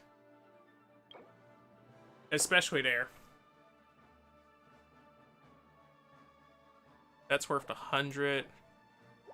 So 200, 250, 300.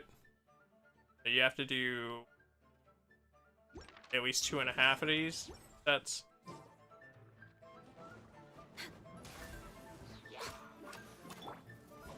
oops. That was not what I meant to do. Actually, and that's double not what I wanted to do, but we'll take it.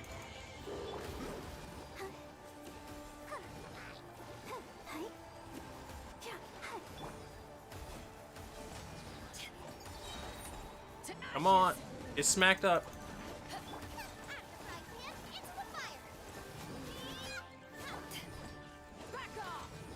You got this. We don't need to pop the ult for him.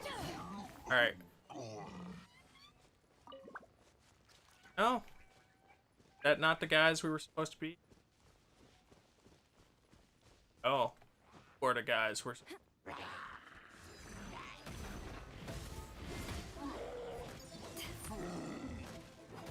Alright, come on.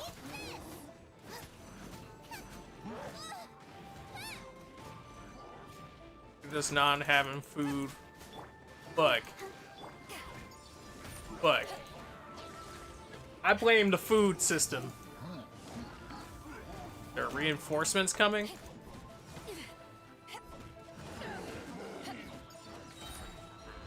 Okay. You specifically need to go. Just eyes on me. I like how he started beating his own homies, but I'm like, y'all need to sit up here and do some self-damage real quick. Nope, you're a shaman too. You're not even a shaman, but you're a shaman now.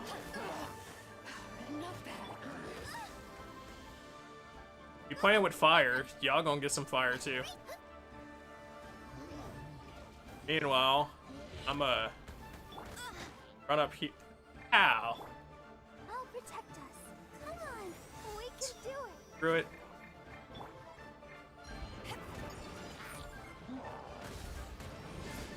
This is for everybody trying to do the archery.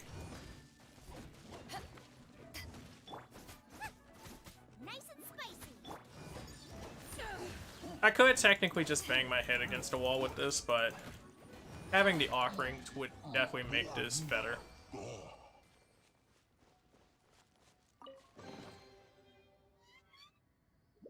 Oh yeah, definitely two different.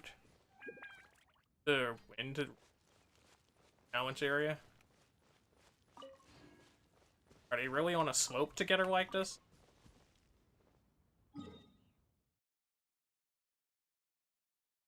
I could just teleport to that one, so let me teleport and go make 50 area. So you basically have to complete the thing in order to even do.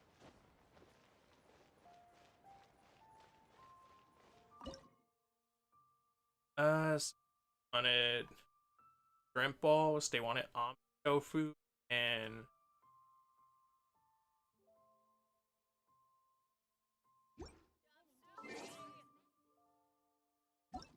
I thought that chick was out here screaming Fatui.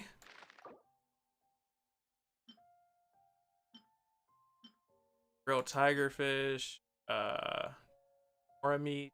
I can make those. I know that much. Almond tofu and golden shrimp ball. So almond tofu, or meat, and balls are probably the ones I could do.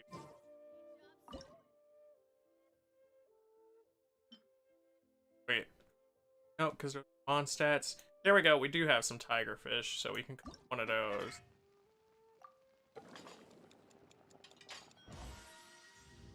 Action. Or meat. Or meat. Can we cook? A lot of more meat. Auto cook.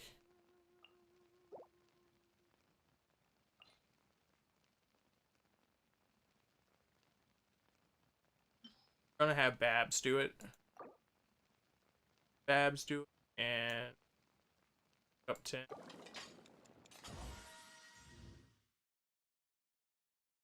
Like you struggle. We don't struggle. Try and turn. That's the there. Try and turn. Cold beer after a hard day's work. And it's just delicacy. Offer delicacy. But you can only offer one at each.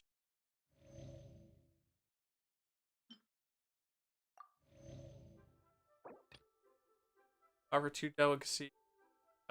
During the challenge, your party member gain 30% attack, seconds of elemental max stack of up ending.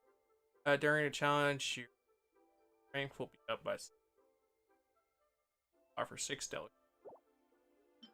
So how do I need Actually, I need to figure out what I need for each. I thought I'd be able to delicacy. Or more of the same delicacy. Okay, okay. Golden shrimp balls. I don't have any. Golden good shop. And processed. That flour. Yeah. A processed flour wall.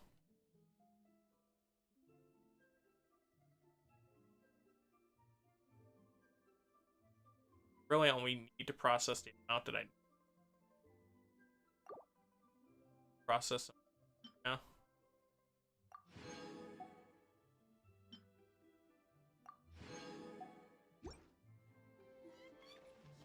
What else do we need? About a shrimp for that, but need shrimp for this as well, and rice. Journal shop in Inazuna. Got a journal shop in.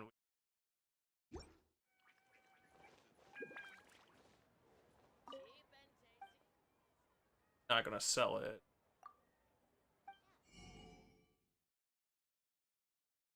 Much I know. What?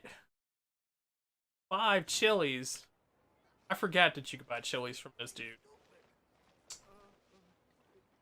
My soul hurt now. Having those extra 5 chilies would have actually been.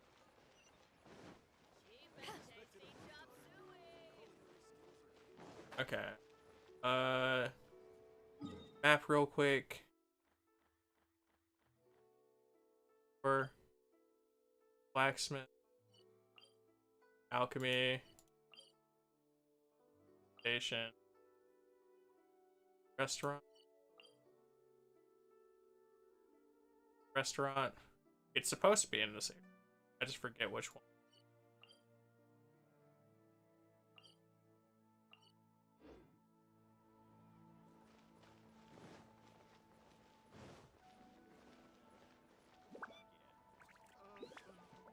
Is it time for some Moonchase specialties?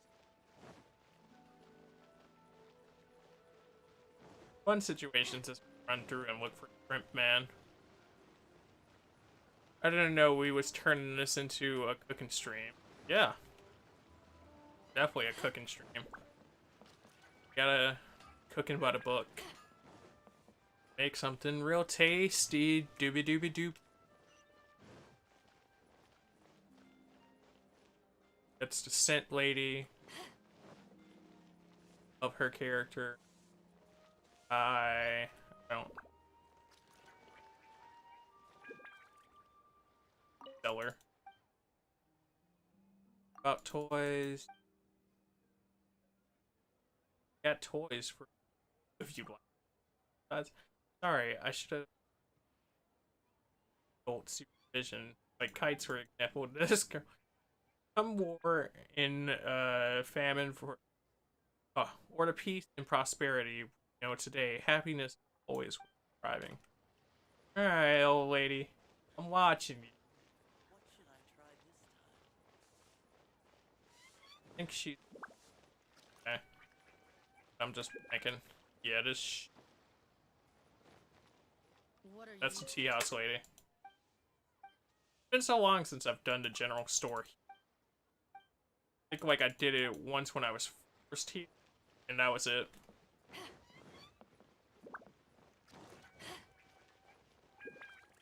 And since they have you do so many other missions where you buy stuff from people, it's like, yeah. I'd buy some antique, not antique.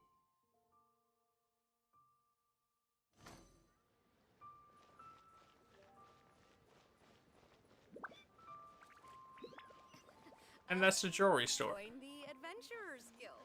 You'll have a blast.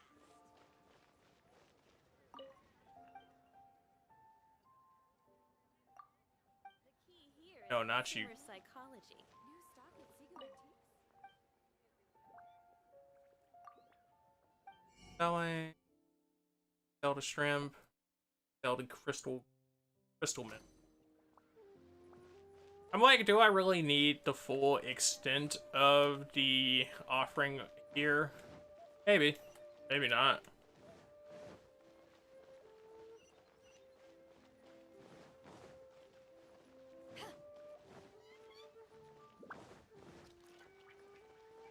No, it's not the medicine mart.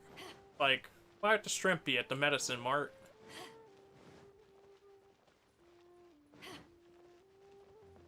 That doesn't make any sense. Herbs, spices, herbs.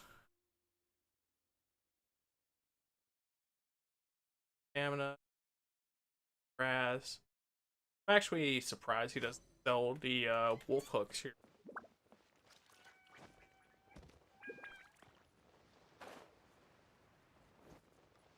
But I guess, like, you gotta limit the stores somehow. Especially if they reset every week. Like, I know some of them don't, but... You know. I'm gonna reset every week and have all the stuff in it that you need to hunt. Which, like, it doesn't give you enough in a sense to actually be able to use that on a crazy amount, but...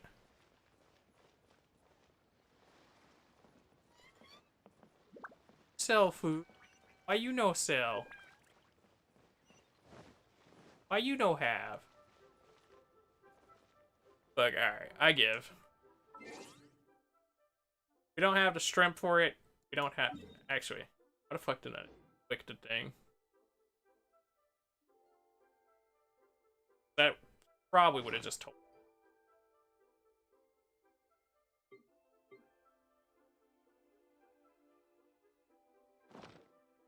Only thing now is I have to go back up top the restaurant to do it.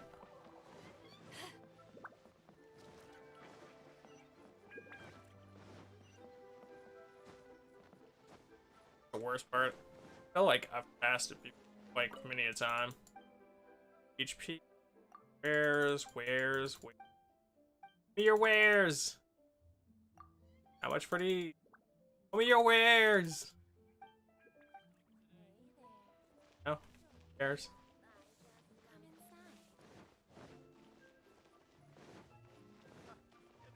I would have been better off just buying from the sexy lady. Sexy ladies doesn't sell shrimp, but sells.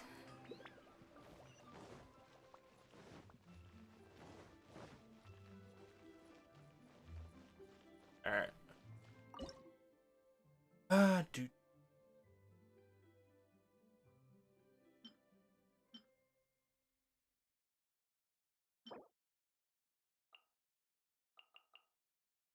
Yep.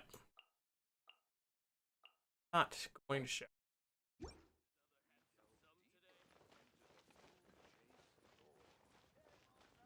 I have an idea where the good shop is in, wait, no, there it is. Should be. I know why I forgot this dude was here. Shrimp do you want? All your shrimp. Give me all your shrimp so I never have to look. Not honestly. Like 50 shrimp. Give me some too. Been our little adventure in forgetting that this guy even exists. Honestly, that's how it goes with merchant dude.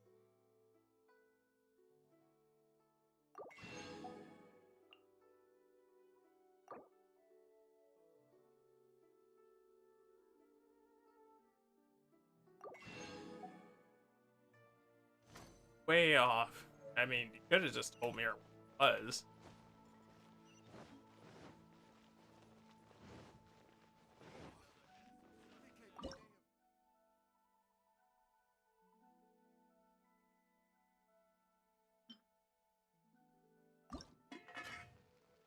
Manually.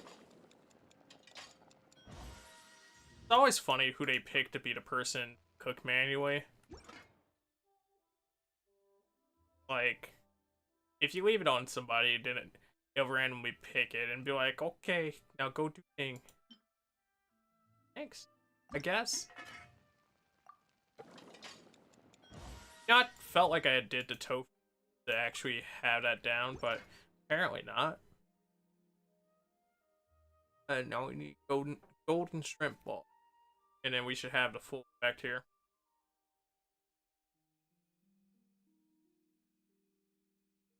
No, it's in the blue section. But we might still be missing an item. Yeah, we're still missing an item. Flour. Obtain 9. Give me those. Glad that we could at least do that. You don't have to wait for the full batch to be done.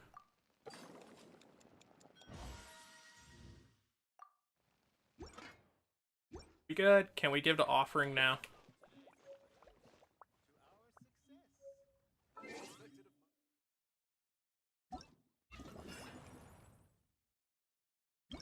Almighty event, take our offering, delicacy.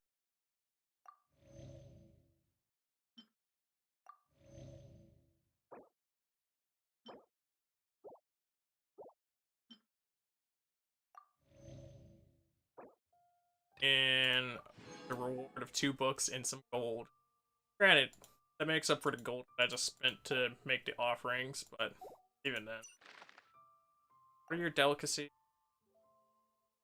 These are easy.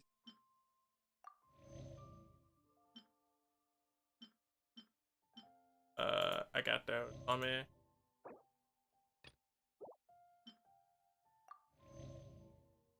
Do I have any? I gotta make some of those, and I gotta make one of those. I know how to make this. I gotta figure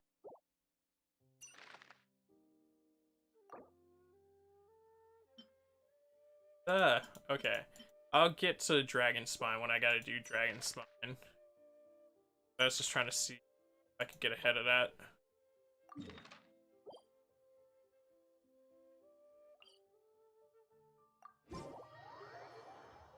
Yeah, but 45 seconds of delay on YouTube now. Honestly, in low latency mode, and sometimes it seems like it, and other times it doesn't.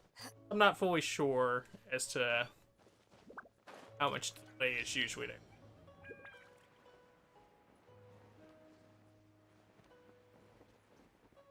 Alright. Are you the guys? I bet you're not the guys. I got careless. Yes, you did. These are not the guys.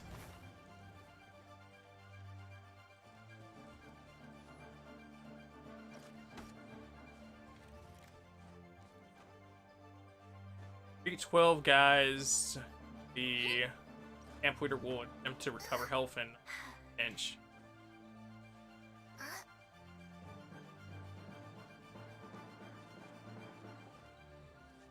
So is it like these guys? Actually, why am I asking? Just show me who it is. It's slimes. Okay. I was like, I'm pretty sure it was slimes, but maybe there was some humans there that I didn't notice. To ashes.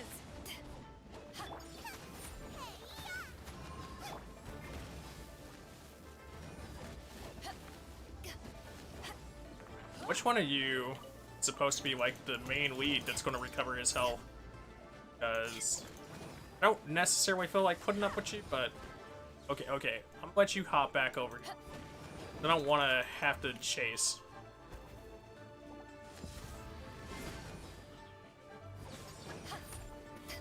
Reinforcements?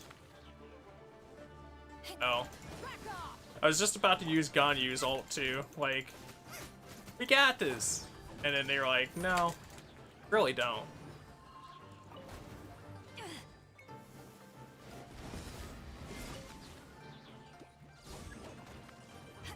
Reinforcements coming in. Not more! I feel like it wasn't big. No, he did it. He did the recover his health thing.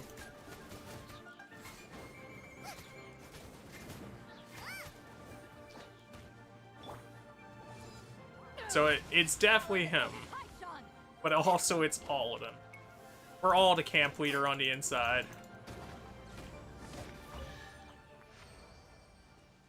Good. We did it. Got a new chest.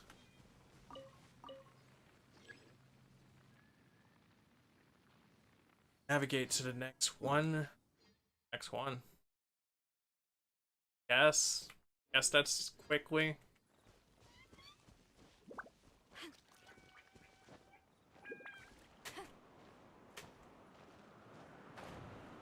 Let's see how quickly this is in comparison.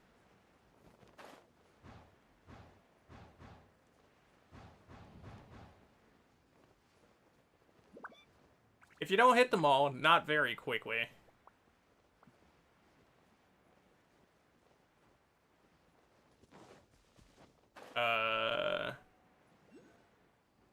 Honestly, it feels like I'm going off trail too.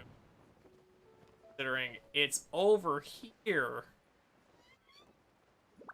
But, okay.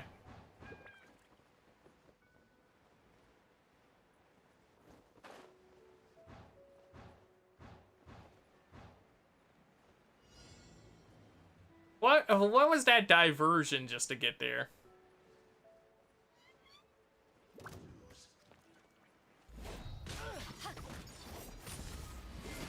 Perfect. Okay. Now we just need to heal up real quick.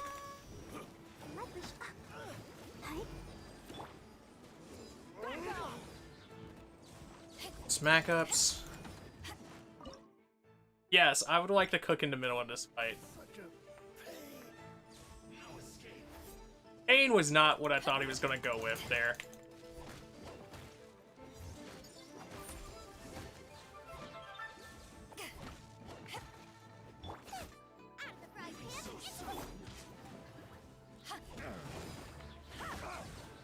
Smoke these dudes. I like how we've only killed one of them so far. Yeah.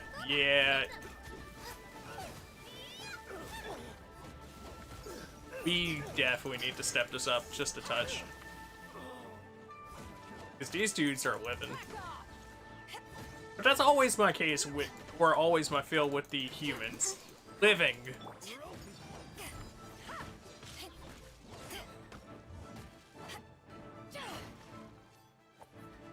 Alright.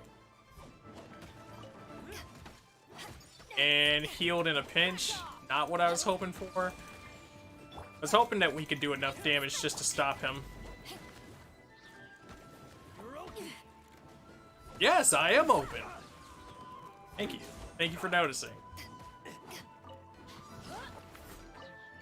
The only bright side of it being treasure hunters right now is I do need to dirt some treasure hunters.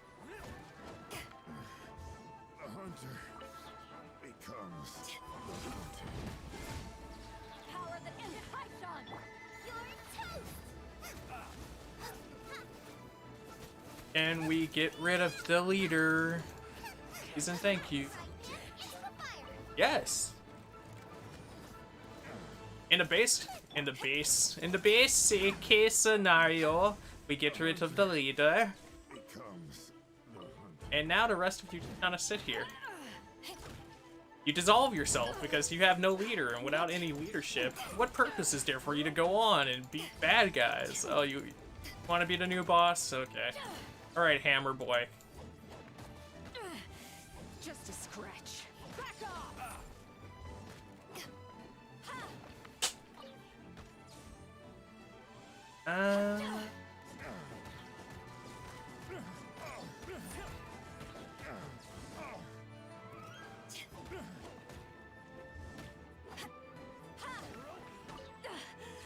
You can't do this while in combat.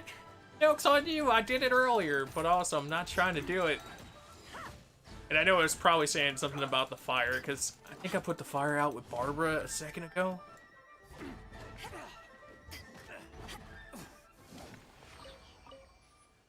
Alright. Bunch of sigils. Got this challenge beat. Honestly, this feels good. The way your camera goes as you're trying to get this, as you're trying to get into the wind tunnel, just isn't pretty. Or like, I'm trying to see it. Okay, so we have to fight big guy. Big guy here. Ready, steady, go! So much Geo! I didn't know that they could make so much Geo at once. I know I could beat the big guy, but it's just a matter of beating all this Geo. Which, like, it wouldn't make sense to... Well, now it makes sense to Ganyu ult. I was gonna say, it wouldn't make sense to Ganyu ult and try to get the supercharge off of that, considering it's not gonna affect this man much, but apparently.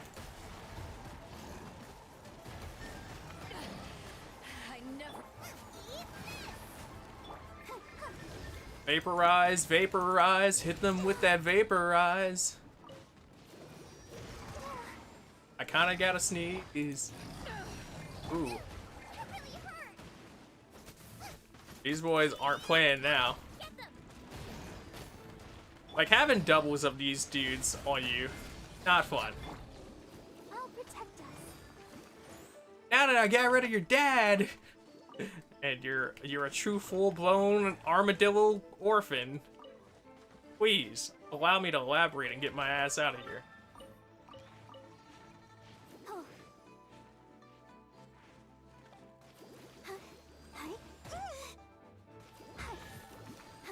Oh. You know, I thought I was going to have to switch back to her last second, but that works too. Go to my bag real quick and see if I can heal up some health, though. Jelly donuts.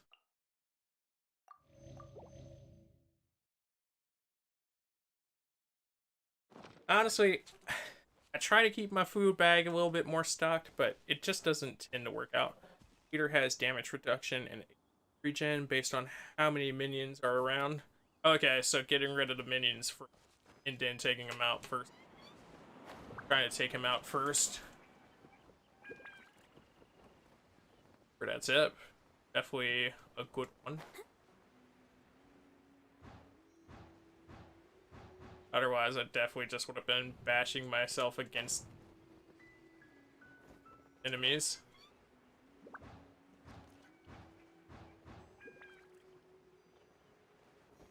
Dude.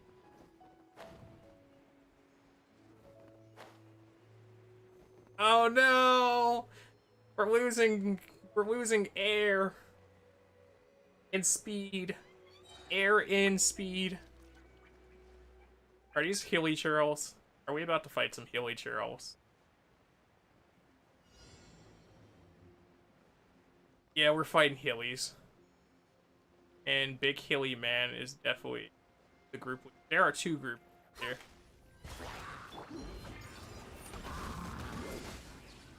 Alright, come on.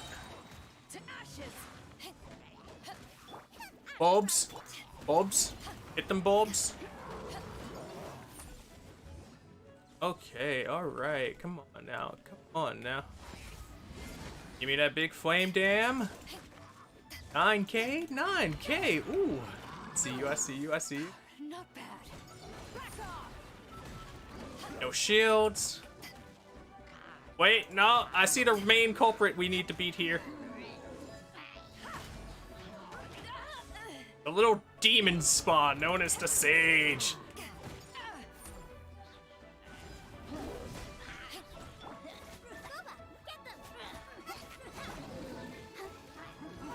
Ready, steady, go. Pop that ice back out there. Ah, damn. I did that slightly in the wrong order, but it's cool. It works out. You are still a minion, and you still being here brings annoyance to my soul, so let's make sure that this health pool thing can't happen too high.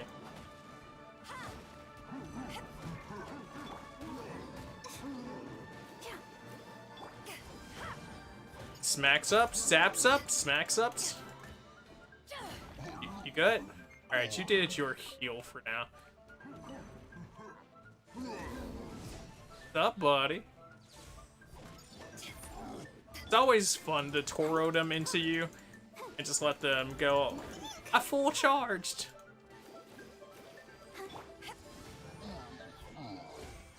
Okay.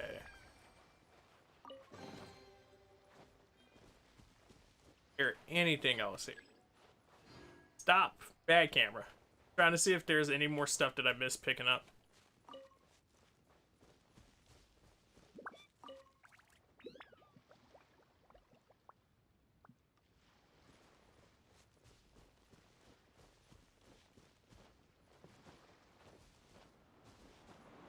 Other thing that's, because how it waves forward towards what you're trying to do, it's hard to be like, yeah, I'm right there in it.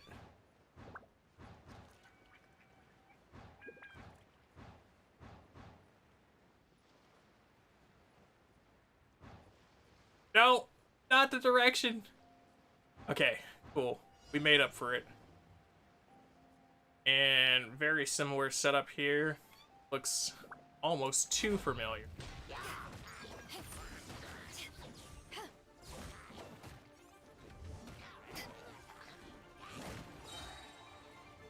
Oh wait, no, this doesn't look almost too familiar. There's one burning component that's not the too familiar.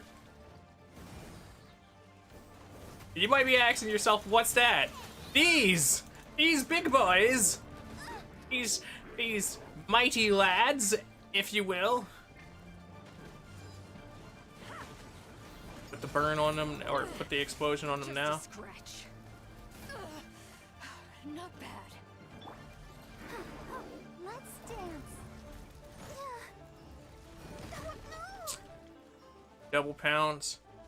I don't see any of their reinforcements yet. Which means these boys definitely want me to take them down first. Ready, steady, go.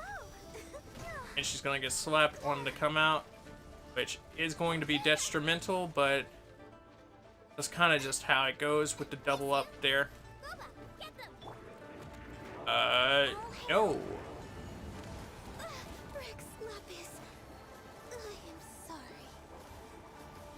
Revive.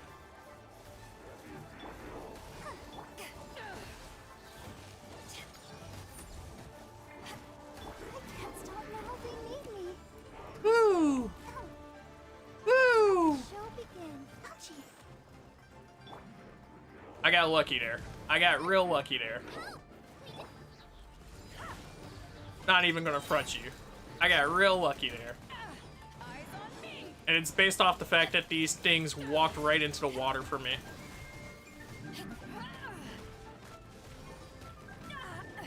So that's one of the leaders down.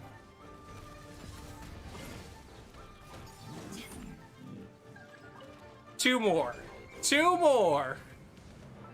Alright, I'm glad I gave offering. Because if I didn't give offerings and I had to do this part... Yeah. It's a good stream, boys.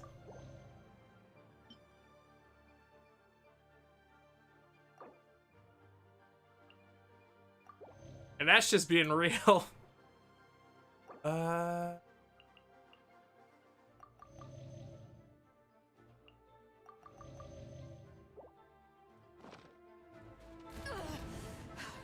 bad. Just back off. One thing that is hard to tell sometimes while on keyboard, since I didn't start out on it, it's hard to get positioning right on the fingers, like when coming out of menus or any... Like if I need to do a hard swap, it just becomes a situation of, I hope my fingers are in the right position. Otherwise, I'm gonna end up in a role like this. Has everyone stopped singing? Yep. hard roll just because my finger positioning twice. Make that 3 times now. I can fix this.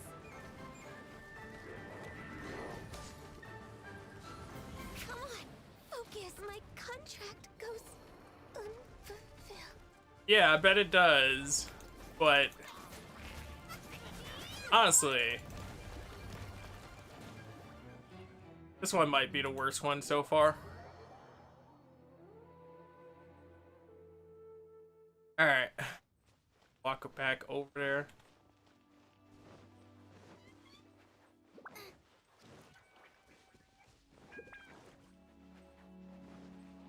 Don't give me that somber music.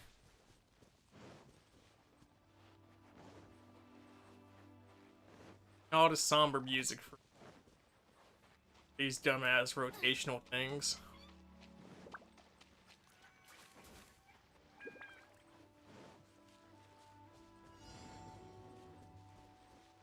Okay.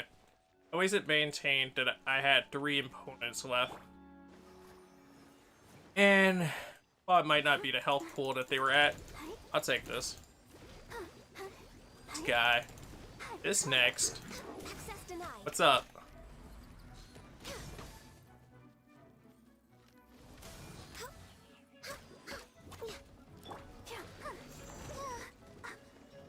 What are you up to, Suit?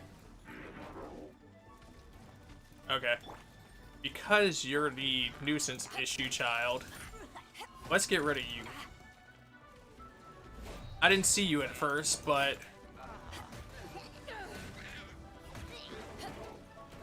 I definitely get it now. Let the show begin. Woo! Camera! Camera, please don't do this to me.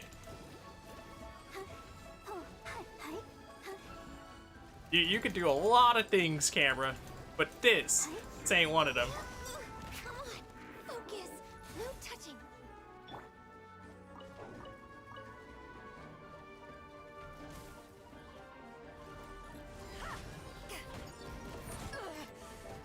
Not bad. You haven't won yet. I'll protect us. Smacks. Oh no. Oh no, indeed. Access denied.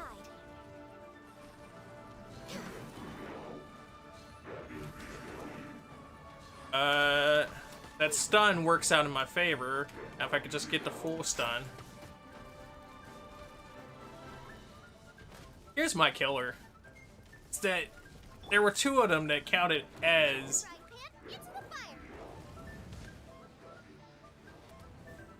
the leader already. And then you give me 2 more of these things that equal out as leader.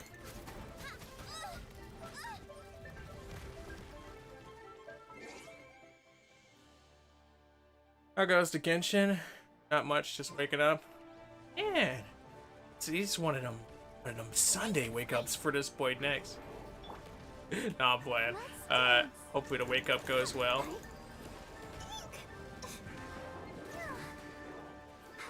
It's going cool. Getting some stuff done for the event.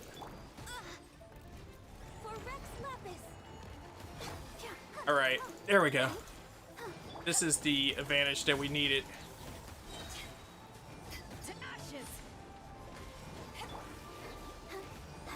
on, we can do it. Ah, fuck. That was lucky, but also just a touch annoying. Born of ice and frost. The fact that he could do his revive inside of stun lock animation. No, I guess that's exactly why they did it. Are you running away from me now? No, not after all this that we've been through. Sir. You are the real menace to society.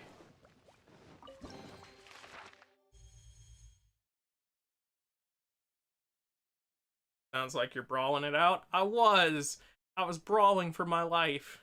I pursued this region's trail of delicacy fits in, please head to the next region. And let's see. Hilly, dudes, slimes, gillies, hillies, hillies. Okay, so hillies are the big ones here. What's there? Frosty hillies, slimy boys, humans. Okay, this is the worst one. This is the worst offender. I hope I could... Do we make enough to avoid this one? Because that's the worst offender. Hillies. If you do them all, though, you get a crown, and I like crowns.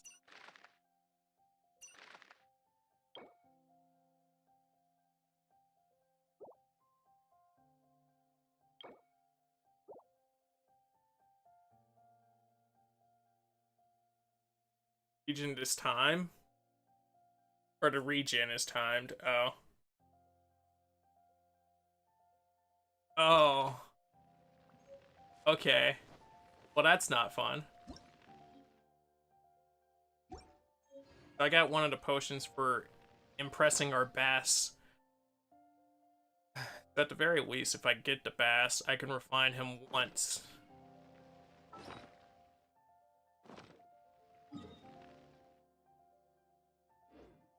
Before we swap regions, I'm going to take another break because I haven't stretched in a while. So, if you haven't stretched, joking break. You're going to stretch, get yourself some water, chat if you haven't checked out the links yet, and there will be some. So, catch you.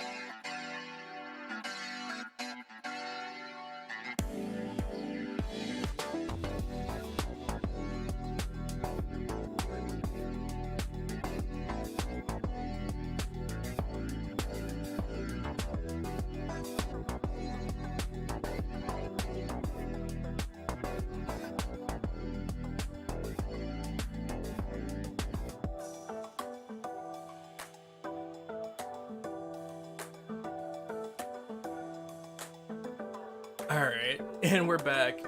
My bad, it took an extra second, while sitting up here and getting my water.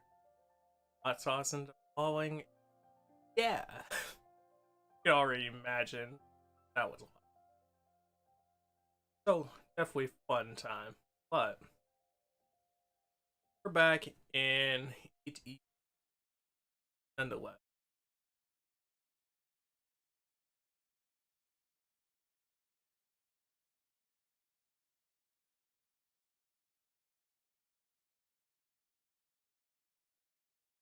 That going good.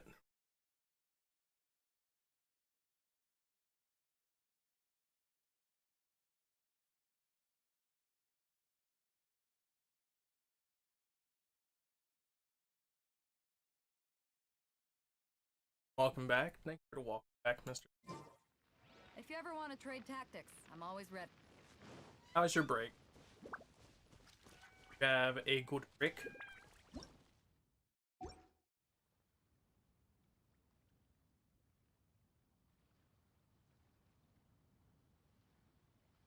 Have to double check my mic real quick. Like, I don't want to be talking to be like, did you guys have a good break? And somebody's like, welcome back. And I'm like, oh, yeah. I am back.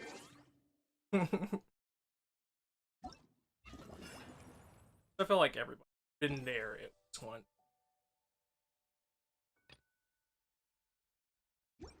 Progression meter. 450, one region. So I should be able to get out doing the other one right away. But other thing is, I probably do it just because little bonus crown, and the crown is very important.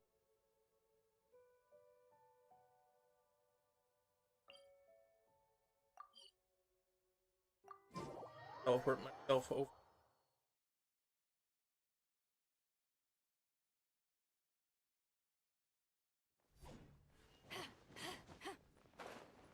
And I'm going to make, because we know how to do this. It's the spaghetti thing that I don't know how to do.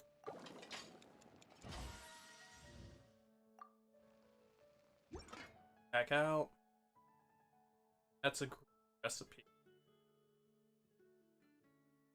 Oh, here we go. I do know how to do it. I didn't know. Like you can see, we don't cook it off.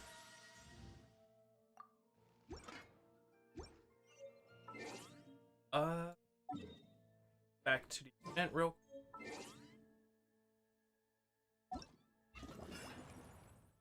And we're going to our offerings area.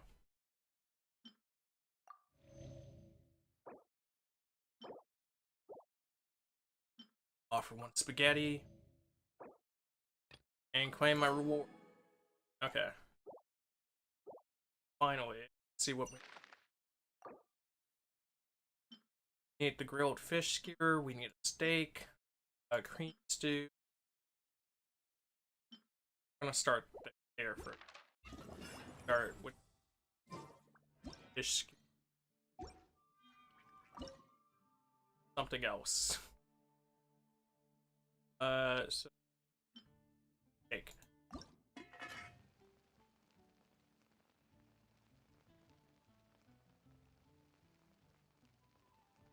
Auto cooked steak. I wonder how they auto cook steak. Like, everybody has their steak preferences, and that's obviously a big point of contention. But I wonder what is the perfect auto cooked steak. That should be our cream. Here's our fish skewer. Our grilled tiger. Need processed. I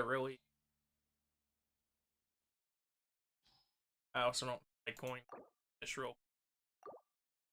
I will do. Actually, nope, I can't. But oh, It's been getting quite busy recently. like probably has a fish, like a fish.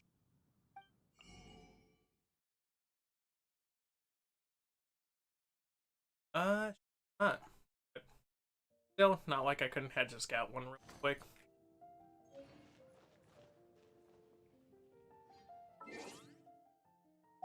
Back into the event list real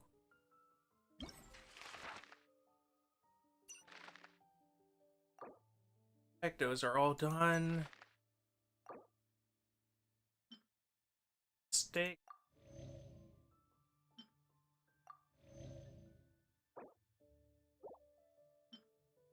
I need Asteris Frost and Wash and cold cut platter.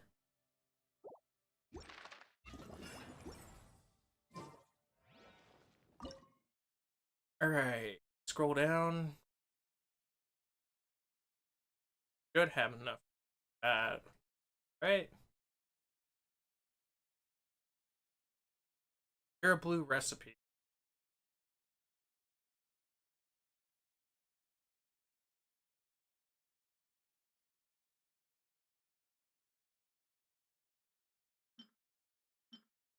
Get it.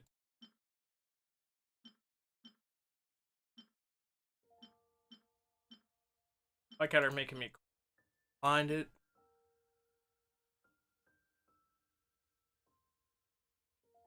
Oh, do I not have those? I felt like I had the cold cut, but maybe I just.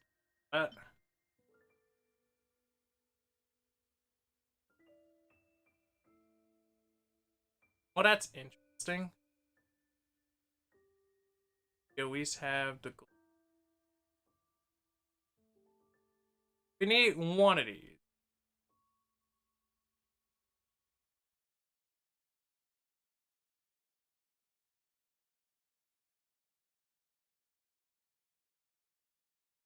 And it's a green thing. I bought all the recipes. Scroll up.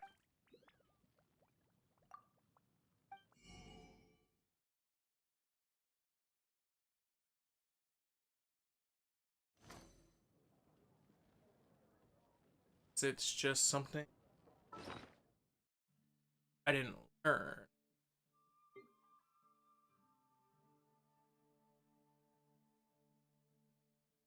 Had me super scrolling to be sure that I haven't forgotten to learn.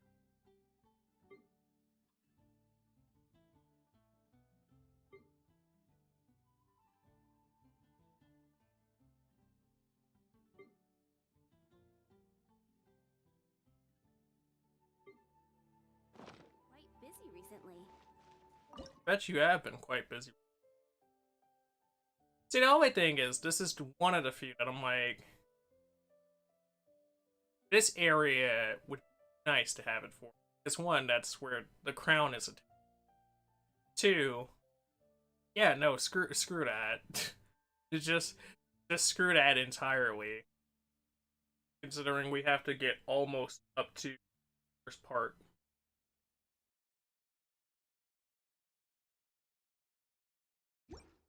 But I guess that's dead. Let me get the fish. I could make fish skin at the very least. Have most of this done.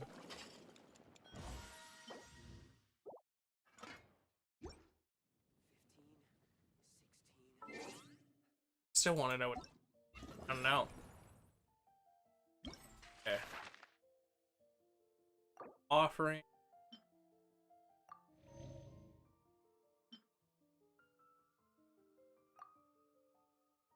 You have to obtain the required delicacy. No, I thought it was gonna tell me the recipe. Oh well. I'll probably just end up doing that one afterward. Let us kick it off and go to the location of the Mondstadt one.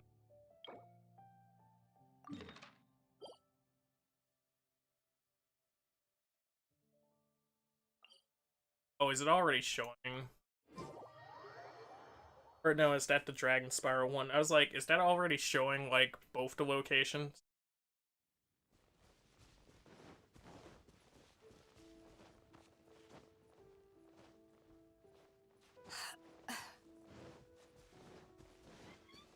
The hope here is the Mondstadt one isn't...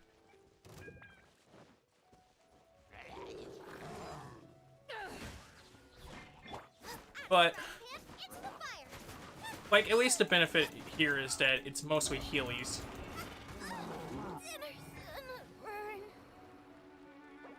Which, I feel like that sits up here and ironically defeats my point here, but... eh. Oh no, you're one of the you're one of the, You haven't won yet. you're one of the leaders here, and that's annoying because... that becomes annoying because I have to sit up here and fight against them while you basically buff them. Alright, but at least you didn't get a buff res. Power that ended Haishan. Beat one camp leader? The camp leader has summoned new attendants? Wait, wasn't the other guy a camp leader too, though?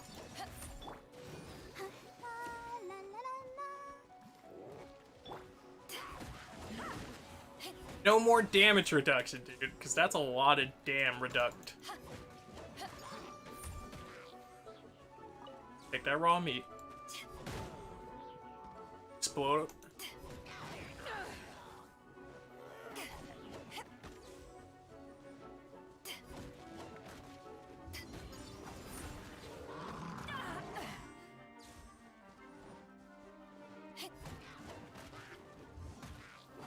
You could shield charge all day. Fact of the matter here. Still going in. I just need to overcharge past this man's health real fast. New attendants! Haven't won yet. Alright. Still got some kick. You're getting slapped up this time. I'm not dealing with this. Blaze over.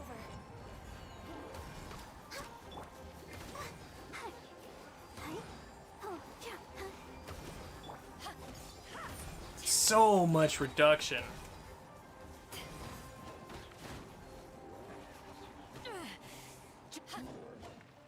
You switched to your laptop and then spaced out.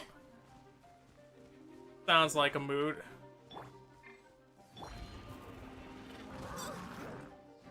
How goes the work? Actually, why am I doing this? Fly up on these boys. Double slam. Yes, buddy.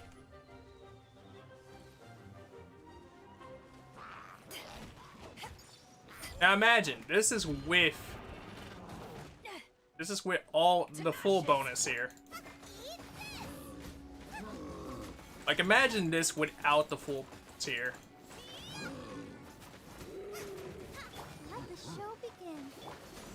Boba, get them.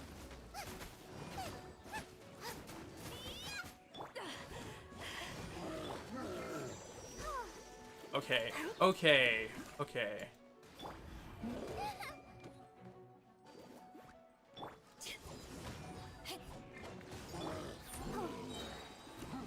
Can I get a full heal? I can get a full heal. That's exactly what we've been waiting for.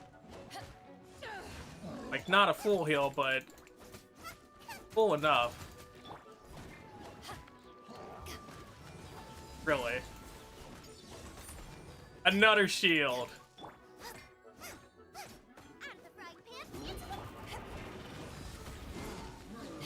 Oh my god.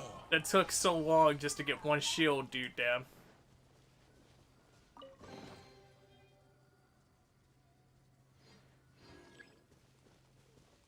I gotta read what this effect actually is when I get to the next one. Like, I knew that their effects were going to be different.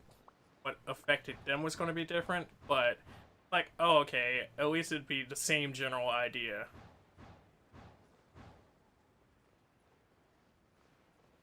And it's going to be the beach station, too, so... This should give us some benefit. We'll restore HP. Attendance.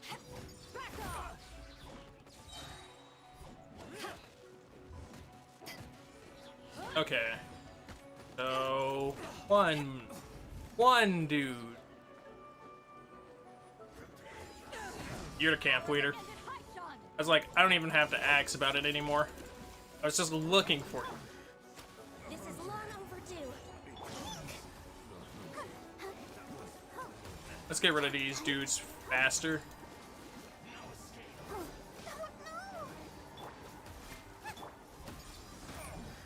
How many more are you left? None.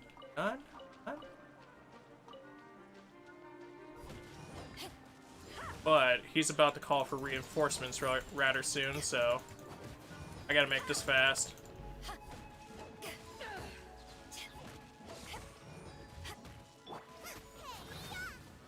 Yep. Alright, where are you attendants at?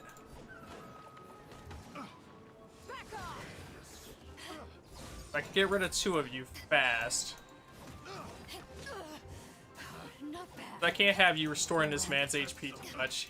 He's already annoying by himself.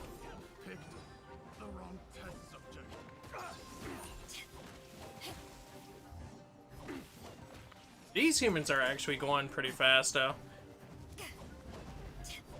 So I'm just like... Was it because of how I handled it the first... Stop it. I can see your feet. I can see your foot trail. Not sneaky.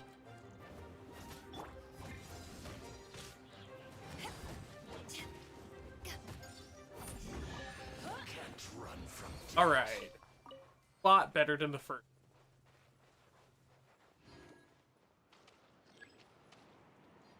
Babs, hit me with your best heal.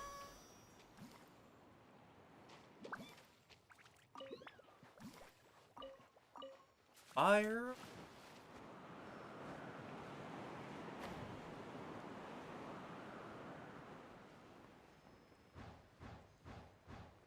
Come on.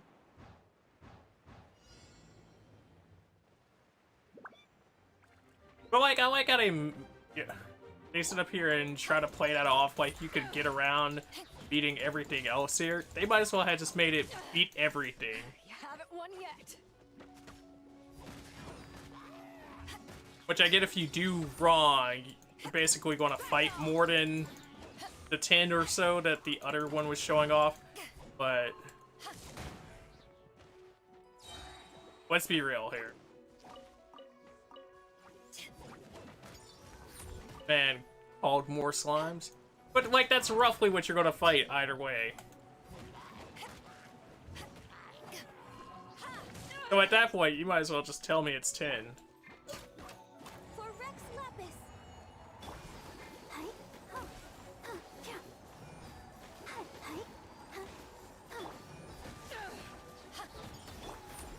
I'll protect us. On, slaps, slaps. Actually, that works. Hits. Big hits. It's just a little lightning. No need to fear it. Go, Barbara, go. Look.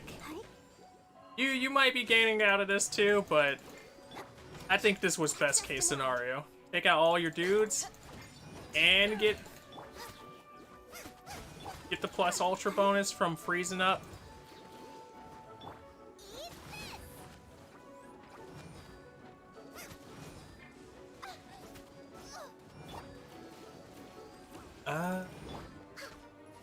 Freeze right there in that same spot.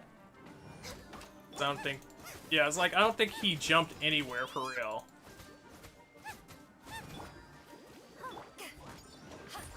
Like, can normal slaps get rid of him fast enough? I don't know if he has another batch of attendants. And another batch of attendants would not have been good right there.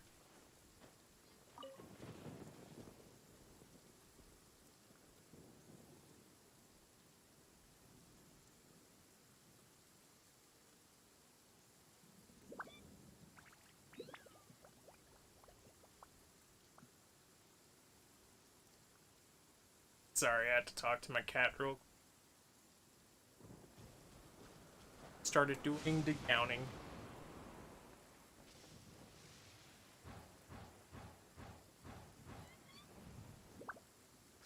Yes?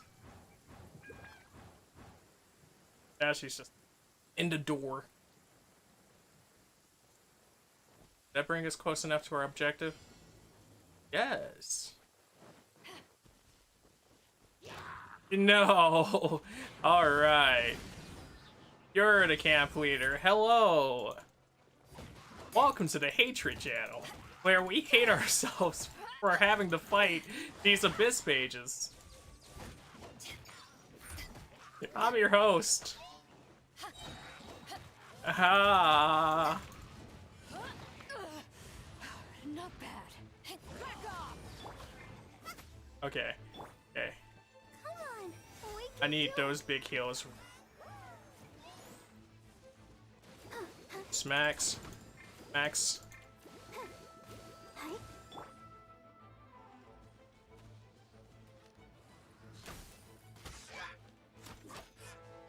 Access denied.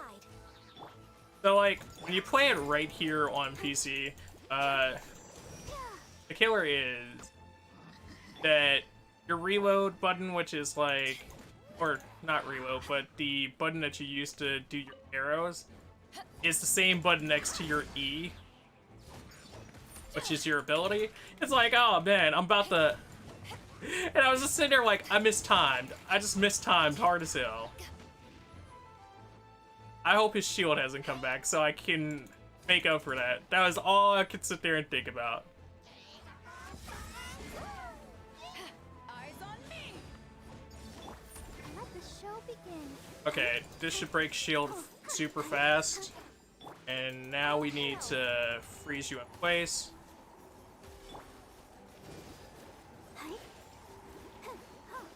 Look, it's simple. It's give. You don't have to go through this torture.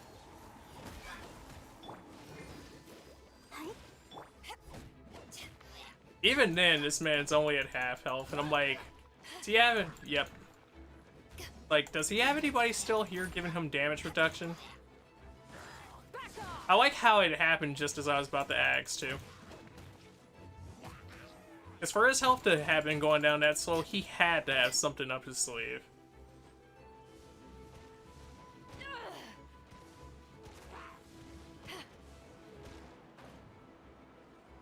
Alright, the one that chose to design this one specifically, you're the worst person. Actually no, it's still the rune guards, but I want to be mad about this just because the shield.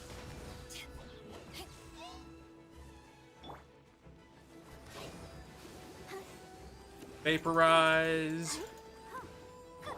Born of ice and frost. Of ice and frost. Can we make this the last? Nope. Nope. I just gotta stop asking questions for this fight. That's as simple as it gets. Don't ask questions.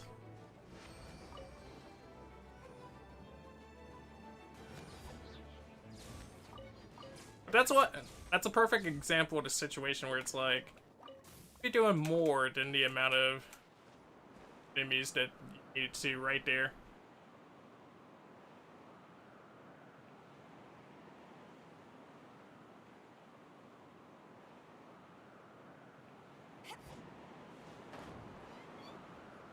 So, straightforward? Straightforward.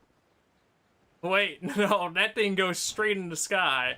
Where exactly are we going?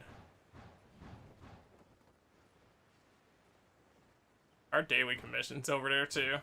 I'm half tempted to go do it, but it's already taken us a bunch of time to get the next part unlocked. And I don't know how long the portion with the Frosty Boys is gonna take. I just know that part's going to be the most. That area. Like, that area in general. To ashes.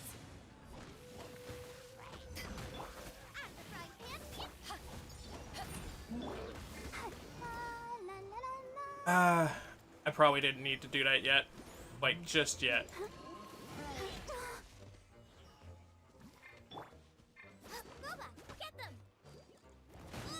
What? Way to hit the Windows menu right there.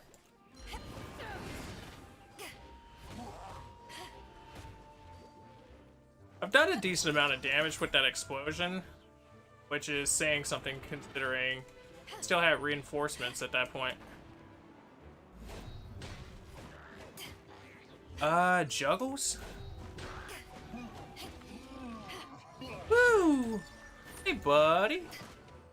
Hey, buddy.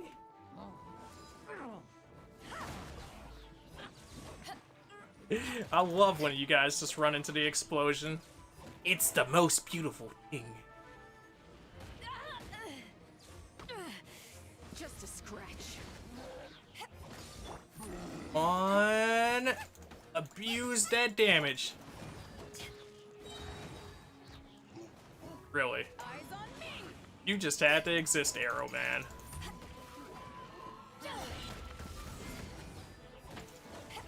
Oh. How that damage reduction feel now?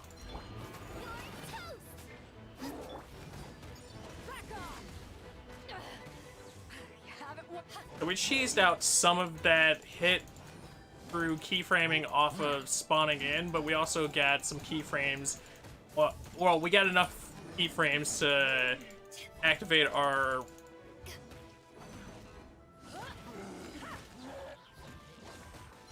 shield for a second. Not bad. Over damage it. I'm like, I can do this. Okay, I can't do this.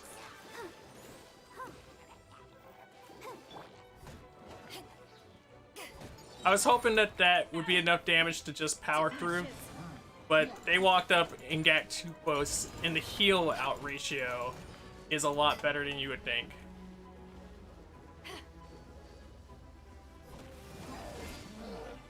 Woo! Just in time, too, because these wind tornado dudes, not something I wanted to do.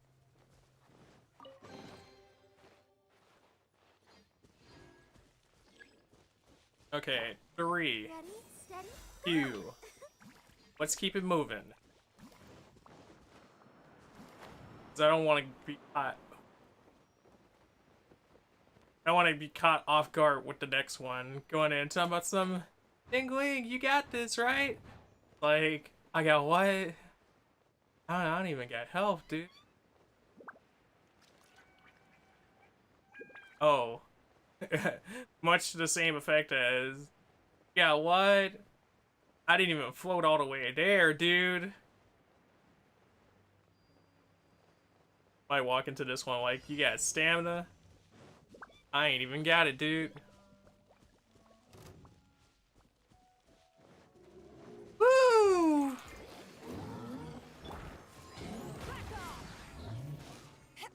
Okay, so that smacks everybody else up. How many reinforcements can this man have? You haven't won yet.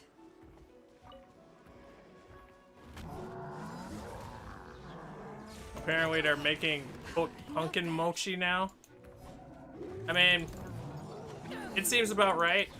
It's the season for pumpkin everything.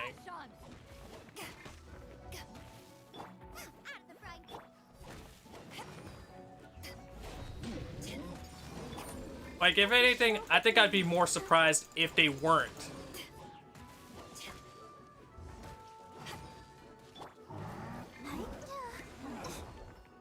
Woo! Oh, smack? Smack that ice down.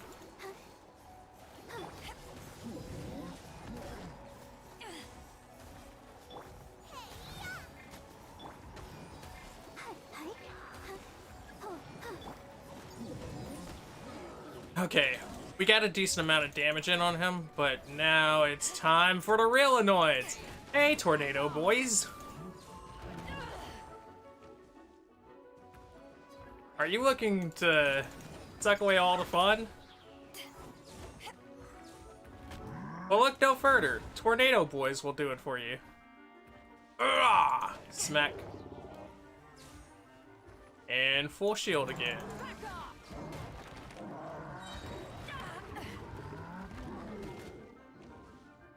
Triple hit? That's fun. That's cute.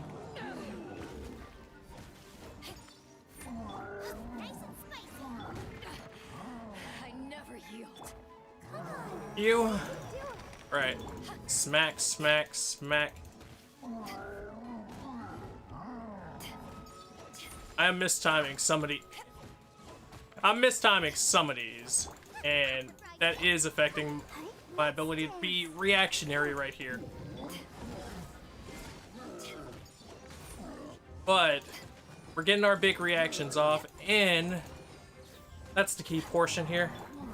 Or attendance. Hey, yo, yo, yo, yo. Alright.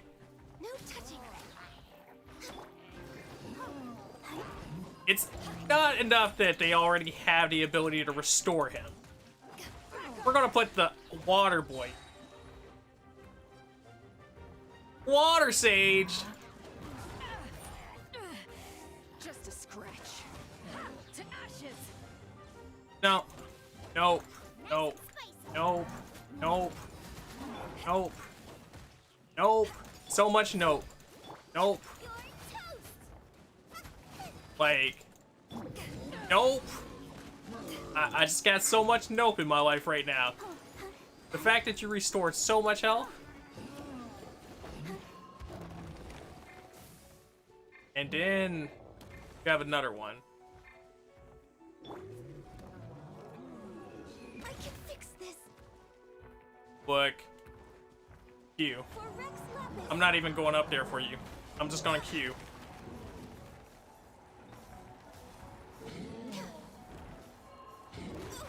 Rex Lapis. Oh, sorry.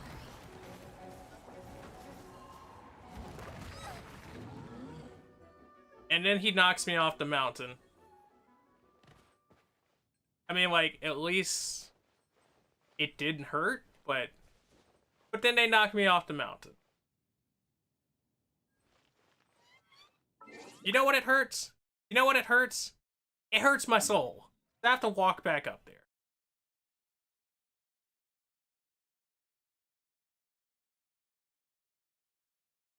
Got a lot of heals. I don't. What? No, I don't.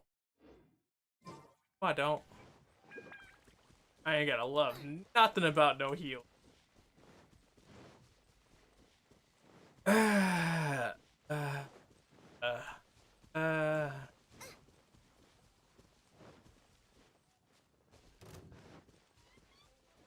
Nope. Nope. Nope. My day's blank. My whole day's blank. My whole damn day's blank. We didn't even make it to the worst part yet. We didn't even make it to the Iceland. This one, man, this one creature blew my whole day.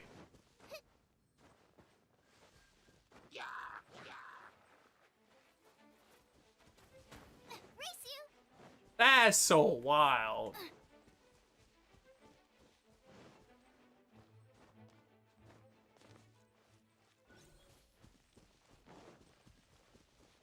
The fact that you walk back up here like this. My soul can't even describe this in words. Like, that was probably the best case scenario, but still any better. Ready, steady, go! Although, best case scenario would have been freezing or, like, defeating the archer up top without having to go all the way back up here like this.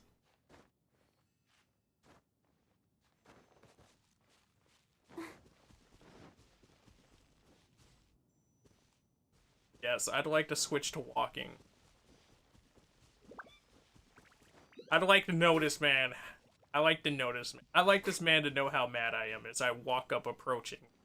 Slowly. Viciously.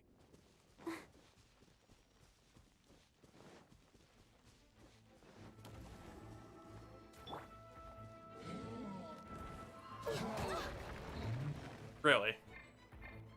Really? I'll protect us.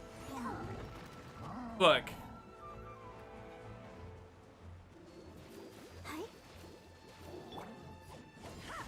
You owe sweet baby Ganyu some new health.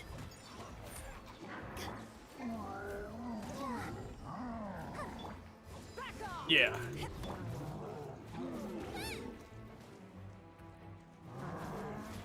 Did you die the first time?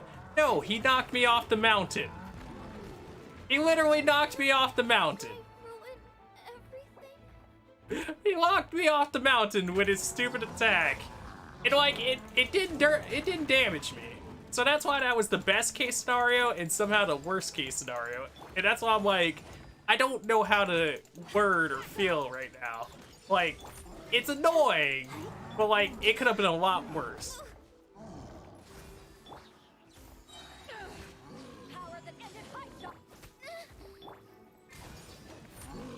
Can I get Boba out there? Or Boba. Boba!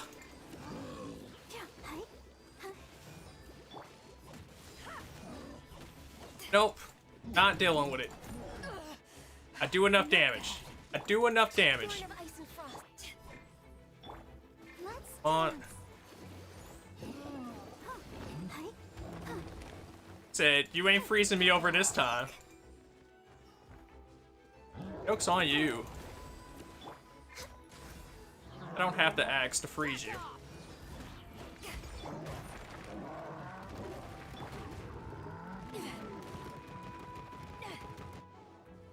I really don't have to ask to freeze you.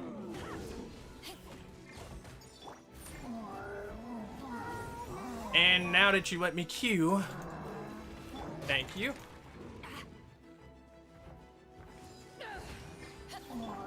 Burn, burn, burn, burn. Give that man his burn notice.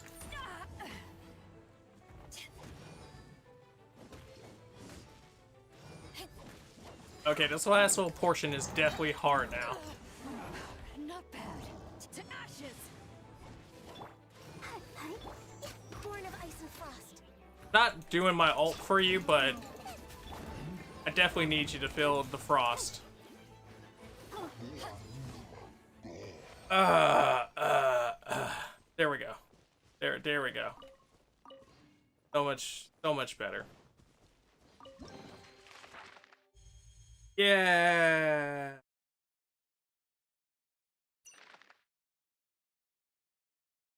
We did it. Now we did it. Dun, dun, dun, dun. Okay. Rildo. Event 800. I do have to do up to the end of this. I do have to. Yep. Yep. Yep. Yep. It was nice knowing you. Just yep. Like I'm gonna stop my statement right there. Just yep.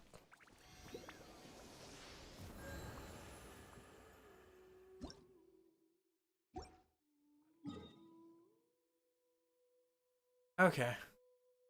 Let's navigate it. Go on in, boys.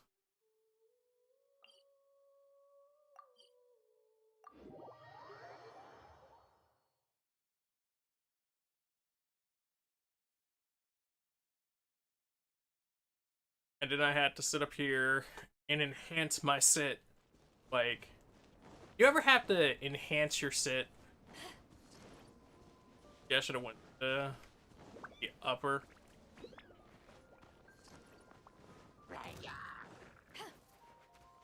I thought it wouldn't be too far off, but apparently it was further than I thought.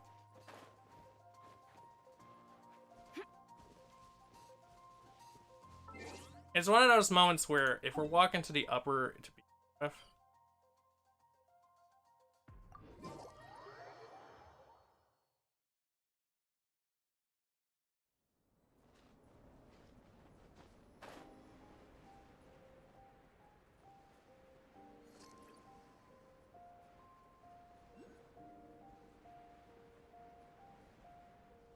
Oh, did we find one of the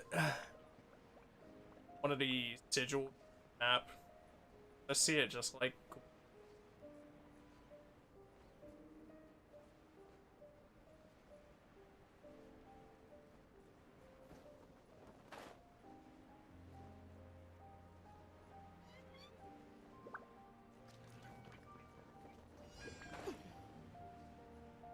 So the rune blazers can use sheer cold.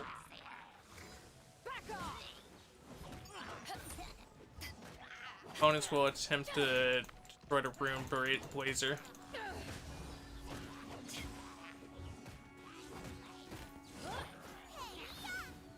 Well, there goes my rune blazer.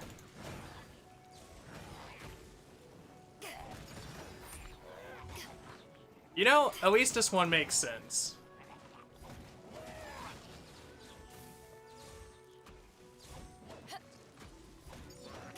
Although this is gonna be interesting.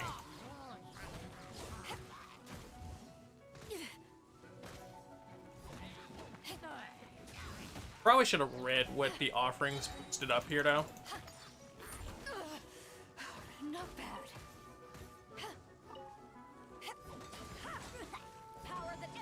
Smack it. It's always funny that these things build into the walls like that. Like,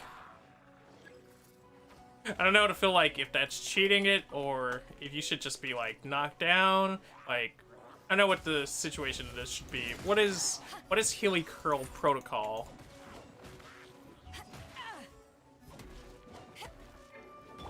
Ready, steady, go!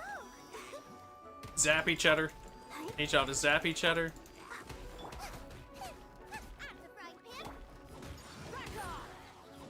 Woo! Okay.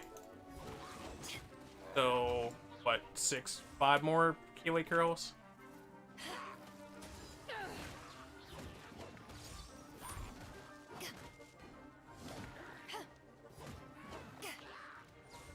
Where the rest of you dudes at? Of course. Hey, big boy. Hey, big boy.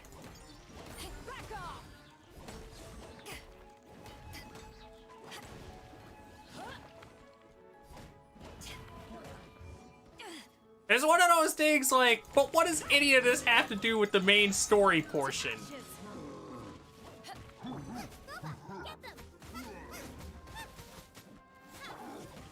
Like, I'm not seeing the correlation here.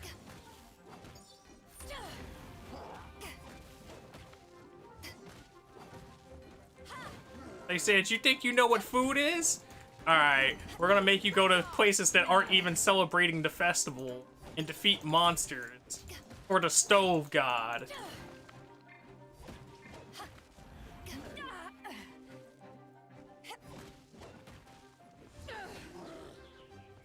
And that's all going to get you the information to be able to unlock the stove god story.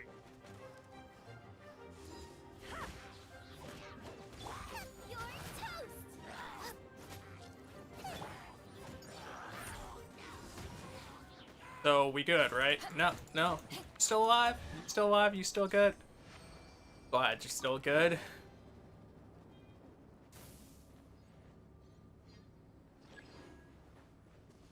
Like to fly to your next destination?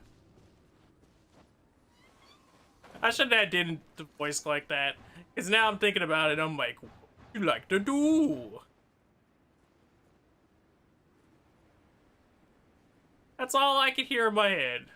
What you like to do? Oh, these aren't even the Healy Curl. Alright, you boys get off by proxy. Actually, M for map.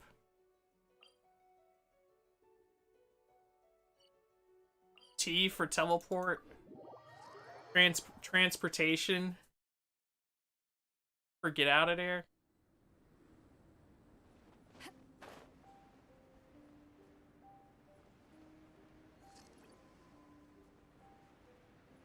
Okay. We chose the right pathing.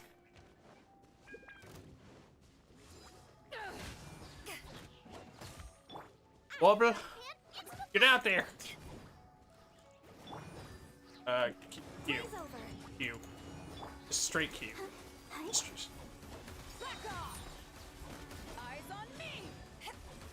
Like, Q is the universal language of how to win in games. And we all know this. We all accept it.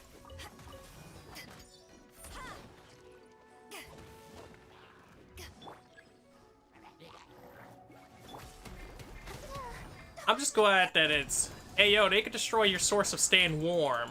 Probably want to stay warm. Versus, hey yo, if they destroy this, restart.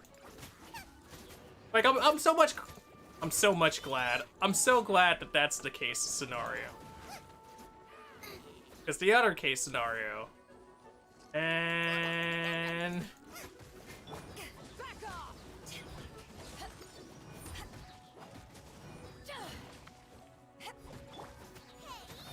okay. Plus side is we do charge energy fast enough to be able to. You know, you're a cryo flower, and I'll take that. That's so much better than what I was expecting. It's because it's better doesn't mean I like it, but it's better.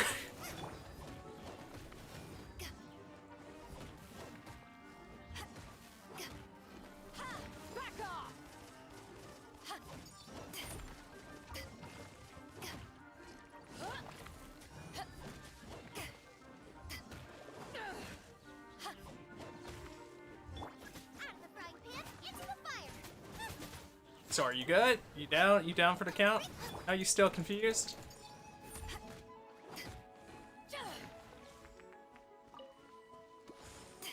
What about you, Cryo Man, too? Oh no. Use Cryo Pump. Cryo Pump is not a good move.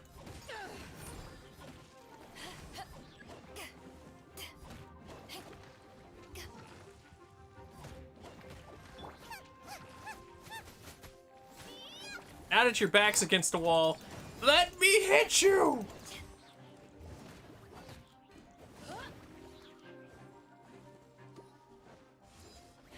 Nope! Nope! Second verse, same as the first, sir. I'm not letting you dive like your buddy over there. Oh my god. We're getting so many materials of different things that we need. That man almost froze us out, too. He said, the longer I keep you distracted, the closer you are to frosty death.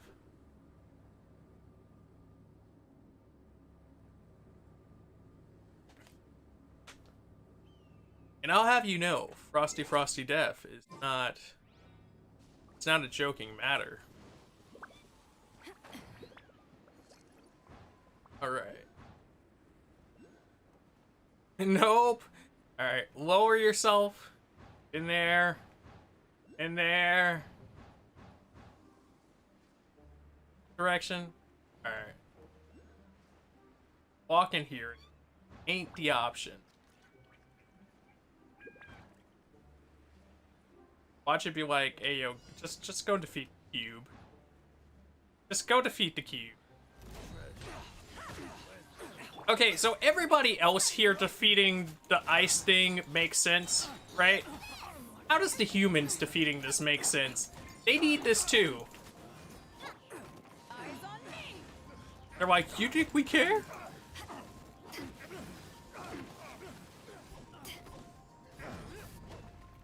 We're just kind of here. If we get treasure, we get treasure. If we die a frosty grave, we die in a frosty grave. You know, this is the part I've expected the most, though. Thank you for all these damn thief sigils. I need a lot of them. Like, a lot of them. The point that it's not even funny.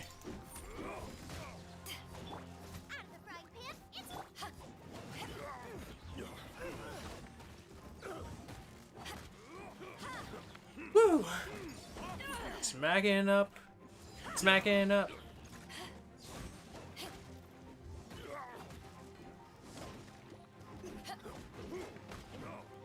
Yeah, that's nice and all. You want to sit up here and spread that water to some of your buddies?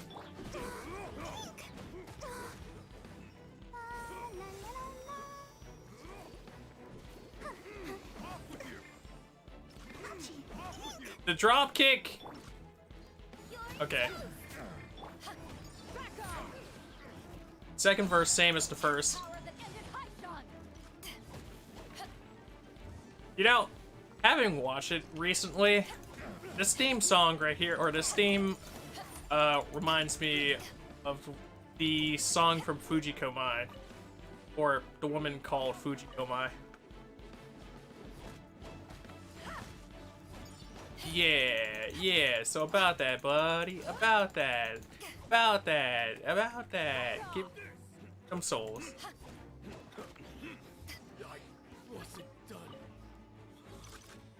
So we have 4 things left, and 3 of you are archers. What's the last thing that I can't see? That's usually the most annoying thing. Ah. It is the chick. It is the chick. So it'll reactivate in 30 seconds. Well, that's good to know at the very least, that this one... That was the one that should be the worst one, actually not even that terrible. Like, the next part is terrible, for sure. I'm not gonna hold it on that, but... Man, like, that's pretty lenient. Your thing that's keeping you alive will shut down for like 30 seconds.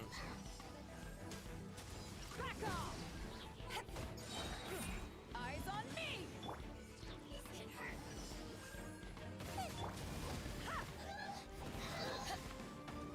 Ma'am. Ma'am. Do we need to have a discussion? Boom. Boom. Obliterate her with the flames! The flames of 1,000 flames! The flames shall burn, an ever-burning flame that shall create a flame that is the source of all flames. Get over there? No. No. Just the insanity that you're driven to. Due to the pure flame of love.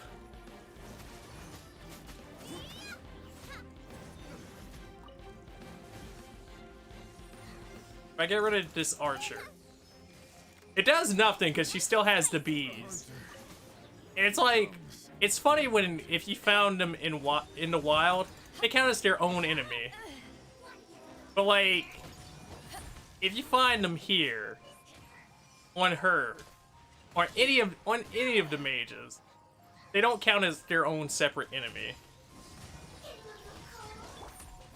Which is like a good thing in some cases, and then it's like a bad thing in other cases. It's like 14 enemies. You mean if I just slap one of these flies, we're good? No, no, that's not the enemy, but it counts as its own enemy with its own health pool. I'll protect us. To ashes. Ma'am, can't prevent me.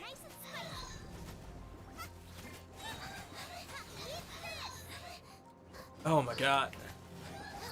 Well, we wasted ults for her, but you get her out the way.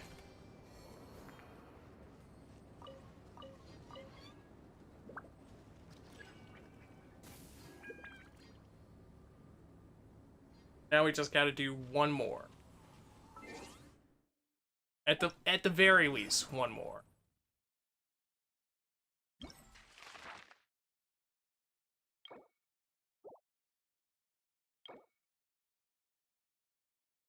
I'll probably do those two. Because the great snowboard king was all that other stuff. That's gonna be fun. With a capital F.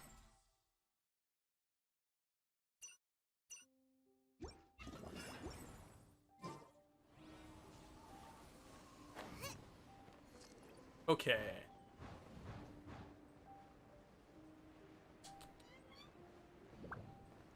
This should be Shocky Man and his crew. And Shocky Man is an interesting issue to get rid of. But if we can charge Dingling, we should be fine. Oh look, it's in the exact location. At least it's only 4 of them.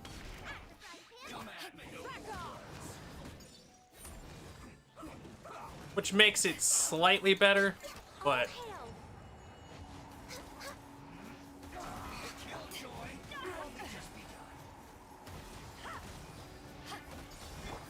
okay.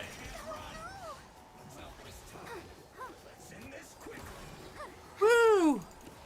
This was definitely the strat.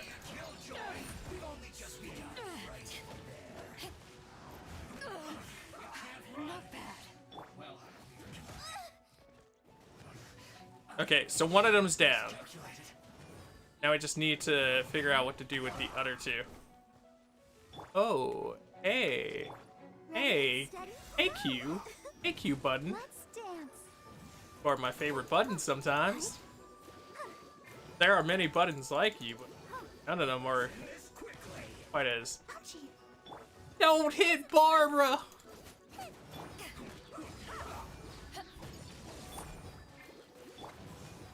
Access denied.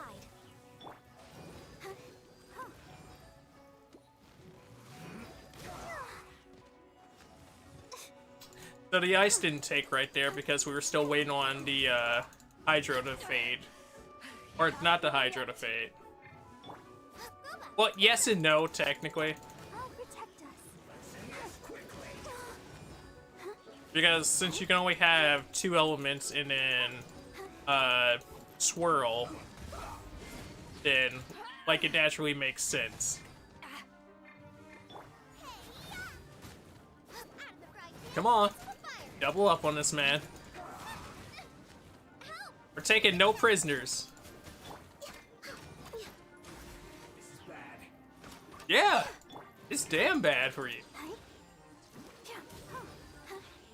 I believe you're what we call down bad.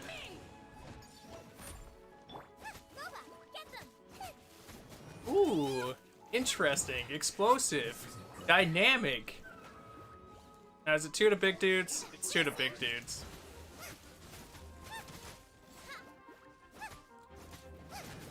Ooh. Ooh, beautiful. Reapply that stuff. You know, I can never tell, but it sounds like he's screaming, throw your back into it. And now I'm just like, do it right, do it good, and do it, and do it. Come on, we can do it.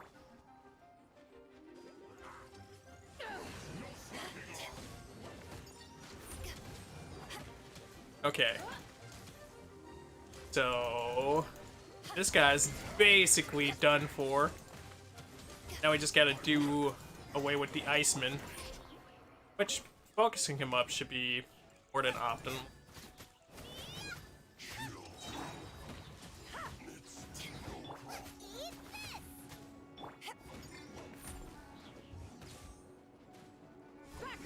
Oh my god. There we go. It's like... It feels like it's taken forever to get this last little touch of energy. And it's felt like that ever since I complimented our energy charge. It's funny how, like, once you notice something, it just goes to the wayside. 3 to go, or 3 to get ready. Are they about to fly? I was like, are they about to fly us all the way back to the restaurant with this one?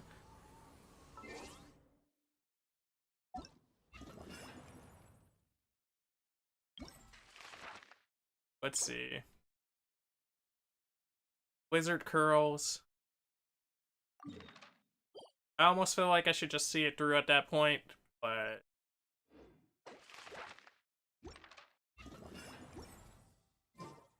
Man, it's just a situation.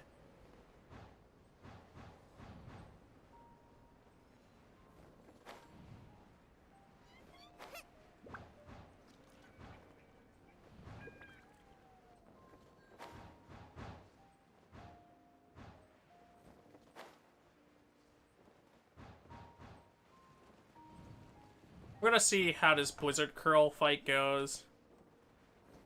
And if it goes okay, do it. Well, we'll push for the last one. If not, let's keep going.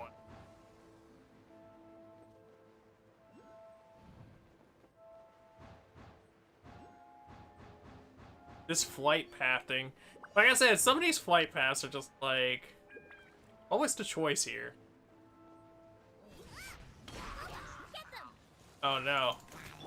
I think this one can't be recovered.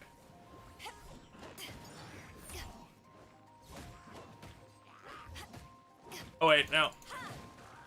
I keep mistaking that for the piece that we need. That's not the piece we need.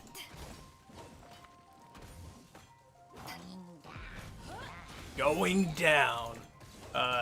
No, no thank you.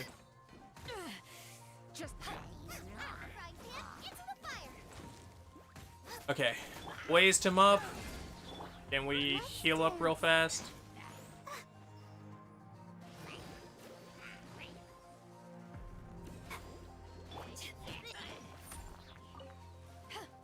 Ooh. I need optimum heat before we summon in the big boy. Because once they're summoned in, all bets are off.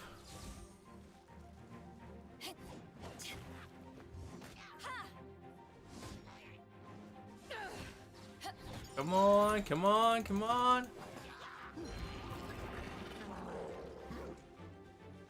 He charged past, and he screwed.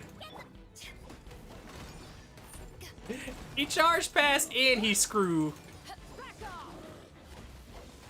Ooh. On. Give me that perfection reaction. Give it to me. All the power. I shall become the Mastodon. Not bad.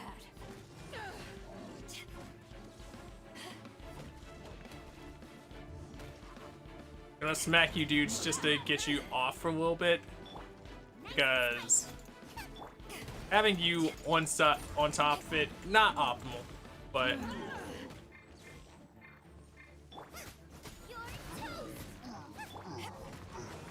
whew. Alright, that's one big boy.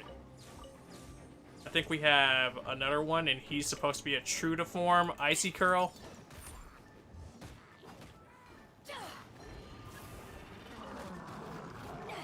Okay. Maybe not. Ready, steady, go! Or maybe not yet, I should say.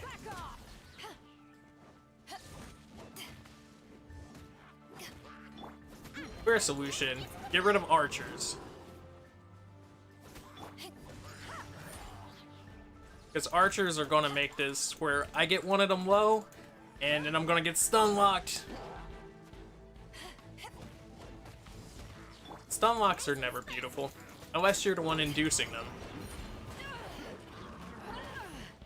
I mean, like, I guess you could respect a stun lock equally from somebody else, but nobody wants to be stun locked themselves.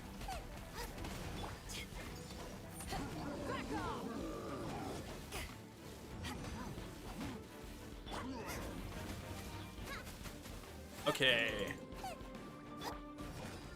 One.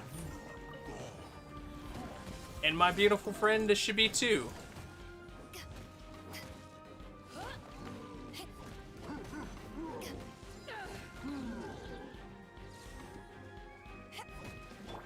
You know, there's something beautiful about longer battles just because you get to hear so much of the theme. And I swear to you, I don't think there are too many Genshin themes that don't hit for me. When they did the concert for the anniversary, after the update thing, and I don't like the camera doing that, for the anniversary thing though, it's like, oh man, so good, because they did renditions that were like speed ups or just like different instrumentations of certain songs, and it's like, the song's already good by itself. The fact that you guys did this.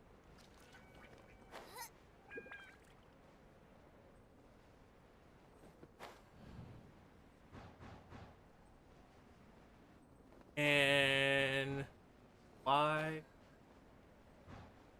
Gonna fly like eagle. This is the furthest one. They said travel. Just travel.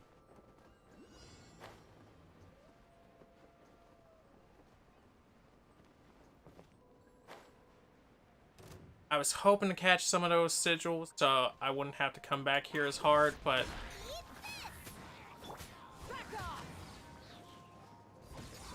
I guess this works out because at least the boar will be defeated.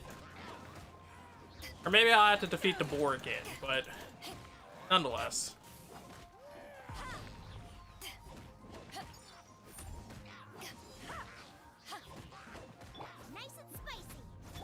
We're starting off tame.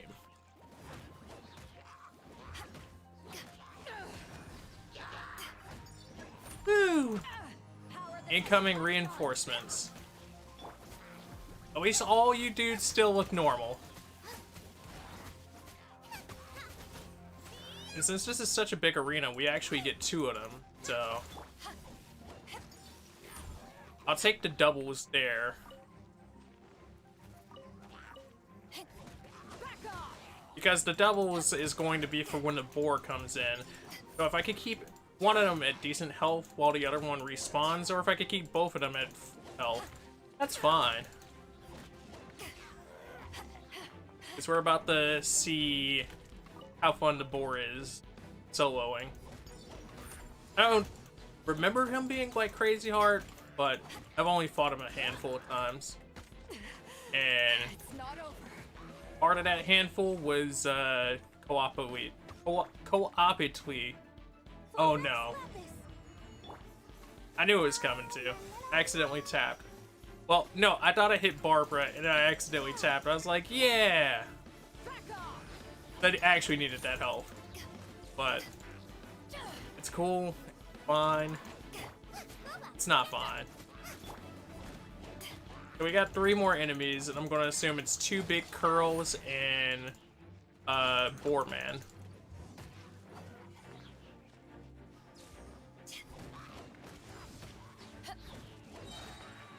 So, bring it on. Oh, it's not even 2 big curls. Back off. Eyes on me.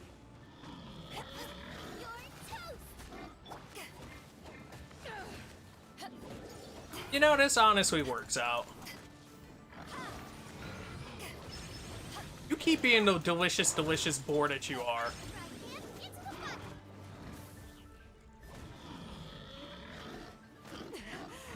It's not over. Woo!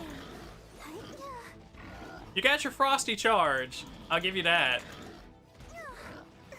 And these dudes are making this a little bit harder, but not stupid amounts.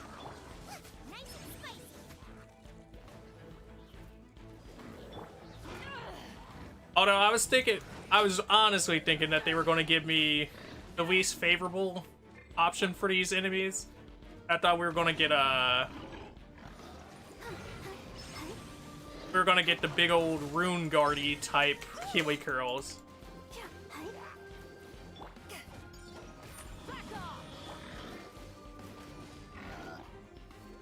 I didn't notice men blocked out your camera though. That's something I will say was unexpected. Hey yo, heat yourself up, heat yourself up. Heat yourself up like the snack you are.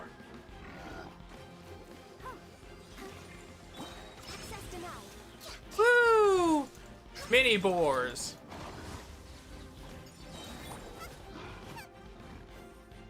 He said you might have solutions for me, but you ain't got solutions for them. Haven't won yet to ashes. Ready, steady, go!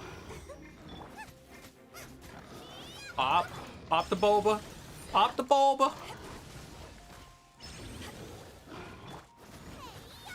Ooh. Ooh. You know, this went a lot better than I thought. Overall, this whole section. Best section of this event.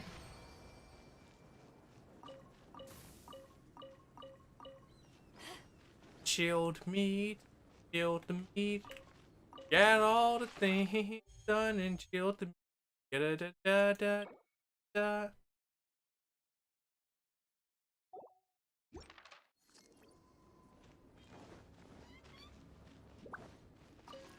Gonna say, do you get a special bonus for getting it all done? But I guess the crown is your special bonus for getting that all done.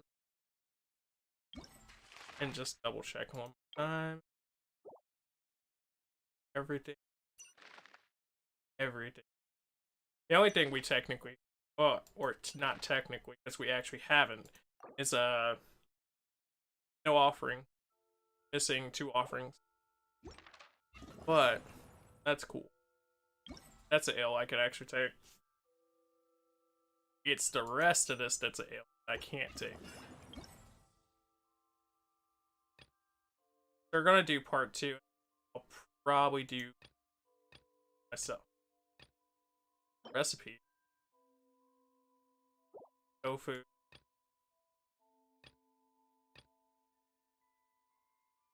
It depends how long part 2 actually takes.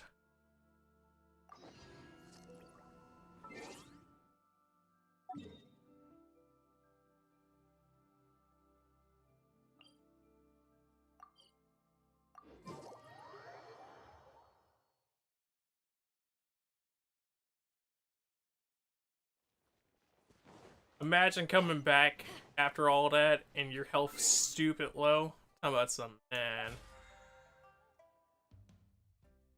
Let me tell you about the stories. Let me tell you the story of all the adventures we had on the way trying to help you.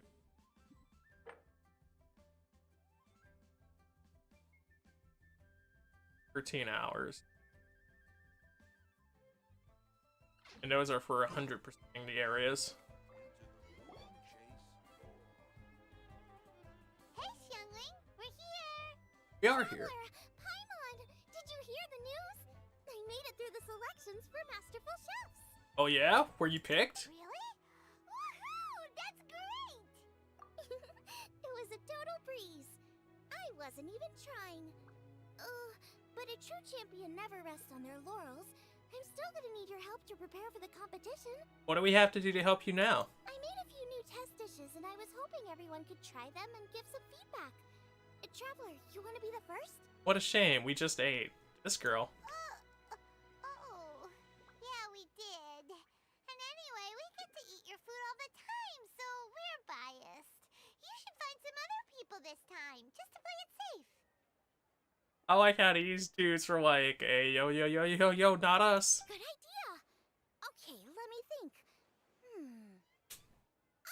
Let's get Beto to try it first. You know, she's such a good judge of character, but she couldn't tell that we were lying on that one. It's like, if Paimon says we just ate, you know it's a lie.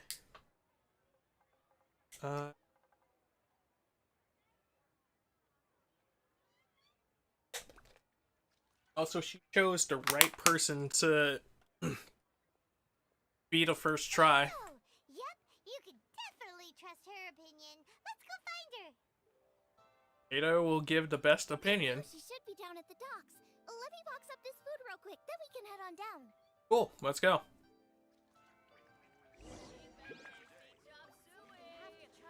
Go to the wharf to look for Beto. Beto. Coming for you.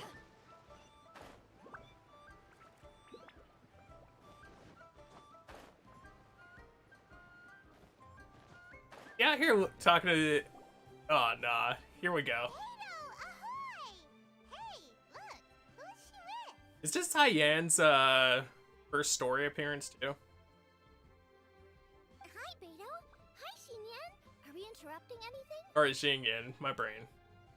Hyen. Xiangling, woman of the hour. We were just talking about you. Where are you now? Beto was saying you and I should get ourselves on board sometime. Says the whole crew's been asking for us.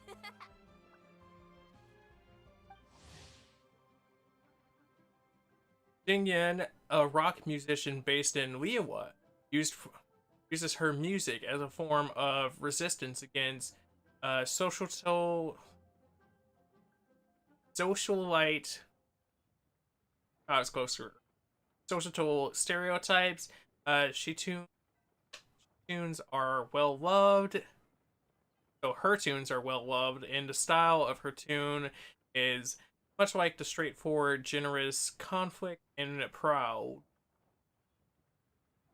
Or generous and confident and proud. There we go.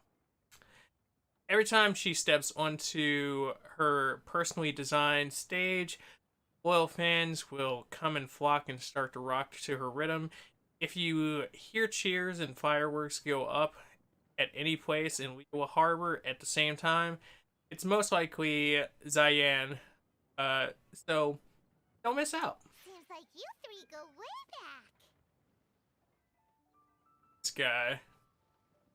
Oh, we really do. Beto and Xinyan are two of my oldest customers, and I've helped out in the kitchen on board Beto's ship in the past. Recently, Xinyan's been planning to do a show on board too.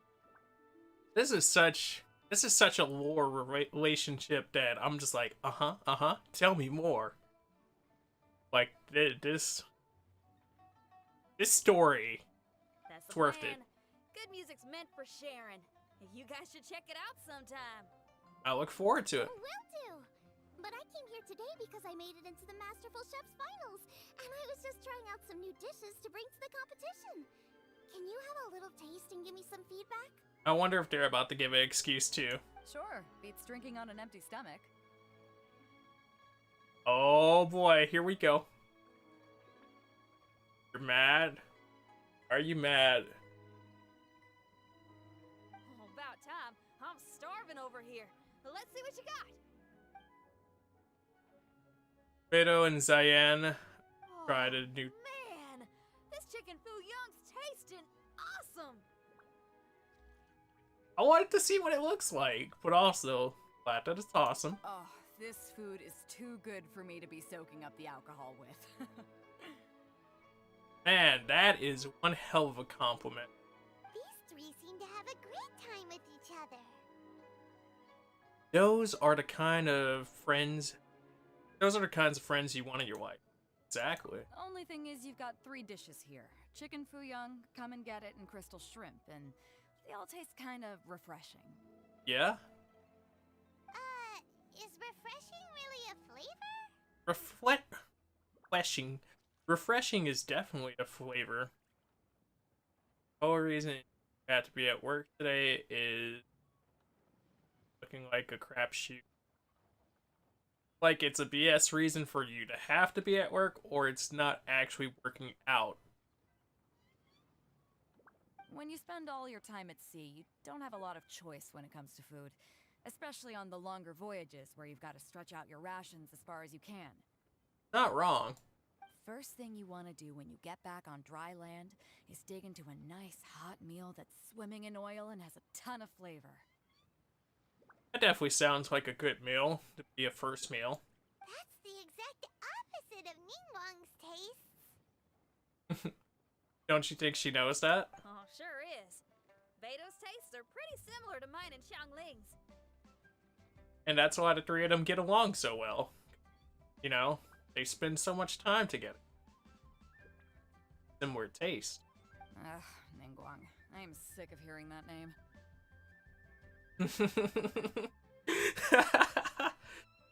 Oh boy. Our tastes couldn't be more different. You'll never find us eating the same bowl of food. Oh? But last time when you were chatting with her, Paimon thought you two seemed to get along just fine. Quite the contraire. We're evenly matched. Guess that makes the sequels. But I'm sorry, limp cabbage leaves are never gonna do it for me. I mean, she's not wrong. I hear ya. Steamed cabbage and broth might be upper class and look fancy and all, but man, is it boring. It's never gonna give you that flavor explosion you get with some of the other dishes out there. But cabbage is good. But cabbage by itself? Come on now. So, Xinyan, are these dishes too mild for you too?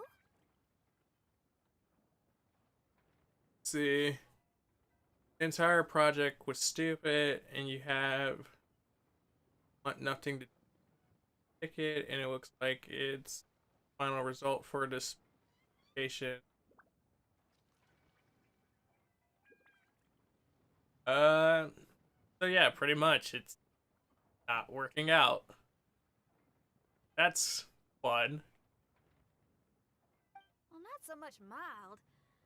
I just think you maybe missed a beat somewhere. What beat do you think she missed? Exactly.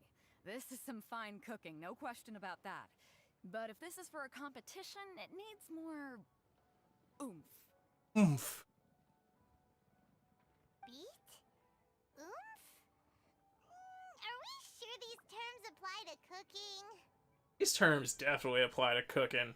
If you don't get beat and are you really cooking it? Beat and oomph.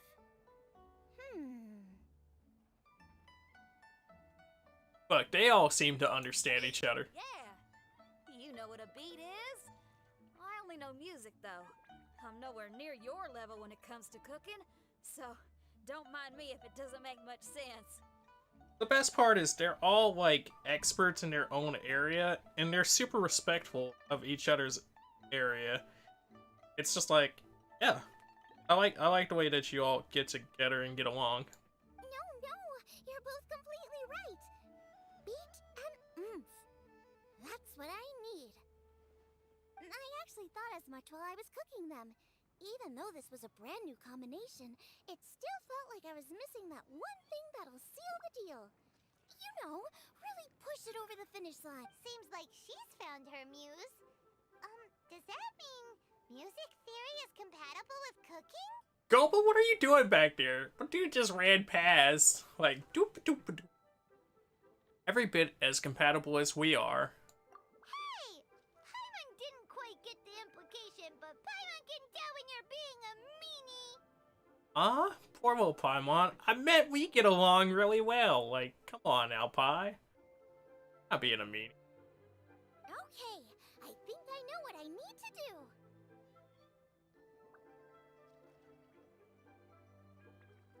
What do we need to do? Great! So this went really well. Check. Talking about Phil. Don't hold back, just get out there and do your thing. You're a pro, Xiangling, and you've totally got this. Hands down, best chef in Liyue Harbor. Ain't that right, Beto? I mean, not wrong. Okay, so basically they just bought the computers, but wanted to switch to our service, and the point of service software, we agreed to upgrade their point of software machine. Okay. Or point of service, not point of software. Well, I think so anyway. More than any other chef. And there ain't a whole lot of people I'd be willing to say that about. I mean, if it's coming from Beto, you already know it's a compliment. Unless your name's Ningguang, but I'll do my best. Thanks, everyone. Alright, we'll leave you to it. I'm gonna take Xinyan on board for a while. their Windows 7 touchscreen computer. Alright. Alright. Alright. Alright, we're done. We're done. We need to go to Windows. Oh. Oh. And still be touchscreen. They both had pretty strong taste. You sure that won't be a problem? Shouldn't we get a second opinion from someone with milder tastes? I mean, that is a good point of view. Definitely get the milder taste, because if we go too extreme, it goes back to extreme people, and I think, like, having that broad range had to begin with is what got you here in the competition. Like, you're a good cook, you're a great cook, but that definitely would help. That's a good point. Beto likes her greasy stir-fries, and Xinyan can really handle her spice. Yeah. We should get another opinion. Let's do it. Now, who do we know whose tastes are on the mild side? A certain person comes... Traveler, any suggestions? Yep, I thought of somebody with mild taste. Who? You know, almond tofu. Finally comes into play. Oh, right! Makes sense! So, back to Wangshu Inn? Let's hit up the inn. Who? Who is it? Someone you just missed last time we were there. We don't need to go to Wangshu Inn. We can do it right here. Huh? Oh, Paimon remembers! He said that we just need to speak his name, and poof! He'll show up. So I guess it's a good thing we didn't say his name at the end. Will he definitely hear us saying his name, though? Maybe we should find somewhere quieter. Alright. To the quietest place we can go right now.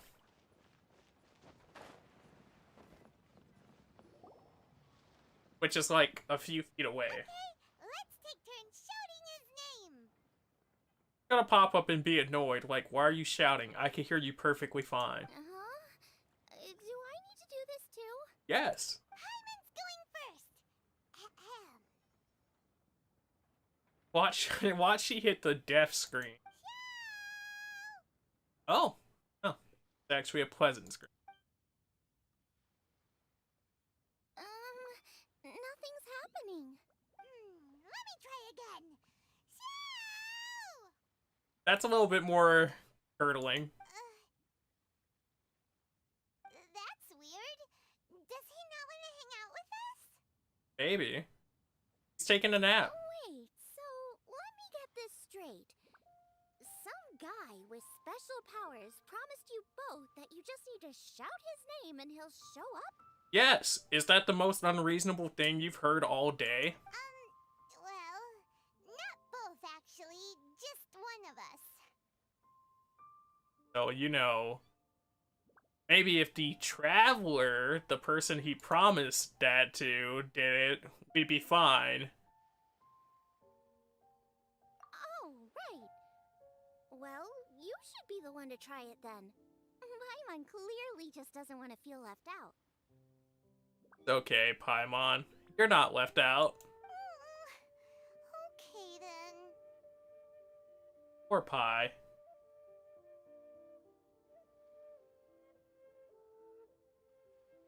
Was readjusting my mic real quick. My bad. It had turned off to the side just slightly.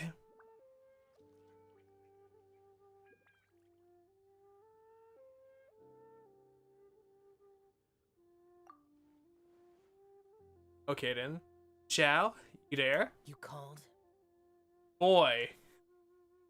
This man said traveler called. Now that's a different story. Whoa! He actually came! You spoke my name, did you not? I did. I didn't think that would actually work. When I make you a promise, I will honor it. Thank you, Chow. Blink of an eye and poof! He's there! That's how you know he's an Adeptus. An Adeptus? Xiao, was it? Hi there. It was me who asked the traveler to call you here. My name's Xiangling. I'm a chef. I just imagined him hitting her with the coldest shut up. I've made it into the finals of this year's Masterful Chefs, and I'm testing some dishes out in preparation. I'm trying to get feedback from customers with all different tastes. Customers. And that includes me? I like how he's like, look, I've never bought from you before. Are you sure I'm a customer? Uh-huh.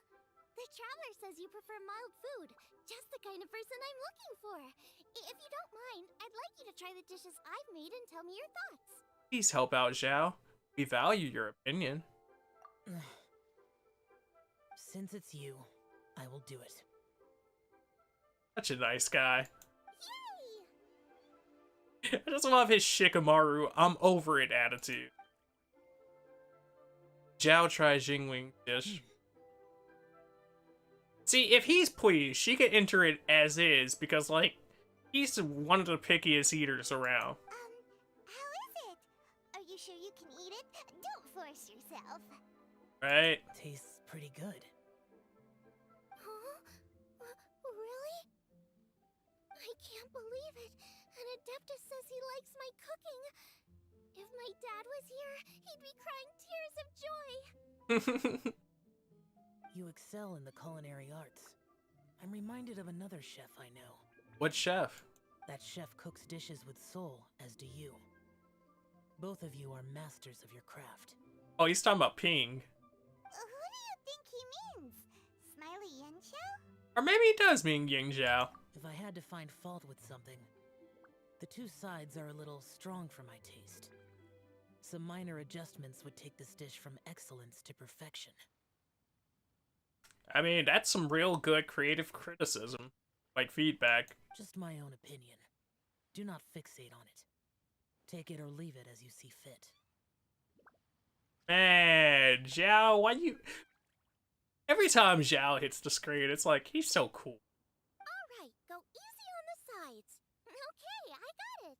Thank you, Adeptus friend. It was really great to meet you. I'll be leaving now. Bye, Zhao. Thank you. See you next time. Paimon still can't believe he actually came. The cool dude who keeps his cool promises. So, what would happen if we called his name again now? Do you think he'd come back right away? Paimon, we're not doing that. We're not gonna piss off the cool portal dude that comes and helps us. Kinda, maybe, not really joking. Jeez. I am not.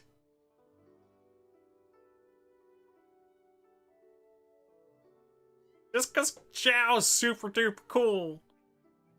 Look, everybody deserves to know the coolness of Zhao.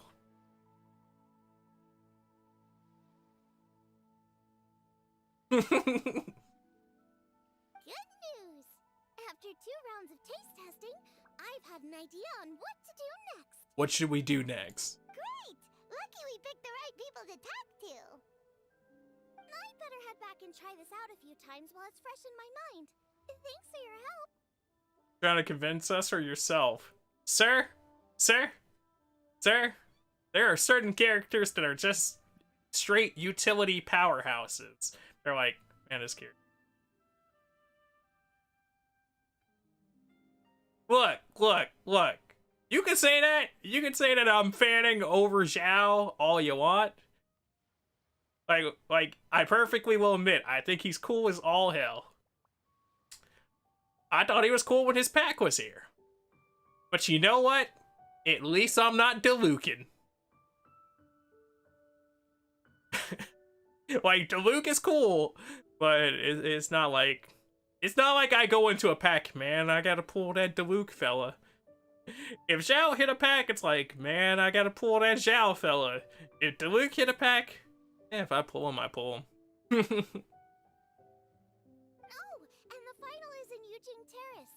You better come and watch. Okay. I'll be there. Will do. Good luck.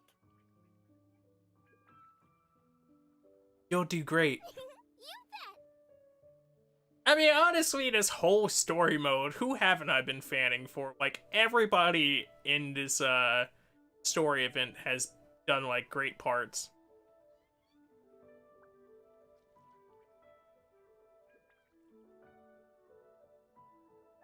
I am standing.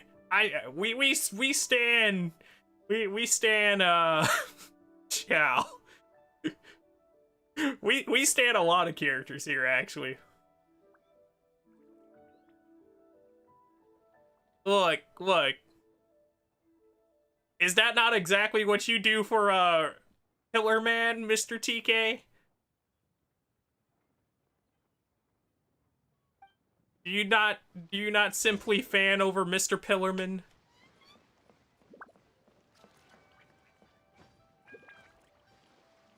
There's nothing wrong with liking a character.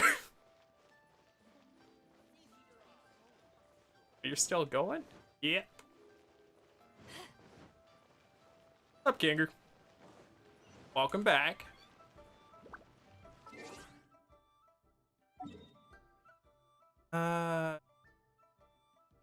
Gonna try to teleport above it. I realize you have to walk this. Like, you can teleport behind it, but you still have to walk it from there. No, I'd do it for Ning or Noelle.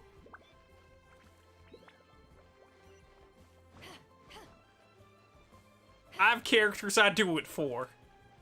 Rather or not, you know who they are. That's to be determined.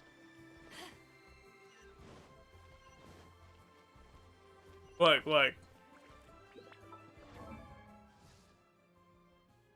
Rather or not, you know who they are. That's to be determined.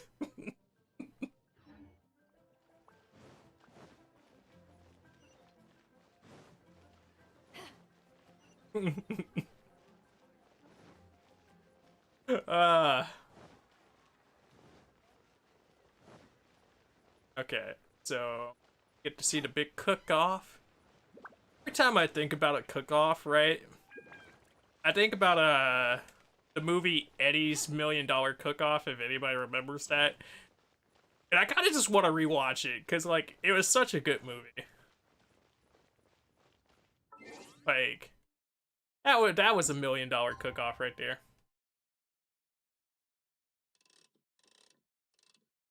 14 is suitable.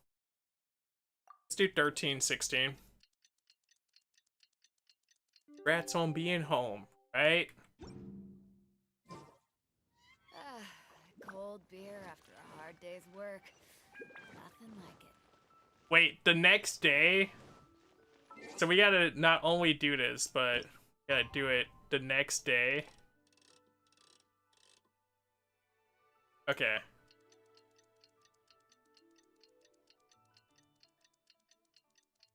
They said full day cycle this.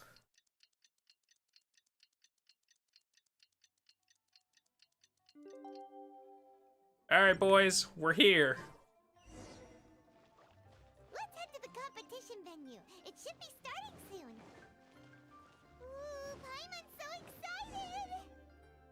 Keep that excitement up, Pie. Yinfei! Welcome, everyone, to the Masterful Chef's Final. At the appointment of this organizing committee, I am your host and officiator, Yenfei. See? Gooba gets it! Gooba gets it! Yinfei! Alright. I gotta hear Yinbei's goddamn feelings on these foods, because let's be real, Yinbei has good taste.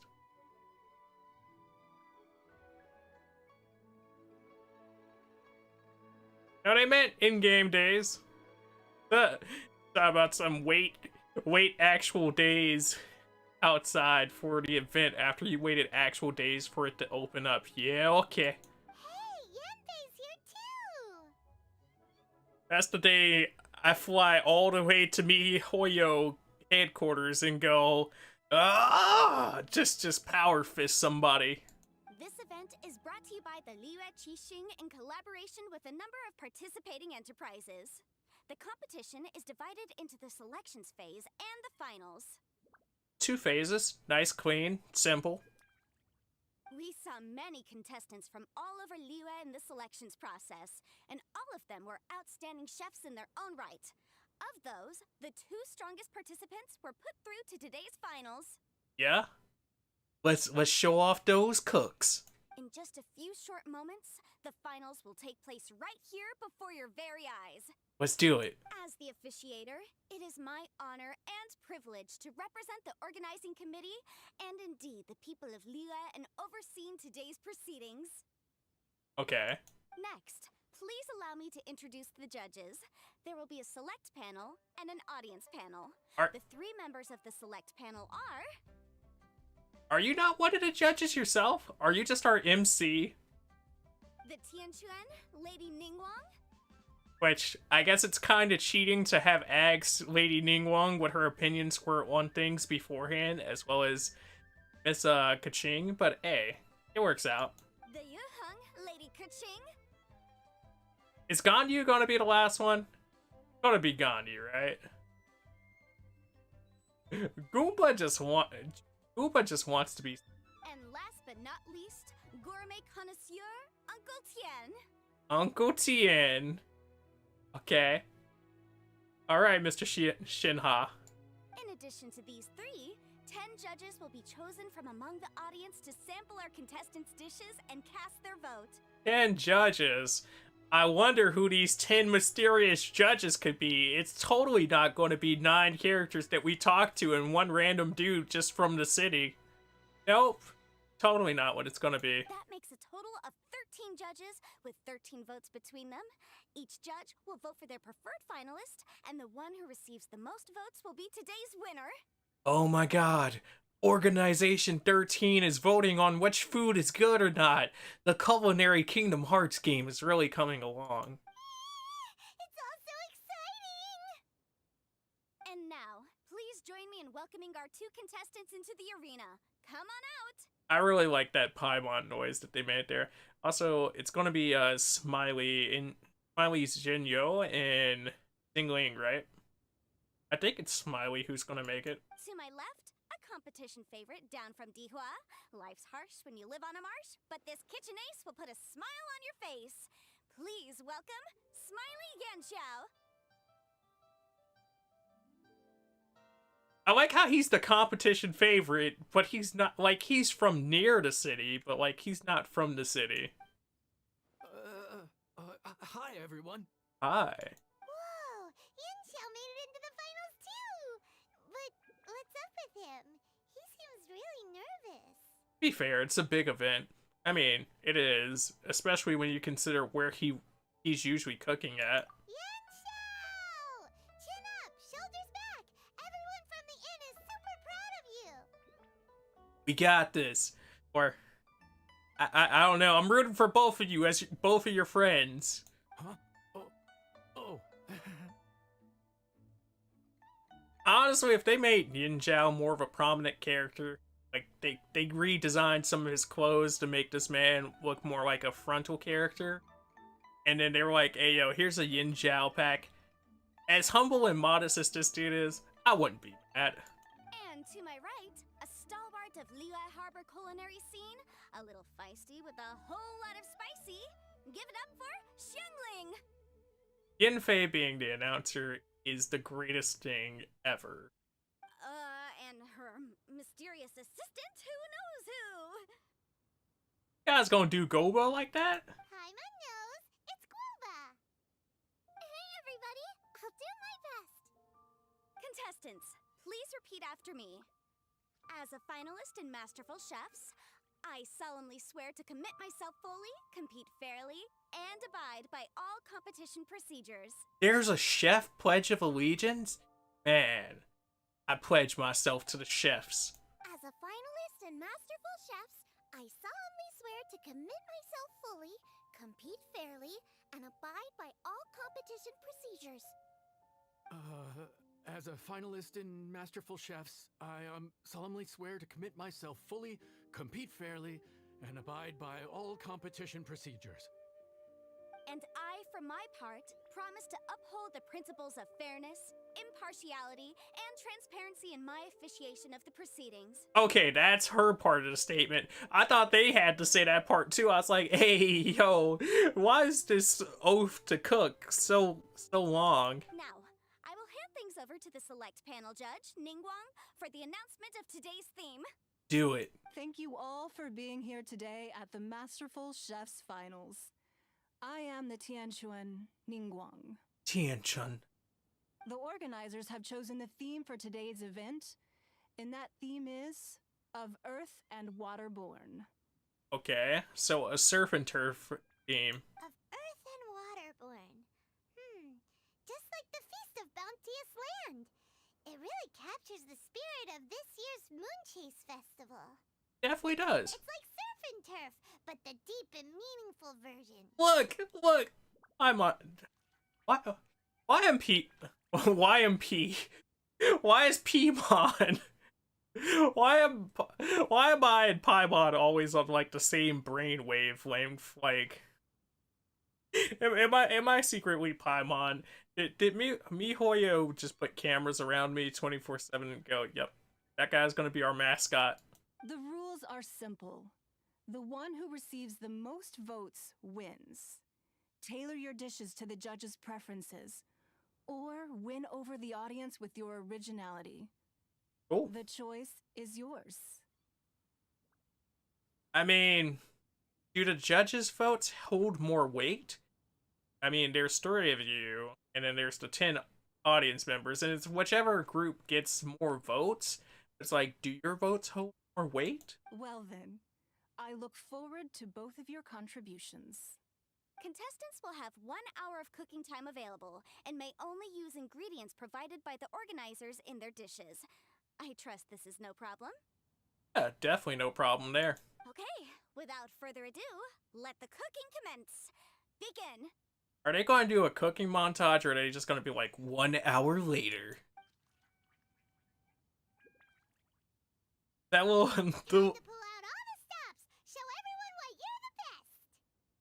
the little golf clap that they just made us do. Whoop whoop, go Xiangling. Traveler, Paimon. Xiangling. Thanks for coming to support me. Don't you worry, I'm gonna make this the best tasting dish I've ever cooked. Now we just have to turn really quickly while she's not listening and root for Yin Zhao. Wait, so we have to do the cooking portion ourselves? Oh, this is interesting and different. Light the fire.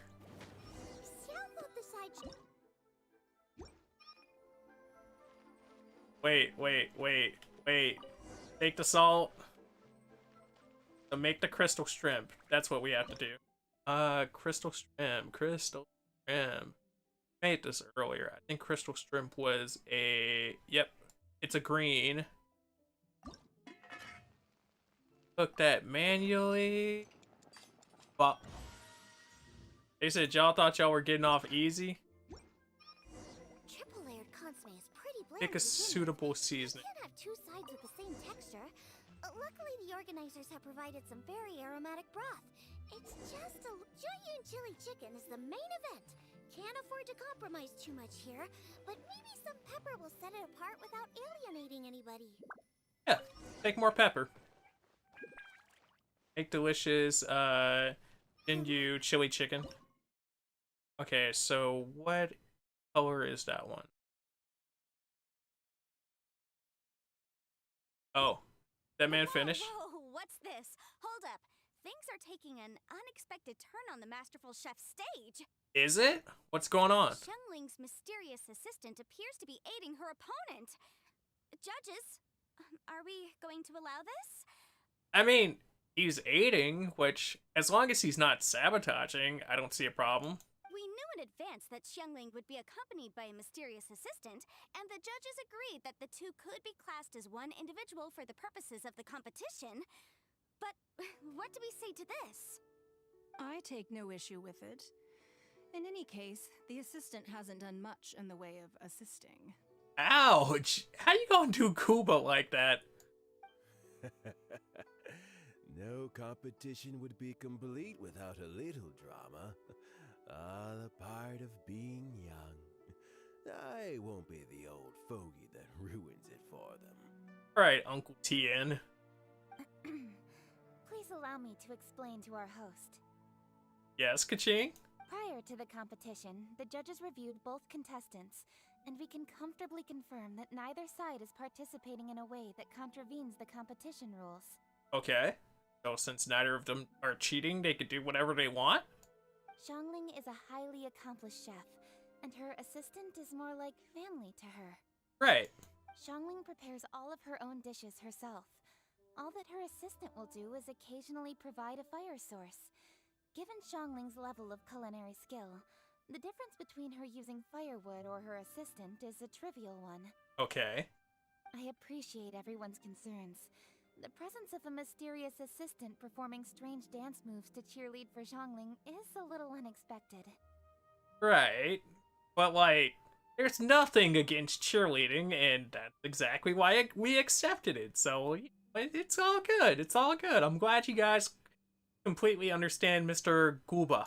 But the mysterious assistant has now started cheerleading for Smiley Yenshao too, demonstrating total impartiality. By encouraging both Xiangling and her opponent, they have proven to be a fair supporter. Good old Guba, being nice and fair and impartial. That's right. Boba's not really outside help. Boba just likes to watch people cook. I'm sure the only reason they went over there is to try to help Yenshao feel less nervous. Exactly, because my boy's on the stage by himself, you know, and he might be the favorite right now as you guys introduced him, but we all know it's not his city, so the crowd ain't cheering as loud as they need to. I give you all my word, Guoba will not interfere with the competition. And I would also say that it's a loss to the competition if Yenshao isn't at the top of his form. Right. I say that as someone who's eaten Yenshao's cooking at Wang Shuin before. He is an excellent chef, and I want this to be a competition between the best we both have to bring. Like I said, I love how earnest he is at any given moment, and this is no exception. I see. Most amusing. Uncle Tien, what's your opinion? I have no objections. It's an honor and a privilege to see two contestants so dedicated to having a fair and square contest. It really is. It's wholesome. It's heartwarming. The judges and the officiator accept this explanation. Yenshao, are you alright? I don't know what's wrong with me. I've never been so nervous in my life. Look, my hands won't stop shaking. It's okay, man. You got this. Take it easy. I've been there before. I can help. Try saying a tongue twister to yourself in your head. Or think of some happy memories about your dad. Why my dad? That's a bit specific. That's super specific. Because that's what I do. And I knew that was gonna be like her reasoning, but like, man, that's super specific. I guess I'll think of my mom then. Anyway, you should carry on. I'll be fine. Don't hold up your own dishes on my account. Because I was thinking in my head, like, what if him and his dad don't have like the greatest relationship? And he's like, you know, I'll think of my mom. Like, yeah, yeah. Nothing's being held up. I'm finished already. Oh, oh, dang. Huh? Oh, right. Then I need to focus up and win this thing. Man, the way she said that, I wouldn't be surprised if that scared the man more. There you go. That's the attitude we want. You're a very capable chef, Yan Xiao. So come on, show everyone what you're made of. Just like you showed us last time at Wangshu Inn. Yes, you're right. I can do this. Got this, man. Thank you, Xiangling. And thanks to your, well, thanks. Time for me to get cooking. Thanks to your, guys, it's not that hard to remember his name is Goba.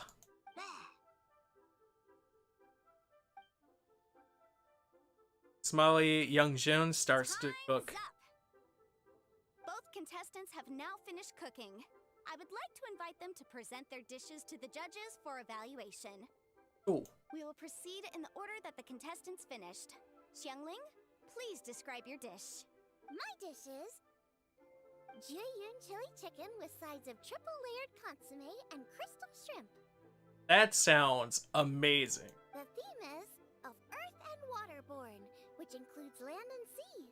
In other words, land animals, fowl, and seafood are all potential ingredients. Right, right. My main dish, Jiyun chili chicken, is a combination of fowl and chilies. Jiyun chilies capture the essence of the mountains where they grow, and fowl is a gift from the heavens. I like how they just like to generalize the birds by calling them all fowl. As being like the chickens, because we clearly see chickens. We see pigeons. Triple-layered consomme also uses fowl, and its other ingredients are ham and bamboo shoots. These are also flavors from the mountains, but they complement and contrast with the chicken dish. Fresh instead of spicy, cold instead of hot. Paimon's face, it's just like, whoa. The crystal shrimp is made from a combination of rice, shrimp meat, and carrot. A thin, translucent skin wraps diced carrot and a whole shrimp. Fresh, crispy, and tender. He's got it all figured it out. Shrimps are a gift from the ocean. Tightly wrapping them in a skin made from rice makes this dish a blend of land and sea. Fresh with a hint of sweetness. It's the perfect note to end this course on. This was such a perfectly thought out meal. Ooh, a strong delivery there from Xiangling. Let's see what our next contestant Yan Xiao has to say. Do it, Yin Zhao. My dish is Adeptus Temptation with a mint salad and golden shrimp balls. Alright, alright. Described as Adeptus Temptation, but like, man, this stuff sounds good. As Xiangling says, earth and water means land and sea. So birds, land animals, and seafood were also the ingredients I incorporated. Okay, okay. Adeptus Temptation is a much-loved dish in Liyue, and as chef of Wangshu Inn, I've always been proud to offer this as the signature specialty dish of our menu. Man, does that hot pot right there look smooth, like high quality? It's a complex dish with very particular ingredients. Smoked ham, crab, fresh shrimp meat, and matsutake. I chose this as my main dish as a sign of respect toward my profession and to this competition. Good choice, good choice. The mint salad is my first side. Cool and tender with a subtle sweetness. It's a perfect answer to the rich and strong flavors of the Adeptus Temptation. That's a nice starter to drop things back. I see you, sir. Golden shrimp balls is a time-honored classic loved by everyone. A hearty and wholesome broth, followed up with a shrimp ball. Oh, pure bliss. You know, if he had heard... Well, actually, she ordered it, so kind of has an idea. But man, was he really trying to get that ka-ching vote there? Paimon can smell it from all the way over here. It's driving Paimon crazy. Don't let Paimon get too close to it. But also, Uba over there looking like shrimp balls. Judges, please sample the dishes. The three judges try the things. Very impressive. Both contestants' dishes are well considered, expertly made, and truly delicious. I'm I'm gonna have another golden shrimp. I mean, I shall have to sample both contestants' dishes once more before I can reach a verdict.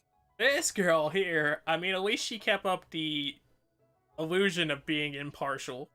Now, Xiangling has taken an interesting approach here. She's chosen a cold dish as her main.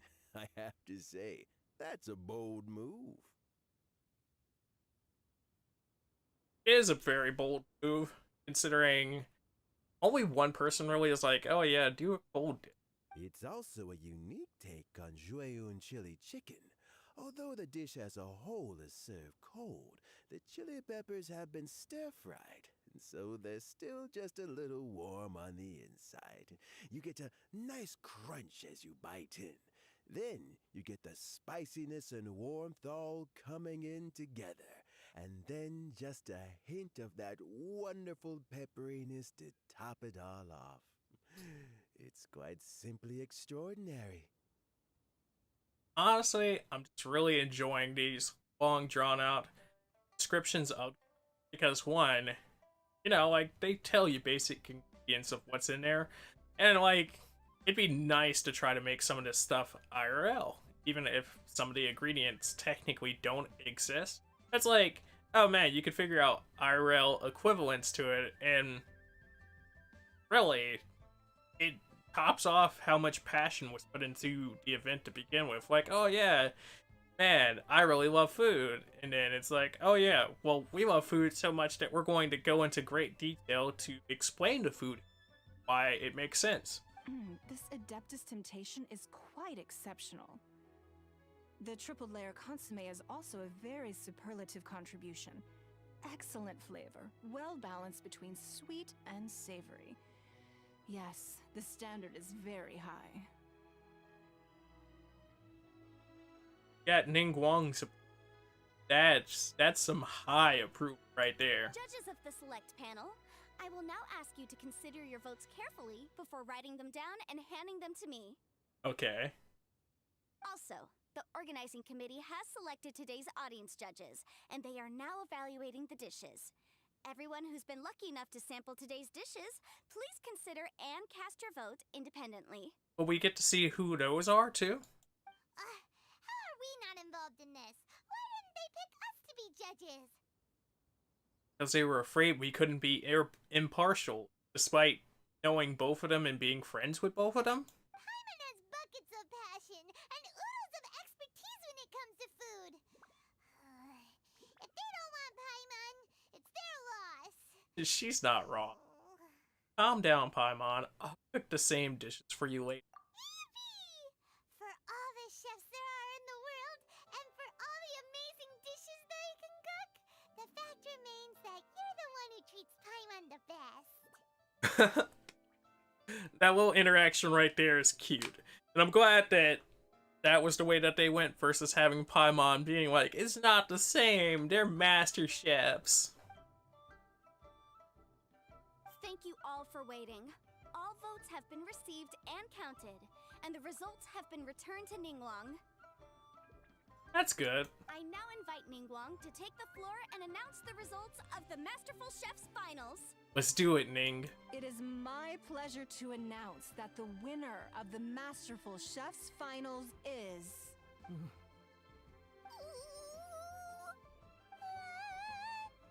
by a mere 1 vote margin. Man, that's tight.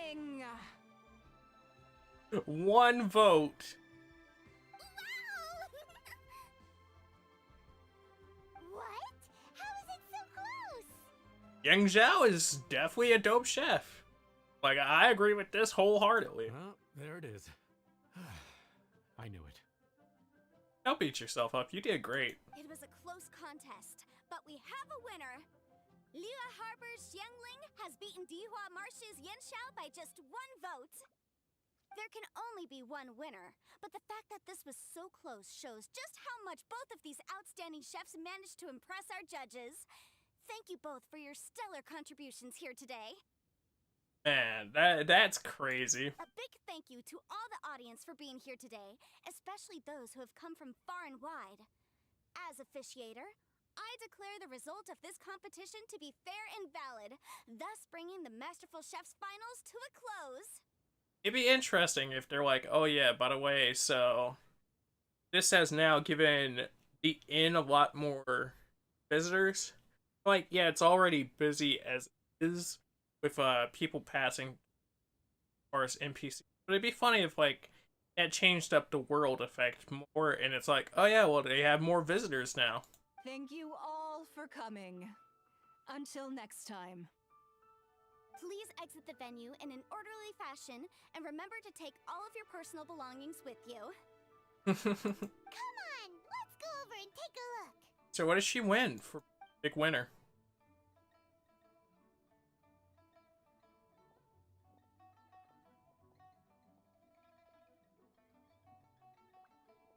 What was that about, Kaching?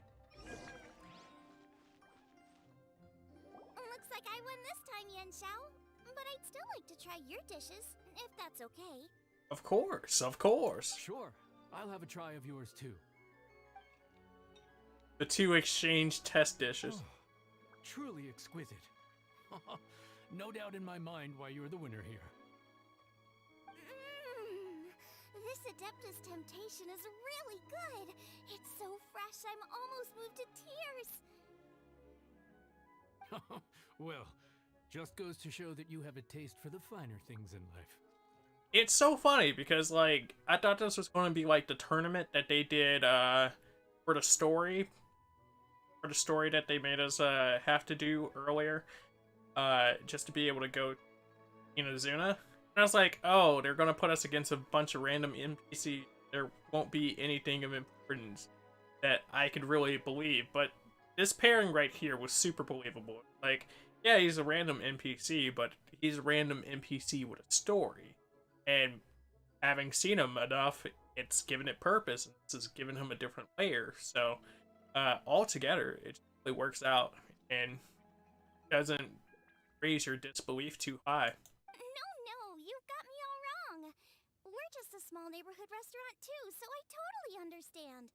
Food is life, and customers are at the heart of all food culture. So humble food cooking is not to be looked down upon. Exactly. Is that right? Huh. I'd heard you'd gotten famous for your experimental approach to cooking and were all about fancy and exclusive foods. Never realized you'd done your time in a small kitchen too. Well, there you have it. All the greats come from the smaller places. This guy. I mean, you gotta start somewhere, right? My noise gate is kind of cutting me off somewhat. Oh, fun. You gotta love when this is happening. The same goes for you. You can't work in an inn kitchen unless you know how to consistently please customers. It's no wonder your food is so top-notch.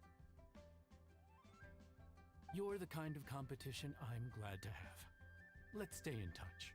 Maybe we can find some time in the future to trade tips. Hopefully you two can find some time in the future to trade tips. You got it.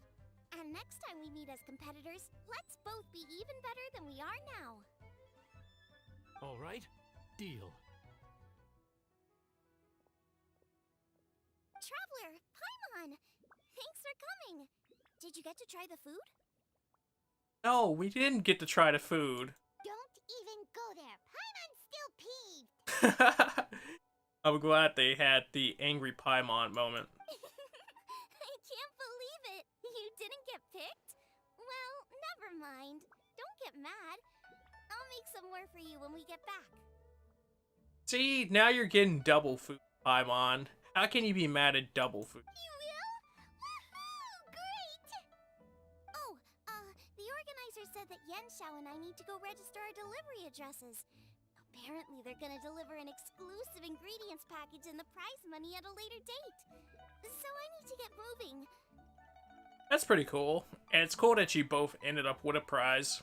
So, hopefully that ends up making more headway for him, as well as keeping your business doing pretty well. I'll come find you guys after. Xiangling seems really happy. Good for her. Looks like Kuching and Ningguang left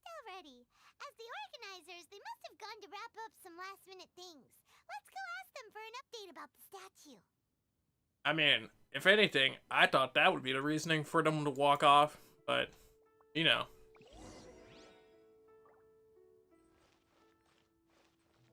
One can only presume.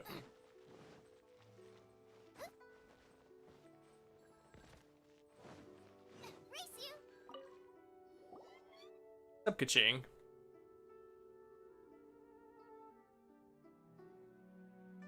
Ka-ching, there you are! Oh, you found me. Yes. But why do you seem so sad? Huh? Is everything okay? Something is weighing on Kaching's mind. Traveler, I have found myself in something of a predicament. What's the predicament? In the competition, I voted for Smiley Yenshao. I mean, what's wrong with that? So you're frustrated because you can't go back and vote for Xiangling instead? No, that's not it. As a judge, I had a duty to remain objective. I made my decision after thinking about it very carefully, and my conscience is clear. I knew those shrimps were gonna get her. You're like, shrimp! Xiangling is my friend, so by rights, I should be honest with her about this. I mean, I don't think she'll take any hard feelings to it, though, because she likes his cooking equally. But, as you know, I voted based purely on my personal opinion. As a contestant, Xiangling may not be able to appreciate this. And I do not know how to deal with people of her temperament. I just don't know how to break it to her. I don't know how to deal with people of her temperament. Ah, yes. It's no big deal. Just say it however comes naturally. Xiangling of all people isn't bothered about that kind of stuff. And anyway, she still won in the end. I like how she walks up just at the perfect moment. She sat up here and pulled a Gooba at the last second. Oh hey, here you are. I've been looking for you for ages. The sly Zhengling eyes. Xiangling, there's something I need to tell you. What do you want to tell her? Tell her. Come on, do it. What is it?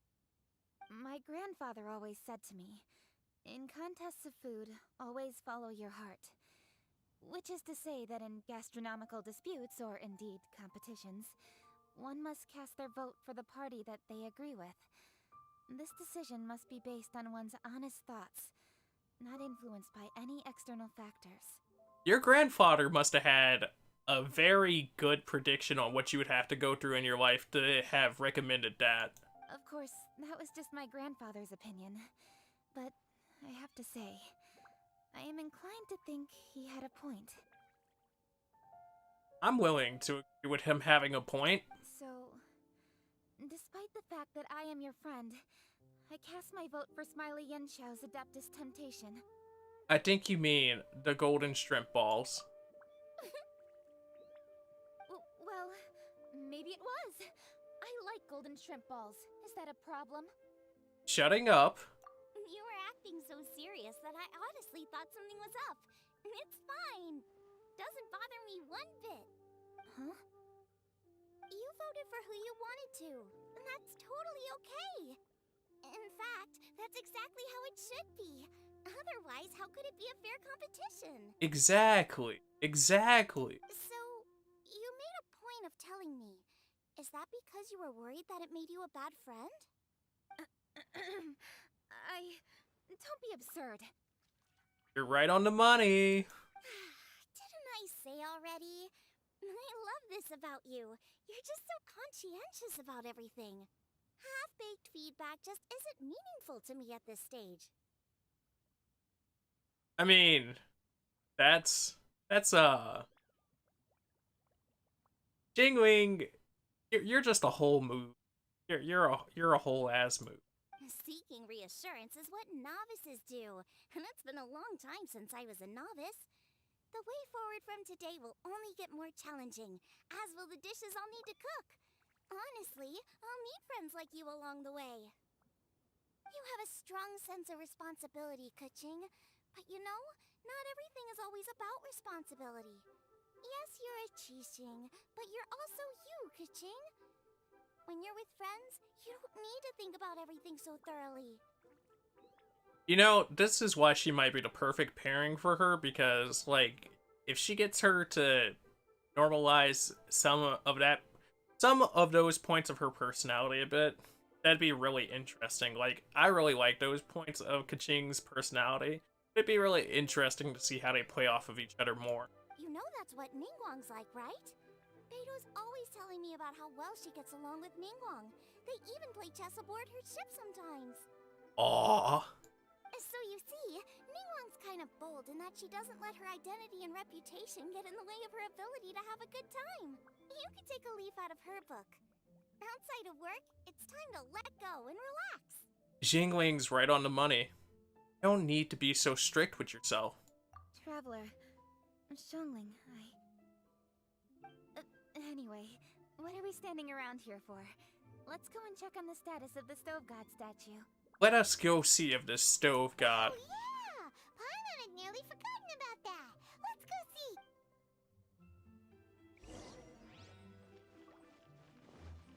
I like how they made us come down here and they're like, alright, now that everything's cleared out, go back upstairs. Wait, that's a good design transitional point. The cutscene outside of the area and then make us walk back up for a place that doesn't have like transitional points like this. Because that's right on itself. So, gives it a chance to clear out NPCs that might have been there. And granted, there wasn't a lot of people that were outside factors there, and they were mostly a part of the cutscene to begin with, but it's just nice how they handled that. How strange. It hasn't changed one bit. Nope, not a bit at all. This doesn't make any sense. We cooked our hearts out. And we're proud of you for cooking your hearts out. Does this mean the competition wasn't enough to awaken the statue? That's crazy. That's wild. Oh well. I suppose it was simply not meant to be. There's still time. Don't lose hope. Yeah, we've waited this long already. There's no harm in waiting a little longer. Right, Xiangling? Yup, there's still time. Let's be patient.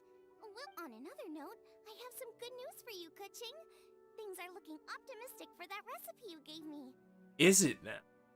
That might just be the thing we need. Master came by before the competition and filled in the parts that were missing. So now I'll be able to cook it. Isn't it lovely that Madame Ping is so knowledgeable of all things? In fact, I'll go find somewhere to make it right now. Wait here. Xiangling. Oh, and Traveler, could you come with me? Let's go. Huh? You only just beat Smiley and Xiao. You think you're up for challenging us already? Ah yes, Chef Paimon, the only chef that didn't enter the contest because she knew it was going to be too powerful. Alright, time for me to get real. I'm something of a kitchen god myself. Obviously not what I meant. You collect recipes, don't you? I thought you'd probably be needing this dish during your travels, so I figured I'd share it with you. Let's go. Oh, right! Paimon knew that. Sheesh, we totally misread that situation. Who am I kidding? Jingling is the real kitchen queen. Jeez, careful eating your words so fast, you'll give yourself heartburn. Those sly eyes right there. They're almost as good as her smug eyes. What are you staring at me for? Go on, go get on with your cooking. Alright. Got our thing. Make it delicious. Wait, she wanted cornbread? If she ain't out here trying to get thickums, she wanted some cornbread. That's pretty funny.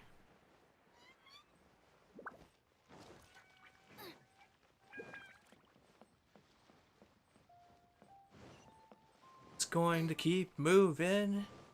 It's gonna keep grooving. Let's do.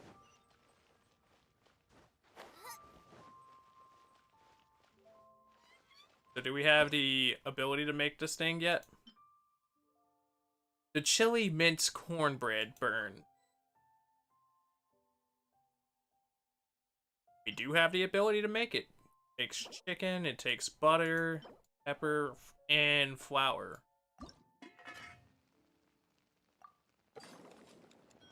Ah, dang. We only did a success there.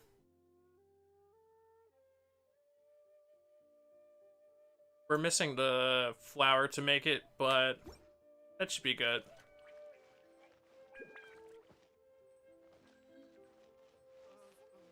They said, no, you gotta get it perfect. Alright, let me buy some flour. Just in case I mess up. Again, we're gonna buy the full stock. I wasn't expecting the meter to be right at the start of it.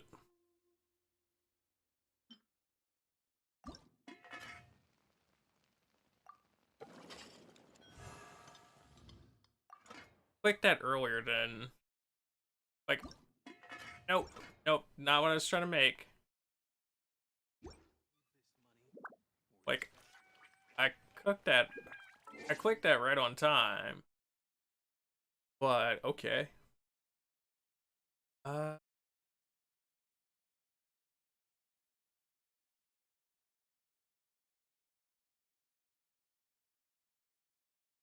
I'm guessing I gotta process something else.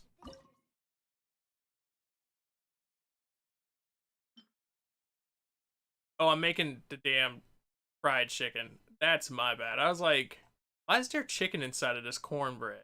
But I saw that it was a purple recipe, and my brain was like, yep.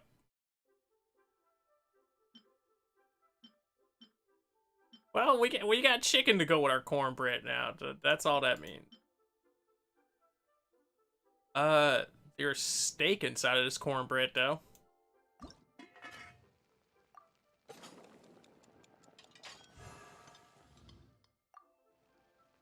Let's cook another one. Give me that perfection on it. It's done! So this is what the dish from the recipe looks like. Let's go give it to cooking. Mine's ready too. I'm mad that we doubled up on how much that we used as far as the chilies, because really not supposed to be spinning any chilies right now, but it works out. I could buy chilies from her dad to make up for those chilies, and then I'll go look for some chilies later.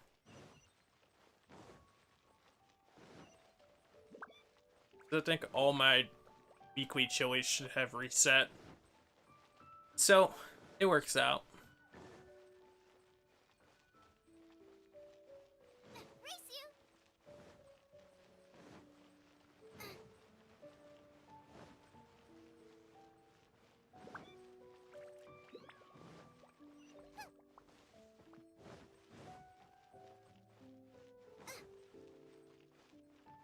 Okay. Will this be the extravagant needle that breaks the rock open? Find out as we give her the power of friendship and cooking.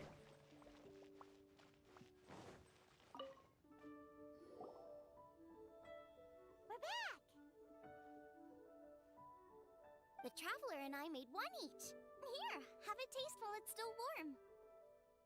You could determine who did a better job. Thank you. Don't mind if I do. Jean tastes everyone's dish. What is it? What does that face mean? This flavor. I've tasted it before. Ka-ching? Apologies. Xiangling, Traveler, thank you both. This is everything I had hoped it would be.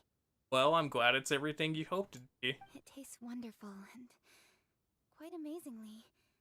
Somehow it took me right back to my childhood, when my grandfather was still around.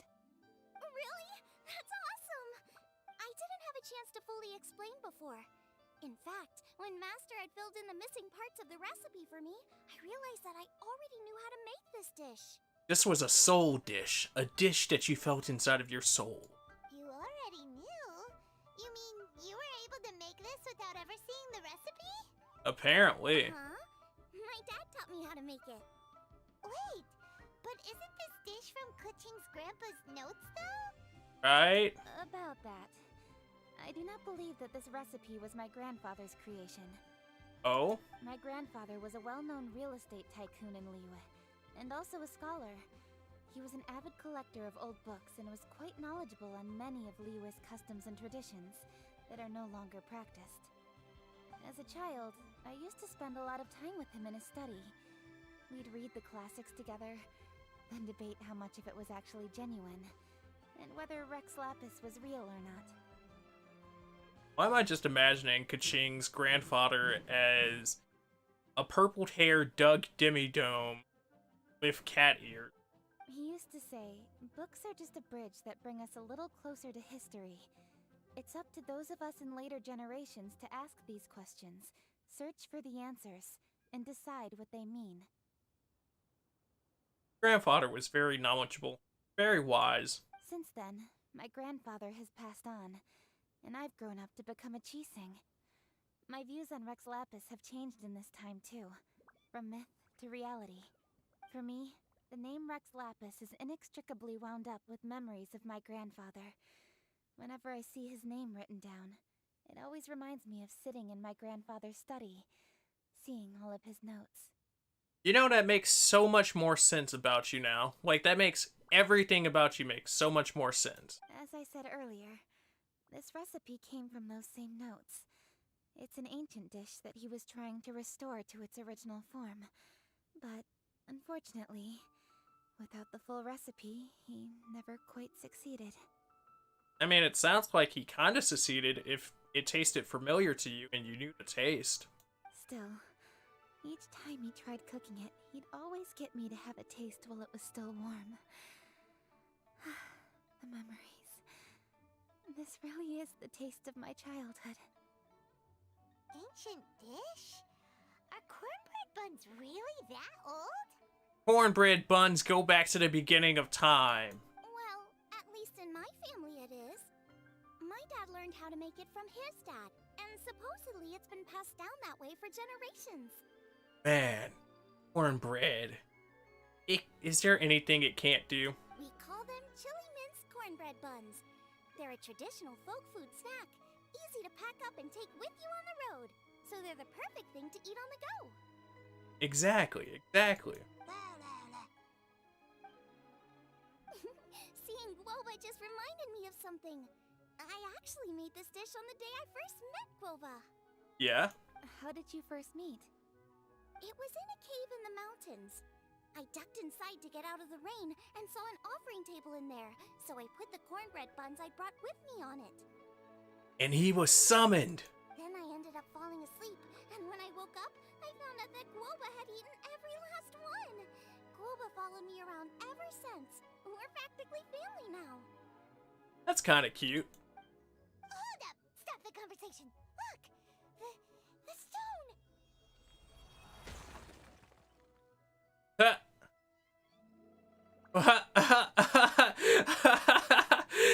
You mean to tell me that Goba is actually the stove god? That makes so much sense. It burst open! It's... Is that Goba? Guoba? What are you... What? He didn't even know he was the stove god. He was like, hold on. Ah, I see the chili mince cornbread buns have been served. Master! Granny, look! The stove god statue looks just like Guoba! She's like, I know. Y'all just didn't know. Oh, indeed it does. After all, Guoba is the deity you've been searching for. God of the stove. Guoba is a god? Goba god.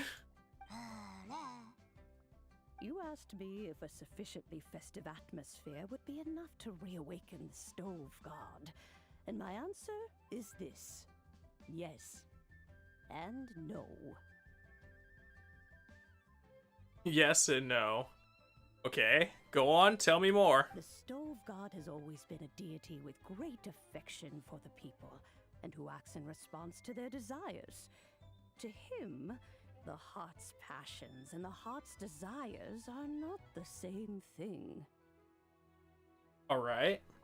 Passion can be a technique, a skill, something derived from experience. But desires, they are deeper, more innate.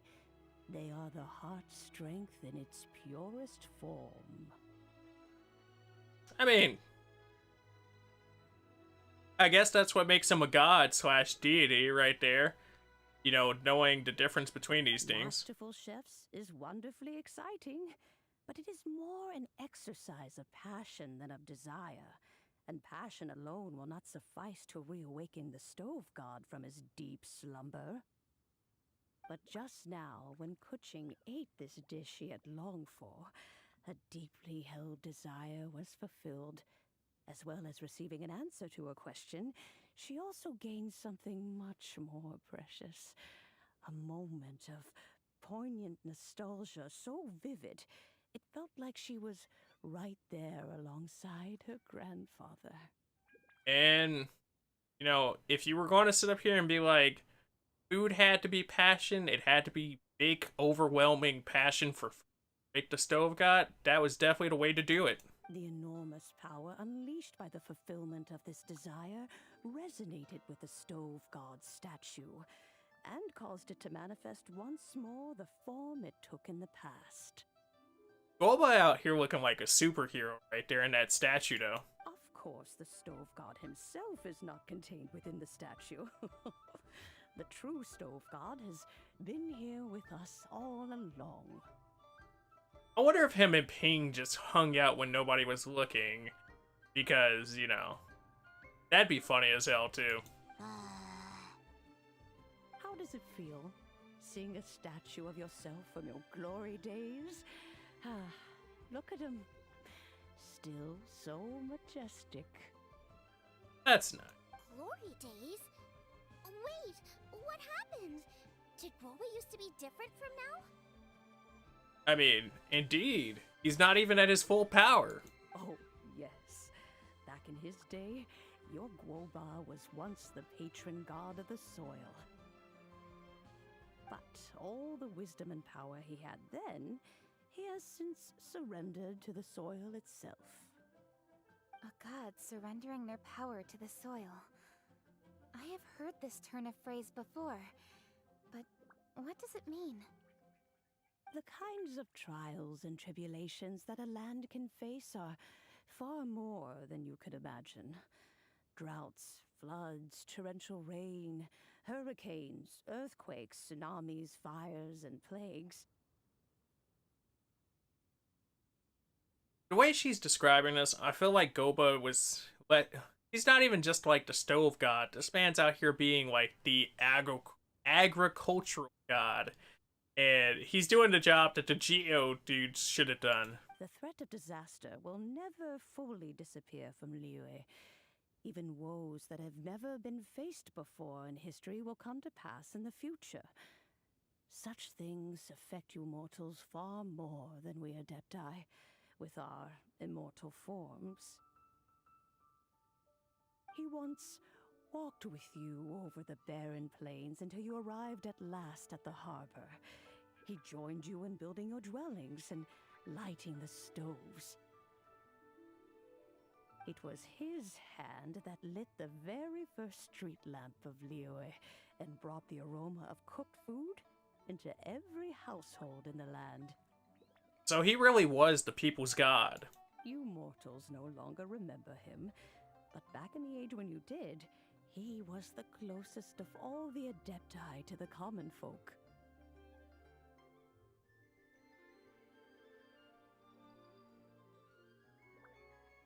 He was installing the drive backwards the whole time. You quit? Alright. Well, GG on quitting. It's good to see that you'll have a bunch of free time. But also funny that that was the solution to the problem this whole time. Marchosius, god of the stove, born from a spark when stone struck stone. He was a god with a great love for humanity and their well-being. Millennia ago, the people sought to expand their city.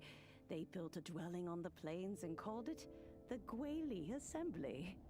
The Stove God cared greatly for the people, turning himself into minions who went into every home, fostering food and solidarity alike. Alas, their home was taken by a flood.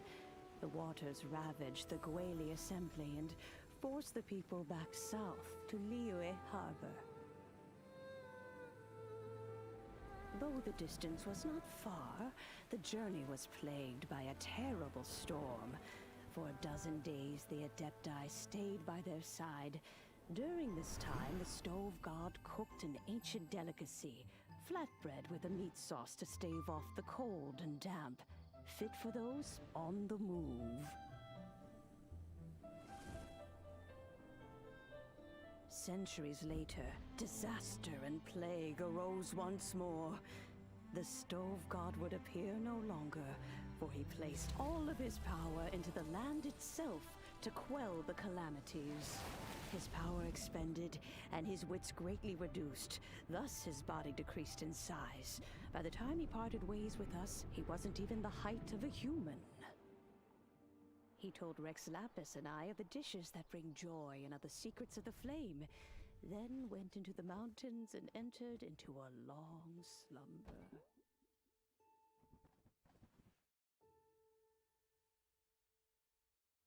The Stove God departed, and Guoba was born. When he awoke, he ate the Chiliman's cornbread buns placed on the offering table by a young lady in yellow. Though he did not remember the past, he was profoundly moved and decided to follow this young lady thereafter. The Stove God had quietly disappeared, but the vendors rose early to hawk their wares. People went out to buy goods, lit their stoves, and cooked food, just as they had done every day for as long as they could remember. In Liyue, things have always been this way.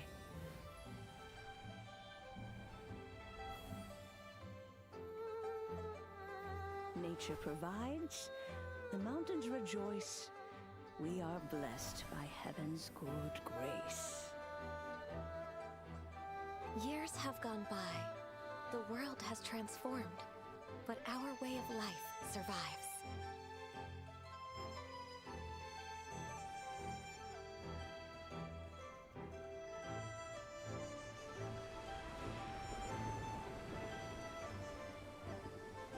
Fame and fortune is only a season.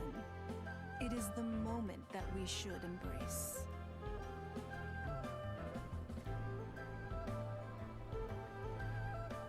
Past meets present. Heritage becomes legacy. Long into the future may we thrive. You once told me that dining is the profoundest of customs in the human world. To eat well is to consume vitality itself, and to drink well is to partake of the very essence of the world. I gotta say, before I click next again, that's gotta be the coolest way that they've done an event so far. Like, that was cool on so many ways. It is a matter of paramount importance, you said, for people cannot face the arduous journey ahead on an empty stomach.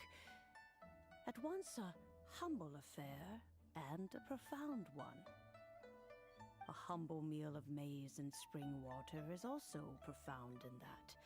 By ensuring one's survival, it paves the way for millennia of human history and culture to come. My dear friend, Liyue has changed so much while you have slept. Looking at the prosperity and beauty around us today, does it make you happy? Guoba, this is kind of a huge deal. Why didn't you say anything? He's like, I've been trying to say something this whole time. He is not who he once was. Even the power of speech evades him now.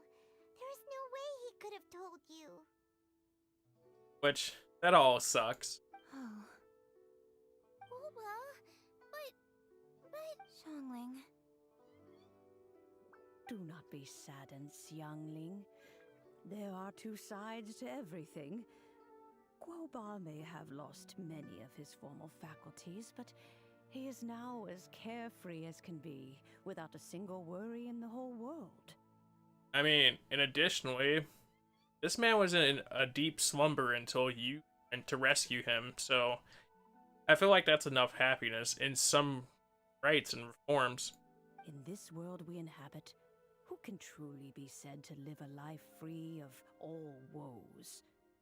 Those with a mind and with the knowledge will certainly be troubled by all manner of things. Okay. But he has gone further than us in his journey.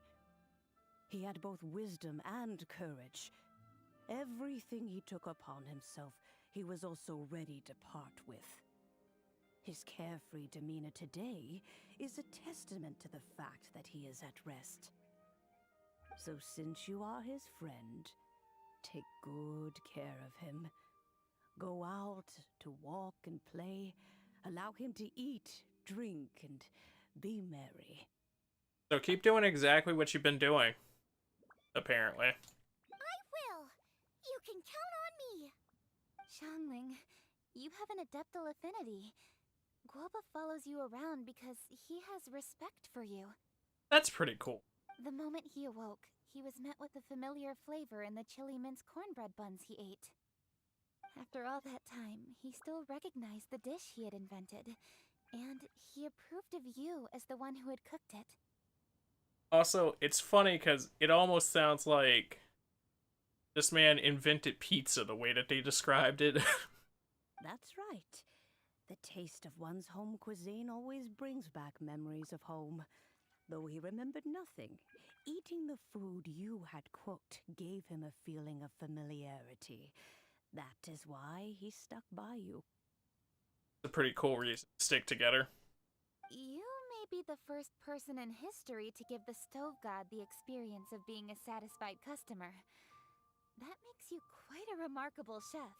A godly chef, if anything. I love Jingling's cooking too. If that's true, I couldn't be happier. Because putting a smile on customers' faces is what we chefs are called to do. Exactly. Well then, it's getting late and I still have things to do. Time for me to say goodbye. Bye, Kaching. Traveler, Paimon, Xiangling, thank you all very much.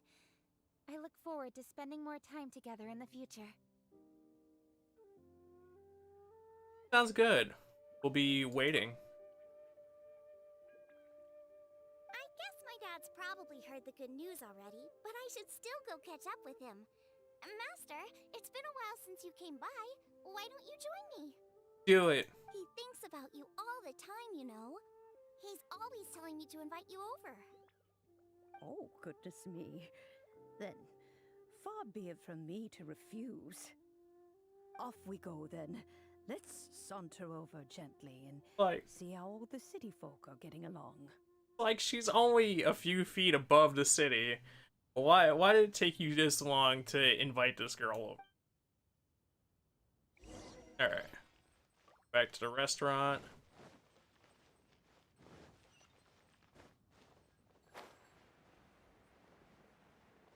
I'm surprised that they had a part after that, because that was a pretty nice wrap. Let us keep and group our way over to the restaurant.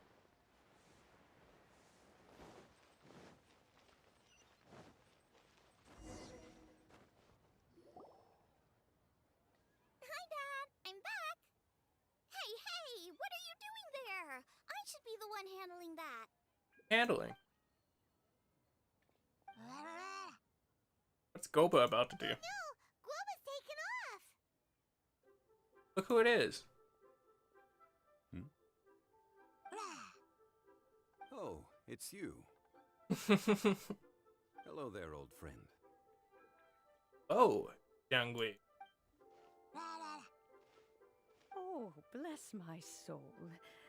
Are you out for a stroll as well? all the Adepti boys just getting together for a reunion. Given the season, it felt fitting to take a leisurely walk while the meal is being prepared. Quite right. And it also gave us the chance to run into you. Guoba may not recognize you, but as ever, he seems quite delighted to see you. And, you know, if anything, that's a good feeling.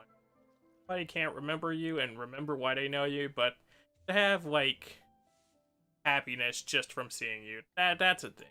So, Guoba doesn't remember anything, but can still feel when something's familiar? Yeah, that's kind of how the brain works. Friendship will always withstand the ravages of time. Traveler, what do you think of the name of this festival? Moon Chase. Evocative and seasonal. The moon is a carrier of countless emotions. So many things only seem to surface as we gaze up beneath its poignant glow. Wherever the moonlight shines, the heart is wont to follow. Fond memories of those no longer with us. Debts of gratitude to old friends. The meaning of ages past and gone. All wrapped up in the city that has existed for so many moons to date. Why did you wait to show up until the last minute? All these things and more. They are why people chase the moon. In old age, the sight of many things puts one in a wistful mood. But children are always a beautiful sight to see. Such exuberant life force. It seems to well up from deep within the land itself. A land that has been in existence for so many millennia, and yet one that still dazzles today. Perhaps that is what defines Liyue. Traveler, this Moon Chase Festival has been all the more entertaining with you here to witness it. Now, let's have Xiangling brew us a nice pot of tea. We shall drink and chat at our leisure. Do it. 3 to get ready, and here we go. Like that. That should be the event itself.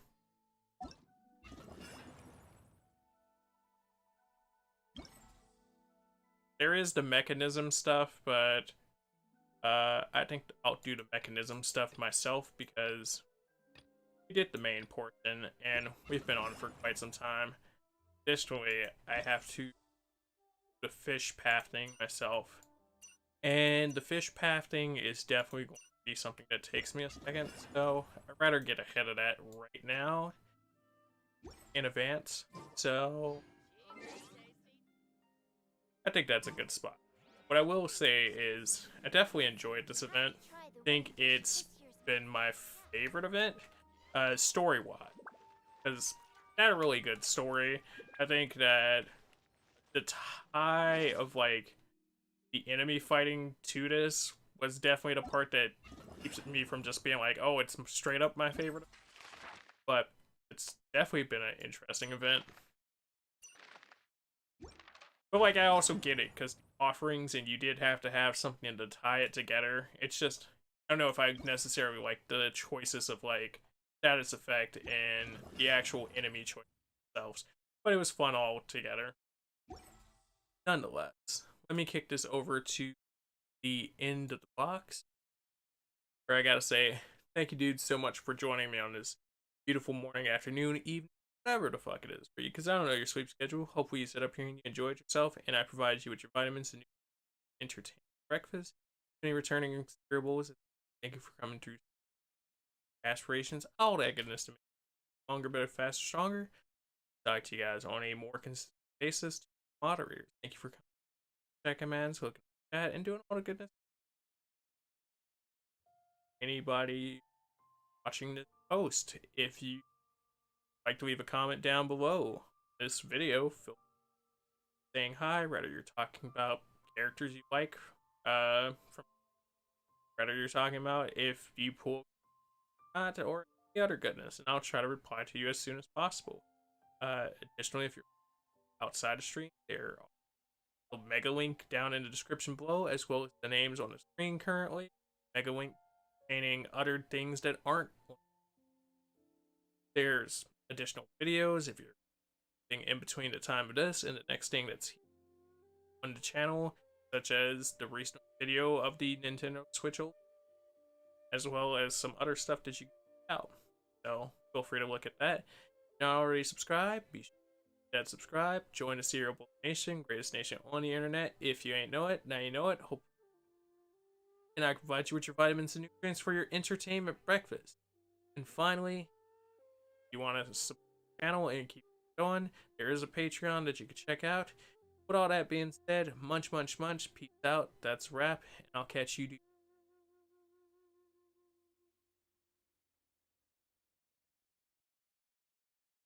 All good.